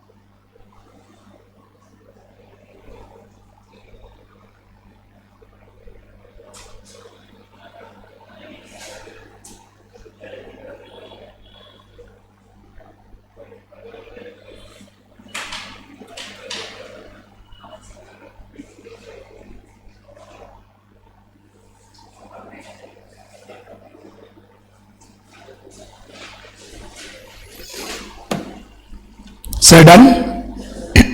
Come on. What is 13.1? Section 13 will apply only when location of supplier or location of recipient. One of them is outside India. 13.2 is what? General rule. If recipient, what is the answer? Location of recipient. If it is available in the ordinary course of business. If it is not available in the ordinary course of business, location of supplier. Clear, friends? 13.3 is what? Performance based services. Now see here 13.4. Immovable property related service.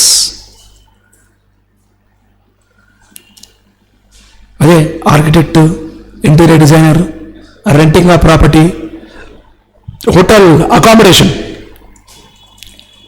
POS shall be place where property is located or intended to be located.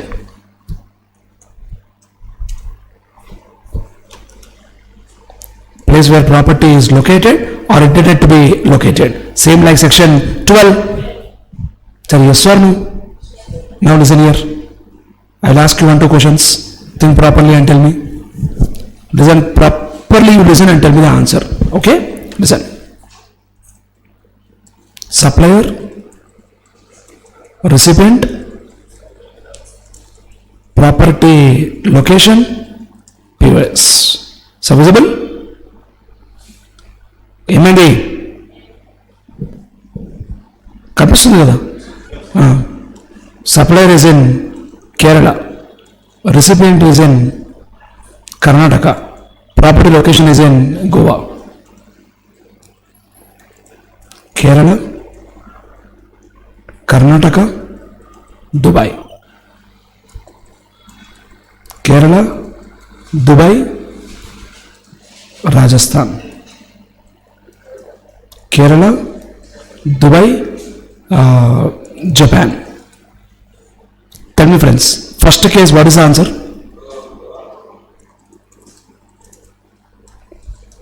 Listen first, concentrate properly, focus and tell me the answer. First case, what is the answer? Goa. Which section? 12.3. Yes or no? Second case, what is the answer? Speak out. Why? If the property is outside India, place of supply is location of recipient. Same section 12.3 only. Chippan, speak out. Next case. Rajasthan, place where property is located. But I will not apply 12, I will apply 13.4. ఎందుకు? one of them is outside India. ఇద్దరు ఇండియాలో ఉంటేనే section 12, ఒక్కరు బయట ఉన్నా కూడా section 13. చలో last case. Kerala, Dubai, Japan. ఒక సెకండ్ ఆగండి. Dubai, Kerala, Japan. Speak out. Wonderful. Answer is Japan. Sir, in section 12, you have a special point. In section 12, you have a special point. ఏంట స్పెషల్ పాయింట్? ఈ property is located outside India, place of supply is location of recipient. ఆ special point ఉందా లేదా? ఆ special point section 12లోనే ఉంది, section 13లో లేదు. Section 13లో answer ఏంటి అంటే ప్రాపర్టీ ఎక్కడుంటే అక్కడే, బయట ఉంటే బయటే, ఇండియాలో ఉంటే ఇండియానే, ప్రాపర్టీ ఎక్కడుంటే అక్కడ. But in section 12 you have a special point which says that if property is located outside India, property is located outside India, place of supply is location of recipient. That point is there only in section 12 but not in section 13. I hope you are understanding. Super duper point, and an exam they will play on this. I hope you are clear. Wonderful. Take it.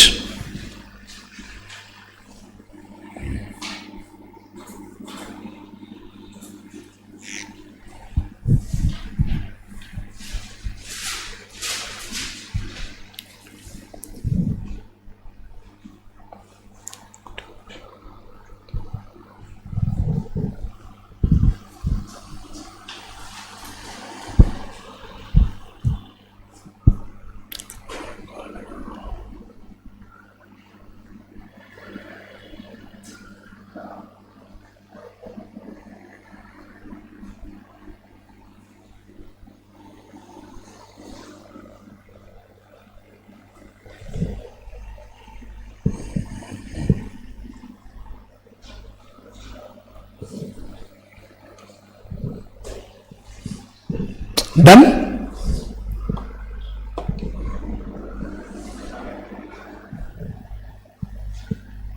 Place where property is located or intended to be located. Please take this example. Very interesting. Last case బాగుంది కదా, Japan.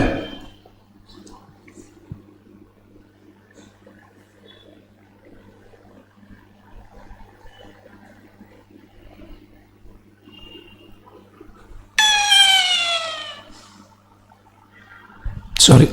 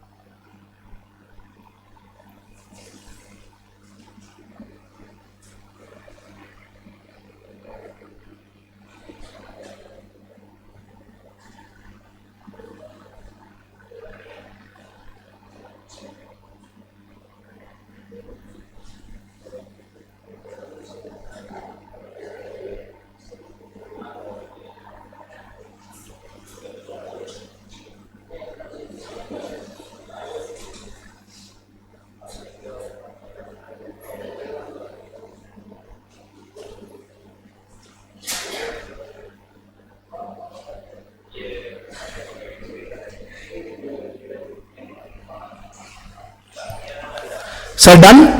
So what is section 13(1)? Section 13 will apply only when location of supplier or location of recipient is outside India. 13(2) is what? General rule. 13(3) performance based services. Adi chala important. 13(4) immobile property. Next section, let me tell you my dear friends, section 13(5). Is interesting. Idi ento chudandi. POS in case of admission to event or organizing an event. So మీరు గమనిస్తే observe చేస్తే section 12లో రెండింటికి separate ఉంది. 12(6) ఏమో admission to event, 12(7) ఏమో organising an event. ఇక్కడ ఏంటి రెండు కలిపేశారు. రెండింటికి ఏం చెప్పారంటే వారు క్లియర్గా POS is the place where event is actually held. Event is actually performed అయింది. ఈవెంట్ జరుగుతుంది, పర్ఫార్మ్ చేయరు.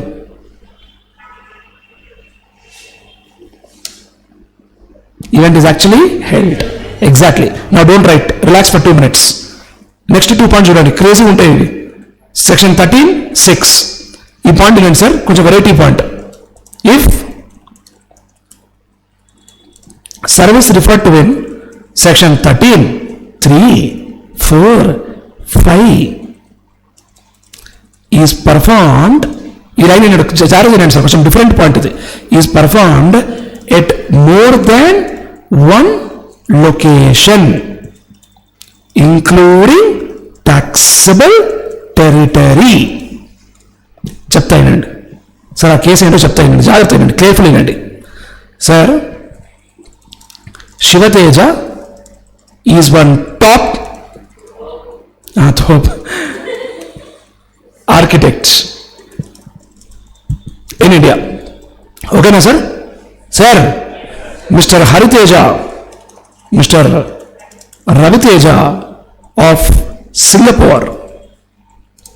Singapore has paid 1 crore to Shivateja. Somebody is telling 1 crore. చెప్పినా కదా ఇప్పుడే టాప్ తోపని. To give design for 4 houses. 4 houses కలిపి 1 crore. ఓకేనా? House 1 is in Dubai.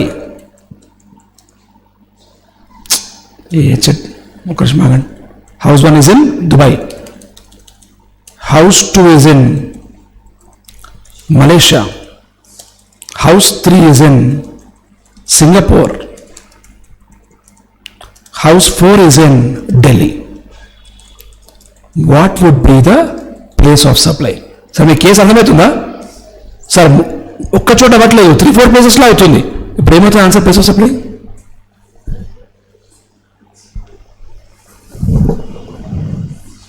చెప్పండి సార్. మొత్తం కలిపి నాకు ₹1,00,00,000 ఇచ్చారు sir.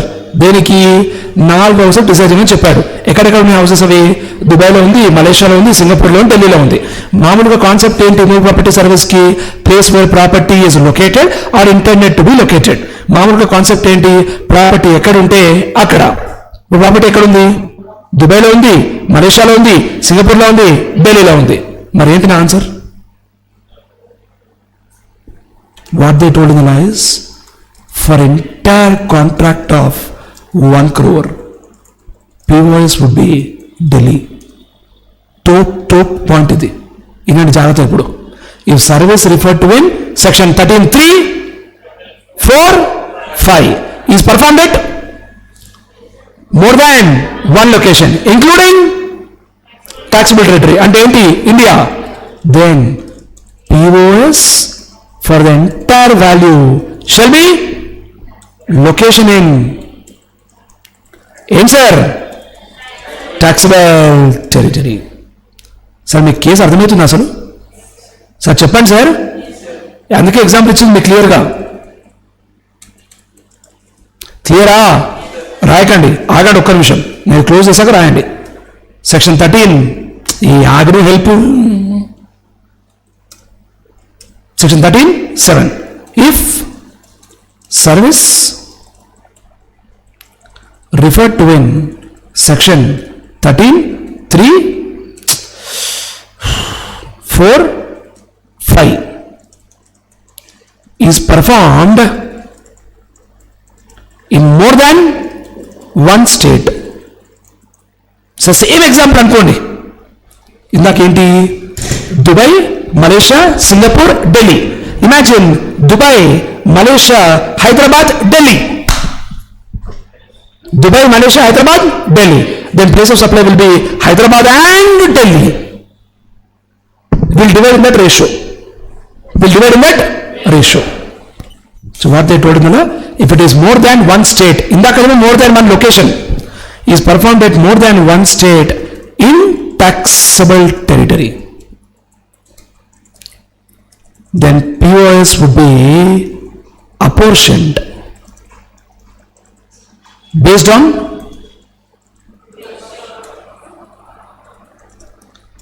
ratio of service, and POS would be location in sir taxable territory.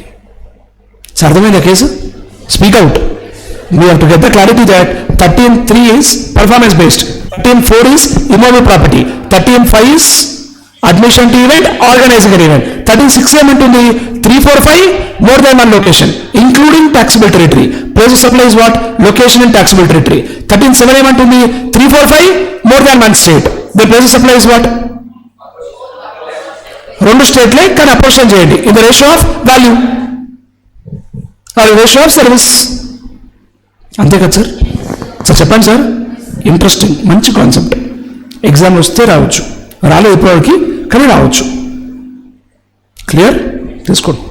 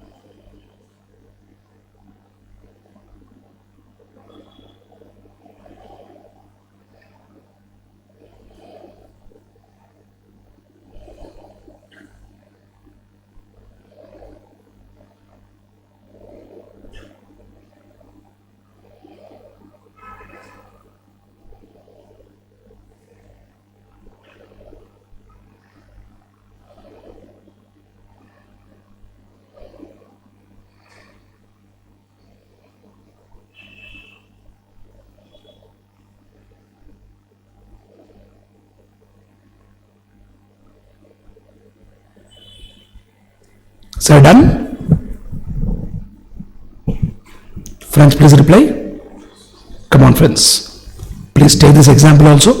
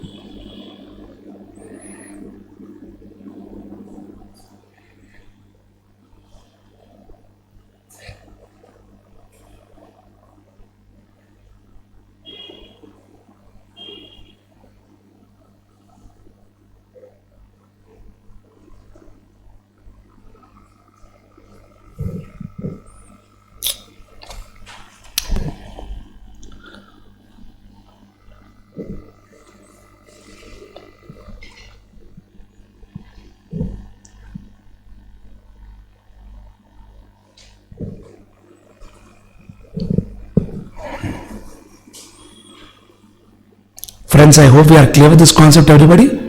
So guys, what is the answer for section 13.1? 13 will apply only when location of supplier or location of recipient. One of them is outside India. 13.2 is what?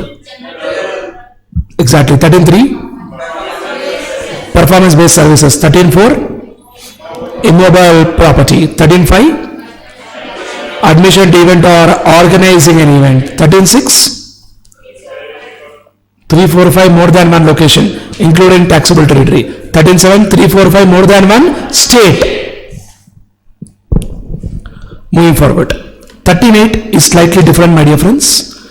In section 13.8, we have got 3 interesting points.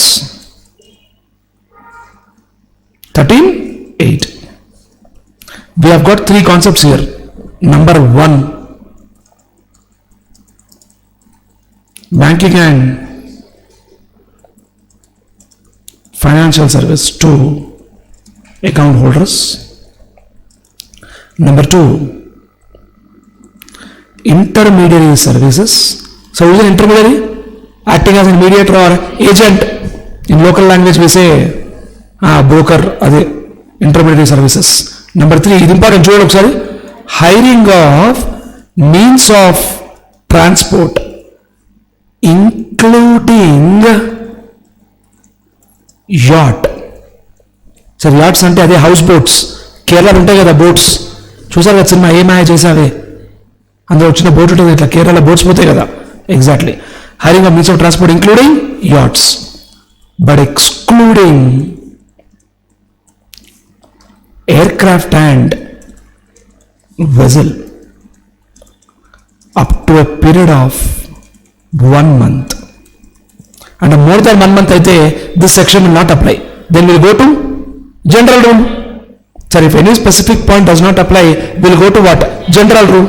Come on friends, 13.8 లో 3 points cover అయినాయి sir. ఒకటేమో banking finance service to account holders, రెండోదేమో intermediary service, మూడోదేమో hiring of means of transport including yachts but excluding aircraft and vessel up to period of 1 month. In all the 3 cases, POS shall be location of supplier. Ante. In all the 3 cases, POS is what? Location of supplier. Very interesting. Question can come. Take it.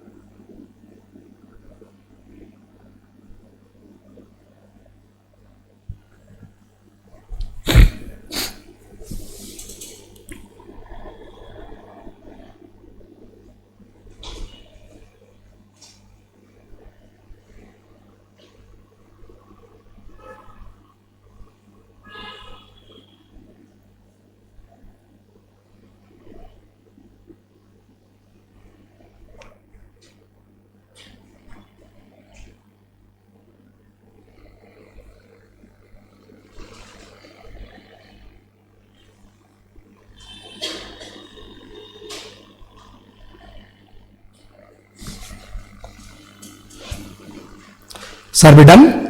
So the 3 points covered in section 13.8 are banking and finance services to account holders, intermediary services, hiring of means of transport including yachts but excluding aircraft and vessel up to a period of 1 month.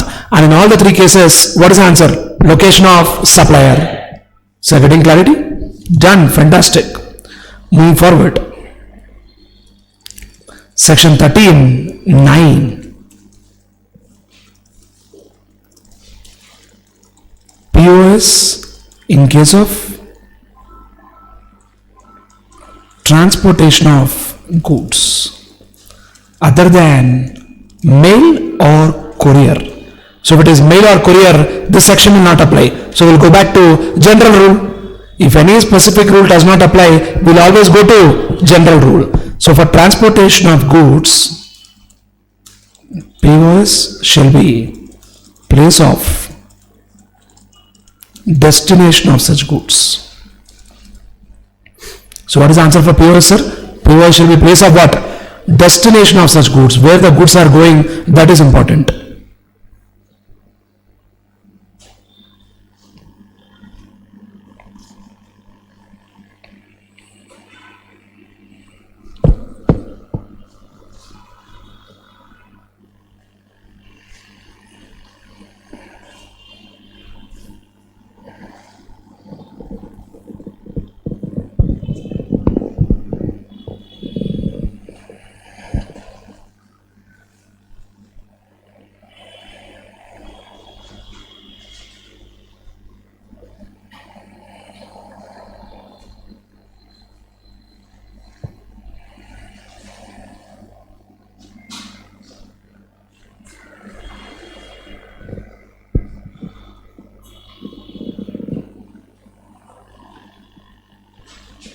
So done?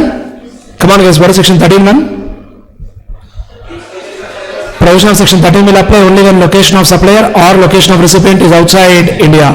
13.2 is what? General rule. 13.3 performance based services. 13.4 immobile property. 13.5 admission to event or organizing an event. 13.6 3, 4, 5 more than one location including taxable territory.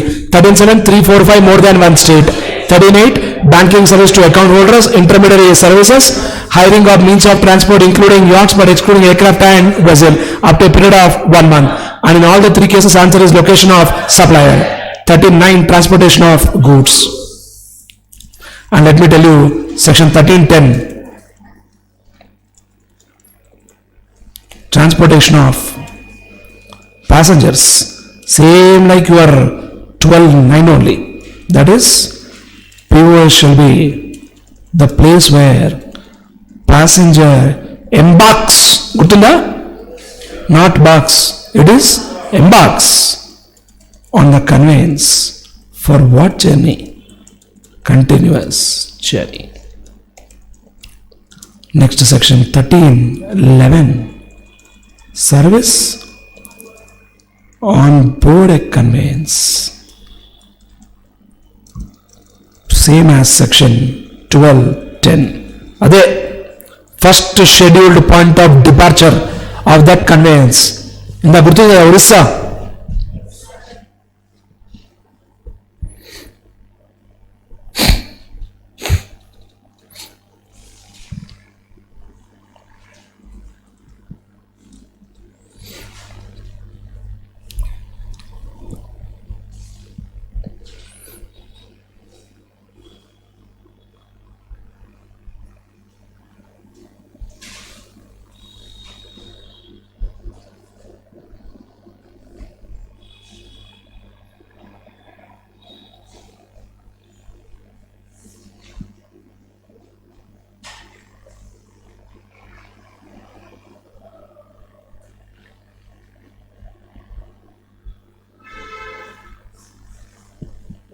Are we done? Can I proceed?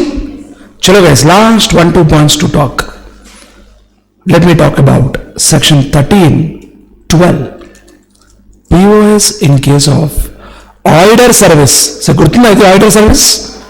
Example I told YouTube, Netflix, all the story. Online, information, database, access and retrieval services. Online there is some information and there is some database which you can access and which you can retrieve. Correct, no? And for all these point of service, they told POS shall be location of recipient. Correct, no? Nothing but India. We are sitting in India and accessing. Friends, yes or no? ఒక line చూడండి ఇక్కడ, ఒక్కసారి చూడండి ఒకసారి.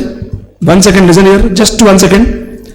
Location of recipient is deemed to be in India if any two of the following conditions, ఒక్క నిమిషం వినండి sir, any two of the following conditions are satisfied.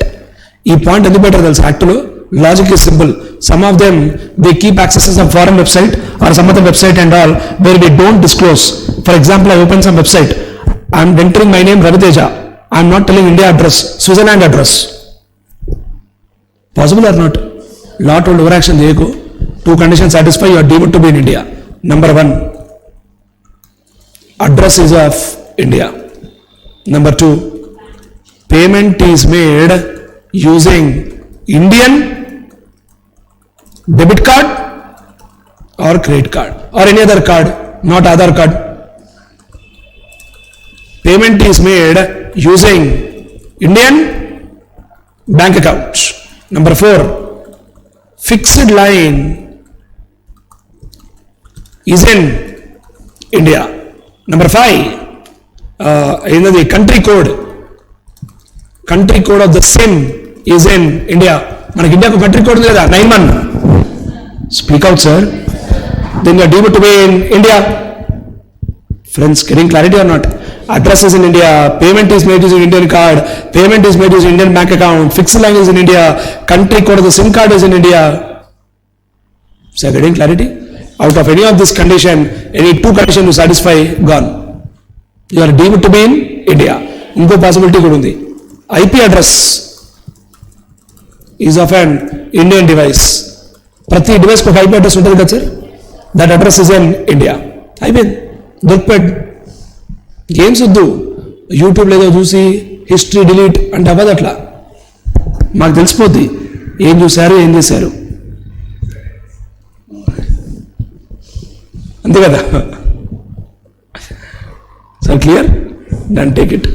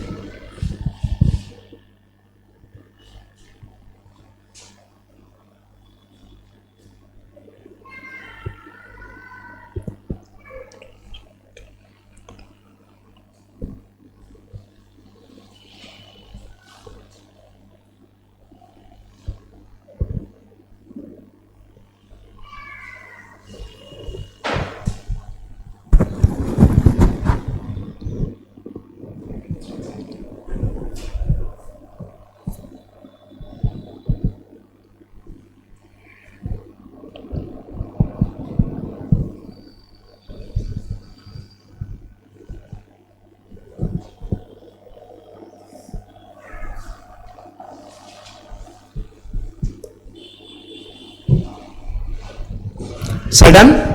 Finally, my dear friends, section 13, last point, which says, in case of certain notified services, POS shall be the place where service is effectively utilized or enjoyed. Pharma R&D related service. This has been notified so far. So far only this point has been notified. Pharma R&D related service.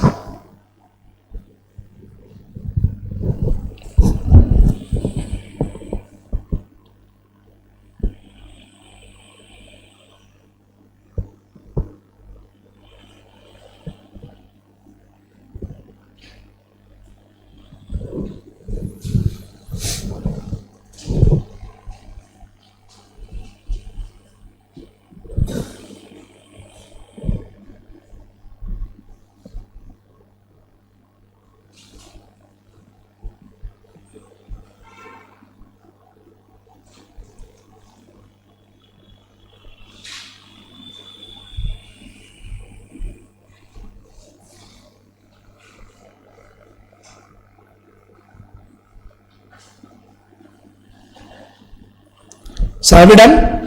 That's all. That is the story of section 13. That is the story of this beautiful concept of place of supply. But I don't want to stop here once. Listen carefully. Come on. 12.1, 12.2,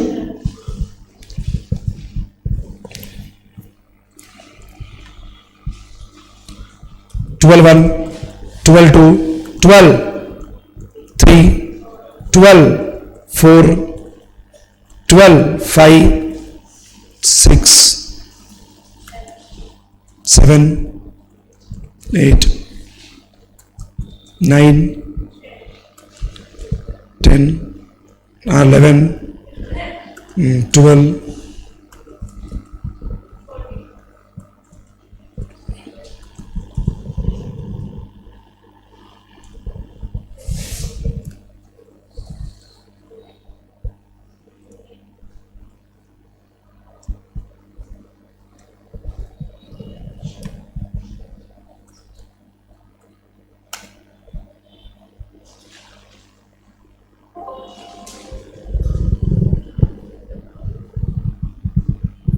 ఎందుకు coat మారుస్తా అనుకురా ఏంది మీరు అనుకురు కదా అట్లానే ఇప్పుడు sir ఒక్కడు కొడతాడు అని చెప్పేసి ఏం సార్ ఎక్కడున్నాం సార్ మనం ఏదో మిస్ అయింది మధ్యలో ఓ ఈ 12 కూడా 13 అయిపోయిందా 12 అంటే 13 అని చెప్పినా కదా 13 అయిపోయింది అంతా చలో రెడీ గైస్ కంట్రోల్ చెప్పా ఓకే ఫైర్ ఉన్నప్పుడు కాన్సెప్ట్ ఇట్లా బ్రేక్ అయితే ఇబ్బంది అవుతుంది కమాన్ 12.1 సార్ ఎవరు చూడదు sir don't open your book just concentrate just reply yeah please రాకపోతే రాకపోయి బట్ చూడకుండా చెప్పండి 12.1 is what section 12 will apply when location of supplier and location of recipient both are in India. 12.2 general rule. 12.3 immobile property. 12.4 restaurant and catering services, personal grooming, fitness, beauty treatment, health services including cosmetic and plastic surgery. అవన్నిటికీ answer ఏంటి place where service actually performed అంతే కదా sir 12.5 training and performance appraisal అదే Shivateja Goa GST training ఏంటి answer recipient registered location of the person unregistered place where service actually perform 12.6 admission to event 12.7 చాలా చాలా important organizing an event very important receiver registered location of the person unregistered place where event is actually held and if event is held outside India location of recipient ante kada 12.8 transportation of goods 12.9 transportation of passenger place where passenger embarks on the conveyance 12.10 services on board a conveyance ఏంది గుర్తుంది కదా chips కాదు chips ఏమో 10 money ఇదేమో service చిప్స్ లోనేమో place where goods are taken on board and service, first scheduled point of departure of that conveyance for the journey. 12.11 telecommunication. 12.12 banking and financial service including stockbroking. Location of recipient if it is available, not available location of supplier. Example I give, Madam Karimnagar bank account, Hyderabad bank account. Gurtundi story. A bank, Indian bank. Number తెలియదు నాకు, but Indian bank అది తెలుసు. 12.13 insurance service. 12.14 advertisement service to central government, state government, union territory, local authority. అంతే కదా, clear కదా. 13.1 location of supplier or location of recipient, one of them is outside India. 13.2 general rule. 13.3 performance based services. 13.4 immobile property. 13.5 admission to event, organizing an event. 13.6 345 more than one location including taxable territory. 13.7 345 more than one state. 13.8 3 points banking service to account holders, intermediary services, hiring of hire purchase కాదు, hiring of means of transport including yachts but excluding aircraft and vessel up to a period of అన్నిటికీ location of supplier is place of supply. 39 transportation of goods. 10 passengers. 11 service on board a conveyance. 12 order. 13 notified services.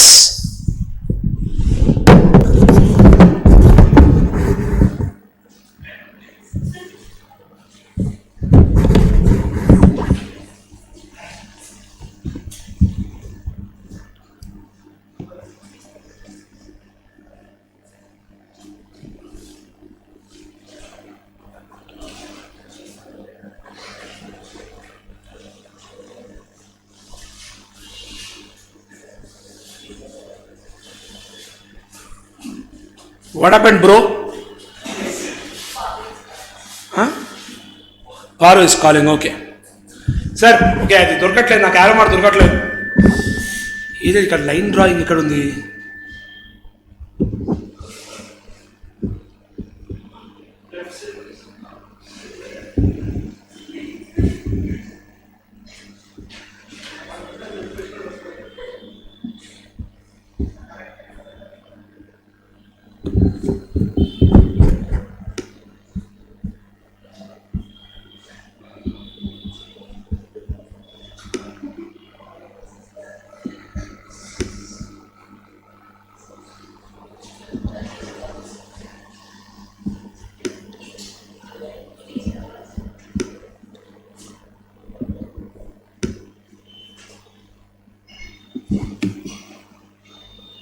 మీకు అర్థమైందా sir? మీకు అర్థమైందా ఏం జరిగింది ఇక్కడ? 12.3 immobile property. 13.4 immobile property. 12.6 admission to event. 12.7 organizing an event. 13.5 admission to event, organizing an event. రెండు కలిపి కదా. Next 12.8 transportation of goods. 13.9 transportation of goods. 12.9 transportation of passenger. 13.10 transportation of passenger. 12.10 service on board a conveyance. 13.11 service on board a conveyance. Clarity, perfection, concept, section, provision, ante. Wow, lovely. Yeah,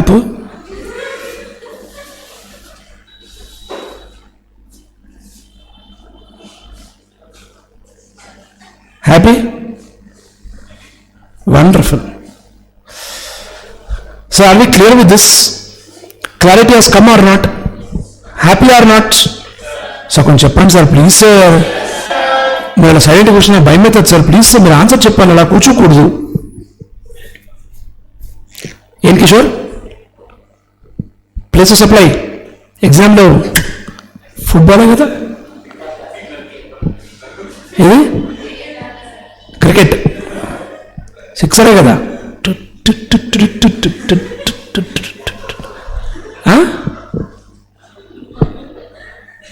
ఏంటంట madam అవునదా? ఇలా నేర్చుకోవాలి place of supply, అవి perfect అయిపోతాం. ఏమేమ్మా సిక్సర్గా? Okay. I mean, my logic is simple, sir. This is the way you become perfect. Any question coming in the exam, you can definitely answer. That is the reason I have spent so much of time on discussion about place of supply. ఎందుకంటే ఆ depth ఉంది దాంట్లో, దానికి కావాలి కూడా అంత time. తప్పదు, నేను చేయలేను. నేను కాంప్రమైజ్ అయ్యి లేపేశాను అనుకో, లేపేసినట్టే ఉంటుంది. సబ్జెక్ట్ చెప్పిన దానికి లేపేసిన దానికి డిఫరెన్స్ మీకు అర్థమైపోతుంది. చెప్పినప్పుడు తెలియదు, తర్వాత తెలిసిపోద్ది. అండ్ నా లాజిక్ ఒకటే, తర్వాత ఎప్పుడైనా I will give my best, no compromise. If we come there should be some difference. If it is same, why should I come also? మాకు చాలా పనులు ఉన్నాయి, అన్నిటికంటే ఇంపార్టెంట్ పని ఇది, అందుకే ఇక్కడ ఉన్నాం. సార్ క్లియర్ను? ఆదిత్య, ఐడిటి కుమ్మార్ ఎగ్జామ్లో ఏందట? అంతే కదా, అంతే మరి, తగ్గేదేలే. ప్రశాంత్, ఎగ్జామినర్ షాక్ అయిపోవాలా. 4 మార్క్స్ క్వశ్చన్ నువ్వు రాస్తే 4కి నాకు 5 ఎట్లు ఇవ్వాలి నేను ఫీలింగ్ రావాలా, అట్లుండాలి ఆన్సర్ మనది. ఓకేనా? Done, very good. Madam, best friends should become best to GST also.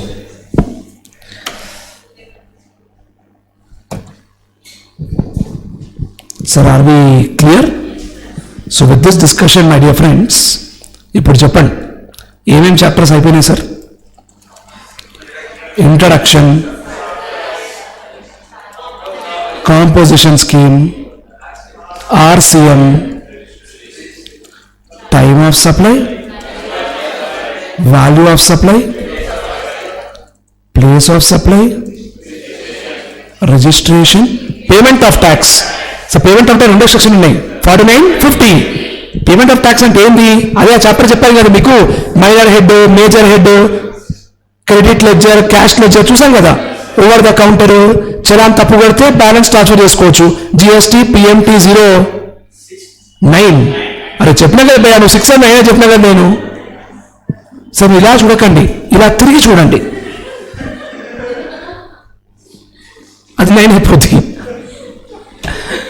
మీరు ఎన్నో చెప్పాను నేను 6 కాదు భయ్యా 9 అని చెప్పి, గుర్తుందా గణేష్? మీరు 9 చెప్తే ఇలా చూడండి, 6 అంటే ఇలా చూడండి. Anyways, jokes apart. సార్ అవి clear with this payment of tax. ఇది కూడా అయిపోయింది. ఏంటది? TDS and TCS. ఇవాళ చెప్పాను కదా, 51 and 52. TCS will apply only if the contract value is more than no limit. నేను చెప్పింది TCS, మీరు చెప్పింది. She is telling, sir, my answer is correct, your question is wrong. Madam అంతే కదా? Come on, TDS will apply only if the contract value is more than 2.5 lakhs. TDS case, what is the form? GSTR 7. TCS TDS rate 1+1. 1+1. TCS అయితే 0.5% plus 0.5%. గుర్తుంది కదా? And the TCS credit will come and sit in electronic. Exactly. ఇందేనా? ఇవన్నీ important chapters అయిపోయినాయి sir. ఇంకేమైనా చెప్పానా? ఏంటి? ఏది? Just అయిపోయిందా అన్నా? ఒక పెద్ద చాప్టర్ ఉంది, నువ్వు మర్చిపోతే ఎట్లా? లేదు, ఐటీసీ ఉంది, ఐటీసీ మర్చిపోతే ఎట్లా? చాలా important ITC. Anyways, this much we have done. Why will you compromise on that also? Registration section 22. person liable for registration 23. person not liable for registration 24. compulsory registration 25. 26. deemed registration 27. CTP and RTP 28. amendment 29. cancellation 30. above please, revocation 30 days, further extended by 30 days, further extended by ఏం లేదు 30 మొత్తం కలిపి అంతే. Clear కదా? అది amendment sir. General limit is 30 days, further extended 30 days by additional or joint commissioner, further extended 30 days by commissioner. అది latest amendment, దాంట్లో games లేదు. Important concept. Are we all clear with this? Everybody please reply. Fantastic. Next, energy ఉందా? అయిపోయిందా? ఉందా? కాసేపు చూద్దామా? రెస్టా? Credit note and debit note. విన్నారా ఈ word? Accounting credit note, debit note is different. Tax credit note, debit note is different. Accounting is an art, tax is dialogue మాత్రం గుర్తుంది. Concept is simple sir. Credit notes చెప్పాను already మీకు, but రాపించలేదు మీకు, నేను ఇప్పుడు రాపిస్తా. Important. Credit note or debit note is given by supplier only. Credit note is given in order to reduce the tax. Debit note is given in order to increase the tax. Tomorrow morning as soon as I come, I will tell you section 16 conditions to claim input tax credit. First point I will tell, recipient must have a tax invoice or debit note. Because debit note is also a document for claiming credit. అర్థమైనా? రేపు మళ్ళీ మీరు shock అవ్వద్దు. Debit note అది ఇదే. Credit note is for reducing tax, debit note is for increasing tax. ఇప్పుడు ఒక super point చెప్తా, దానికోసమే టాపిక్ స్టార్ట్ చేసింది. Listen carefully. Credit note given by supplier, రాయకండి, 2 minutes రిలాక్స్ అయిపోండి, is to be declared in the return for the month in which credit note is issued. ఏ month ఇచ్చామో ఆ మంత్లో చూపిస్తాం, అంతే కదా sir. Will report in form call GSTR 1 statement of outward supplies. అక్కడ చూపిస్తాం క్రెడిట్ నోట్ ఇచ్చాము అని చెప్పి, అంతే కదా సార్. ఇప్పుడు మాట్లాడుతాను సార్ నేను. Shiva Teja supplied goods to Ganesh. Ganesh has returned the goods. What will I give? Credit note. నేను రిటర్న్లో చూపిస్తే క్రెడిట్ నోటు, నా ట్యాక్స్ తగ్గుతుందా పెరుగుతుందా? తగ్గుతుంది. Obviously because credit note will reduce the tax. This month I forgot showing. What లాటల్? It's okay Shivateja, don't cry, please show in next month. Next month also forgot. Guy is telling next month. Next month also forgot. Next month. But ఏదో ఒక time పెట్టారు కదా. ఇదండి నేను చెప్పారు. If it is missed, it can be shown in subsequent month return. Sir నేను question అడిగితే మీరు లాజిక్ అప్లై చేసి చెప్పండి. మనం ఎంత లేట్ చేస్తే అంత గవర్నమెంట్ హ్యాపీయా సాడా? నేను మళ్ళీ క్వశ్చన్ అడుగుతా. మనం ఎంత లేట్ చేస్తే అంత గవర్నమెంట్ హ్యాపీయా సాడా? Definitely happy, because I'm reducing the tax. నేను లేట్ చేస్తే వాడు హ్యాపీ కదా. నేను లేట్ చేస్తే వాడు హ్యాపీ కదా, బికాజ్ నా ట్యాక్స్ తగ్గుతుంది. నువ్వు మర్చిపోయానుకో మొత్తానికి, వాడు ఇంకా హ్యాపీ. Friends correct? నువ్వు listen, it can be shown in subsequent month return, but not later than return for September month following the end of financial year, or the date of, or the actual date of filing annual return, whichever is earlier. Good. Many of them are telling the answer. Nice. Good to hear that. So maximum time limit is what, sir? Next year September return or annual filing of annual return, whichever is earlier. Same point will come tomorrow also in input tax credit. ఇప్పుడు last point చెప్తా. Debit note, simple point but చూడండి careful కూడా. Debit note given by supplier should be declared, should be declared in the return for the month in which debit note is issued. అంతే అంతే sir. Credit నోట్లో ఏం చెప్పాడు? ఈ మంత్లో మర్చిపోయారా, నెక్స్ట్ మంత్ చూపించు. నెక్స్ట్ మర్చిపోయినావా, నెక్స్ట్ మంత్ చూపించు. నీకు ఎంత టైం కావాలో అంత టైం తీసుకో. ఎంత లేట్ చేస్తే అంత లేట్ చేయి. మర్చిపోయావా, మర్చిపో. Why? Credit note. Debit note, what they told? Which month you gave debit note, that month return, show the debit note. You forgot, next month pay along with interest. How dare you forget? Credit note you forgot? Forget. Debit note you forget? Uta ke marenge. So call the difference no. Sir logic simple sir. ఇక్కడేమో మా tax తగ్గుతుంది, అందుకే ఆ time ఇచ్చాడు, September దాకా time ఇచ్చాడు ఏమైనా చేసుకోమని చెప్పి. ఇక్కడ ఏంటి, ఎప్పుడు ఇచ్చావో అప్పుడు చూపి. నువ్వు లేట్ చేస్తే గవర్నమెంట్కి రెవెన్యూ లాస్ అవుతుంది. You getting the point. And this concept of credit note, debit note, what ever I taught you and discuss with you right now is given by section 34. Good. Important. Right answer. Exam లో short question వస్తే రావచ్చు. ఒకసారి multiple choice question వచ్చింది ఎగ్జామ్లో. Credit note ఎవరిస్తారు, debit note ఎవరిస్తారు. Student రాశాడు, ఒకటి నేను ఇస్తా, ఒకటి మాడిస్తాడు.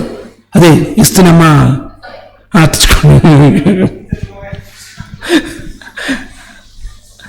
అట్లనే ఉన్నది. తప్పు సార్ అది. Credit note, debit note both are given by supplier only.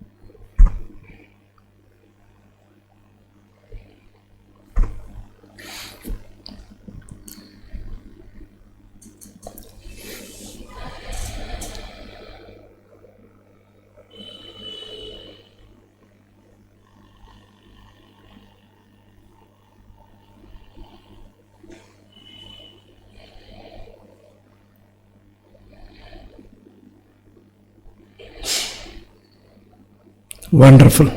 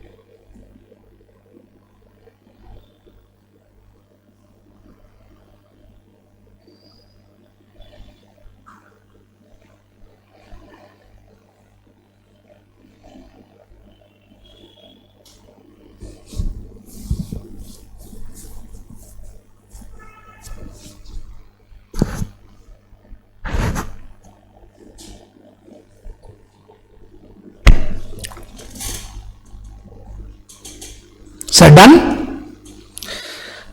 That's all for today, my friends. Okay, one small announcement before we proceed for today. Two things. One, so we have discussed about a lot of interesting topics like supply, value of supply, time of supply, place of supply, registration, whatnot. So many topics we covered. Of course, thanks to you guys also that you guys cooperated to sit whole day. That's where we could cover so much of discussion. One small request what I have is, tomorrow we don't have a full day class.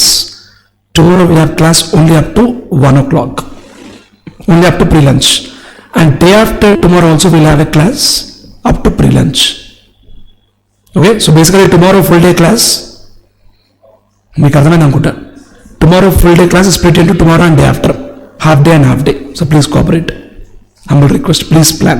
I know rest all, every friend stays in hostel and some friends are staying at home. I think everybody is comfortable, but for you I request just one day, please plan. Okay, no? I mean, you can, I know your difficulty in office that you would have told at office for 2 days permission, but one day please request them for half day and come. By 1:30 or so I'll complete. Second half you can go to your office. Okay, please cooperate. Some story you tell. I know it's difficult, but some story you tell and manage to come. Because my only point is, మీరు ఒకరు రాలేదనుకోండి, ఆ ఒక్క half day క్లాస్లో what ever important topics లో discussing, ఈ 3 days effort ఇంత పెట్టి లాస్ట్లో కొంచెం మిస్ అవ్వద్దని నా కన్సర్న్ అంతా. So I want you to come. ఒక హాఫ్ డే మేనేజ్ చేయండి. Okay, so my plan of action is simple. Tomorrow we are gonna complete ITC, and if time permits we'll also discuss small topics like e-way bill, returns, a చిన్న topic discuss చేద్దాం.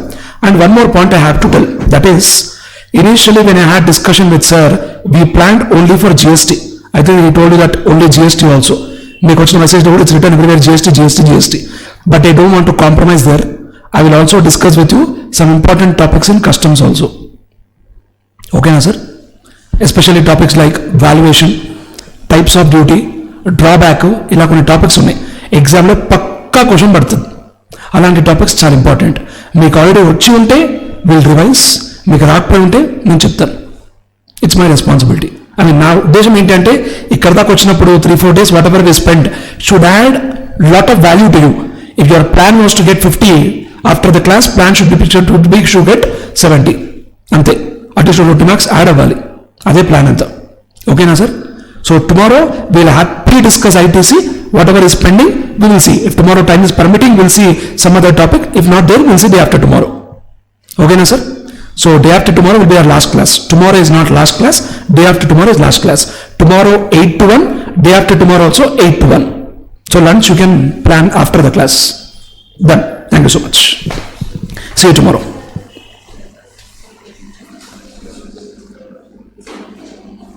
Please don't miss tomorrow ITC. Miss avadu. Thank you sir, thank you for your cooperation. Have a great night, sleep well, have a great wonderful Sunday. Some friends, ఇంకేముంది అక్కడ?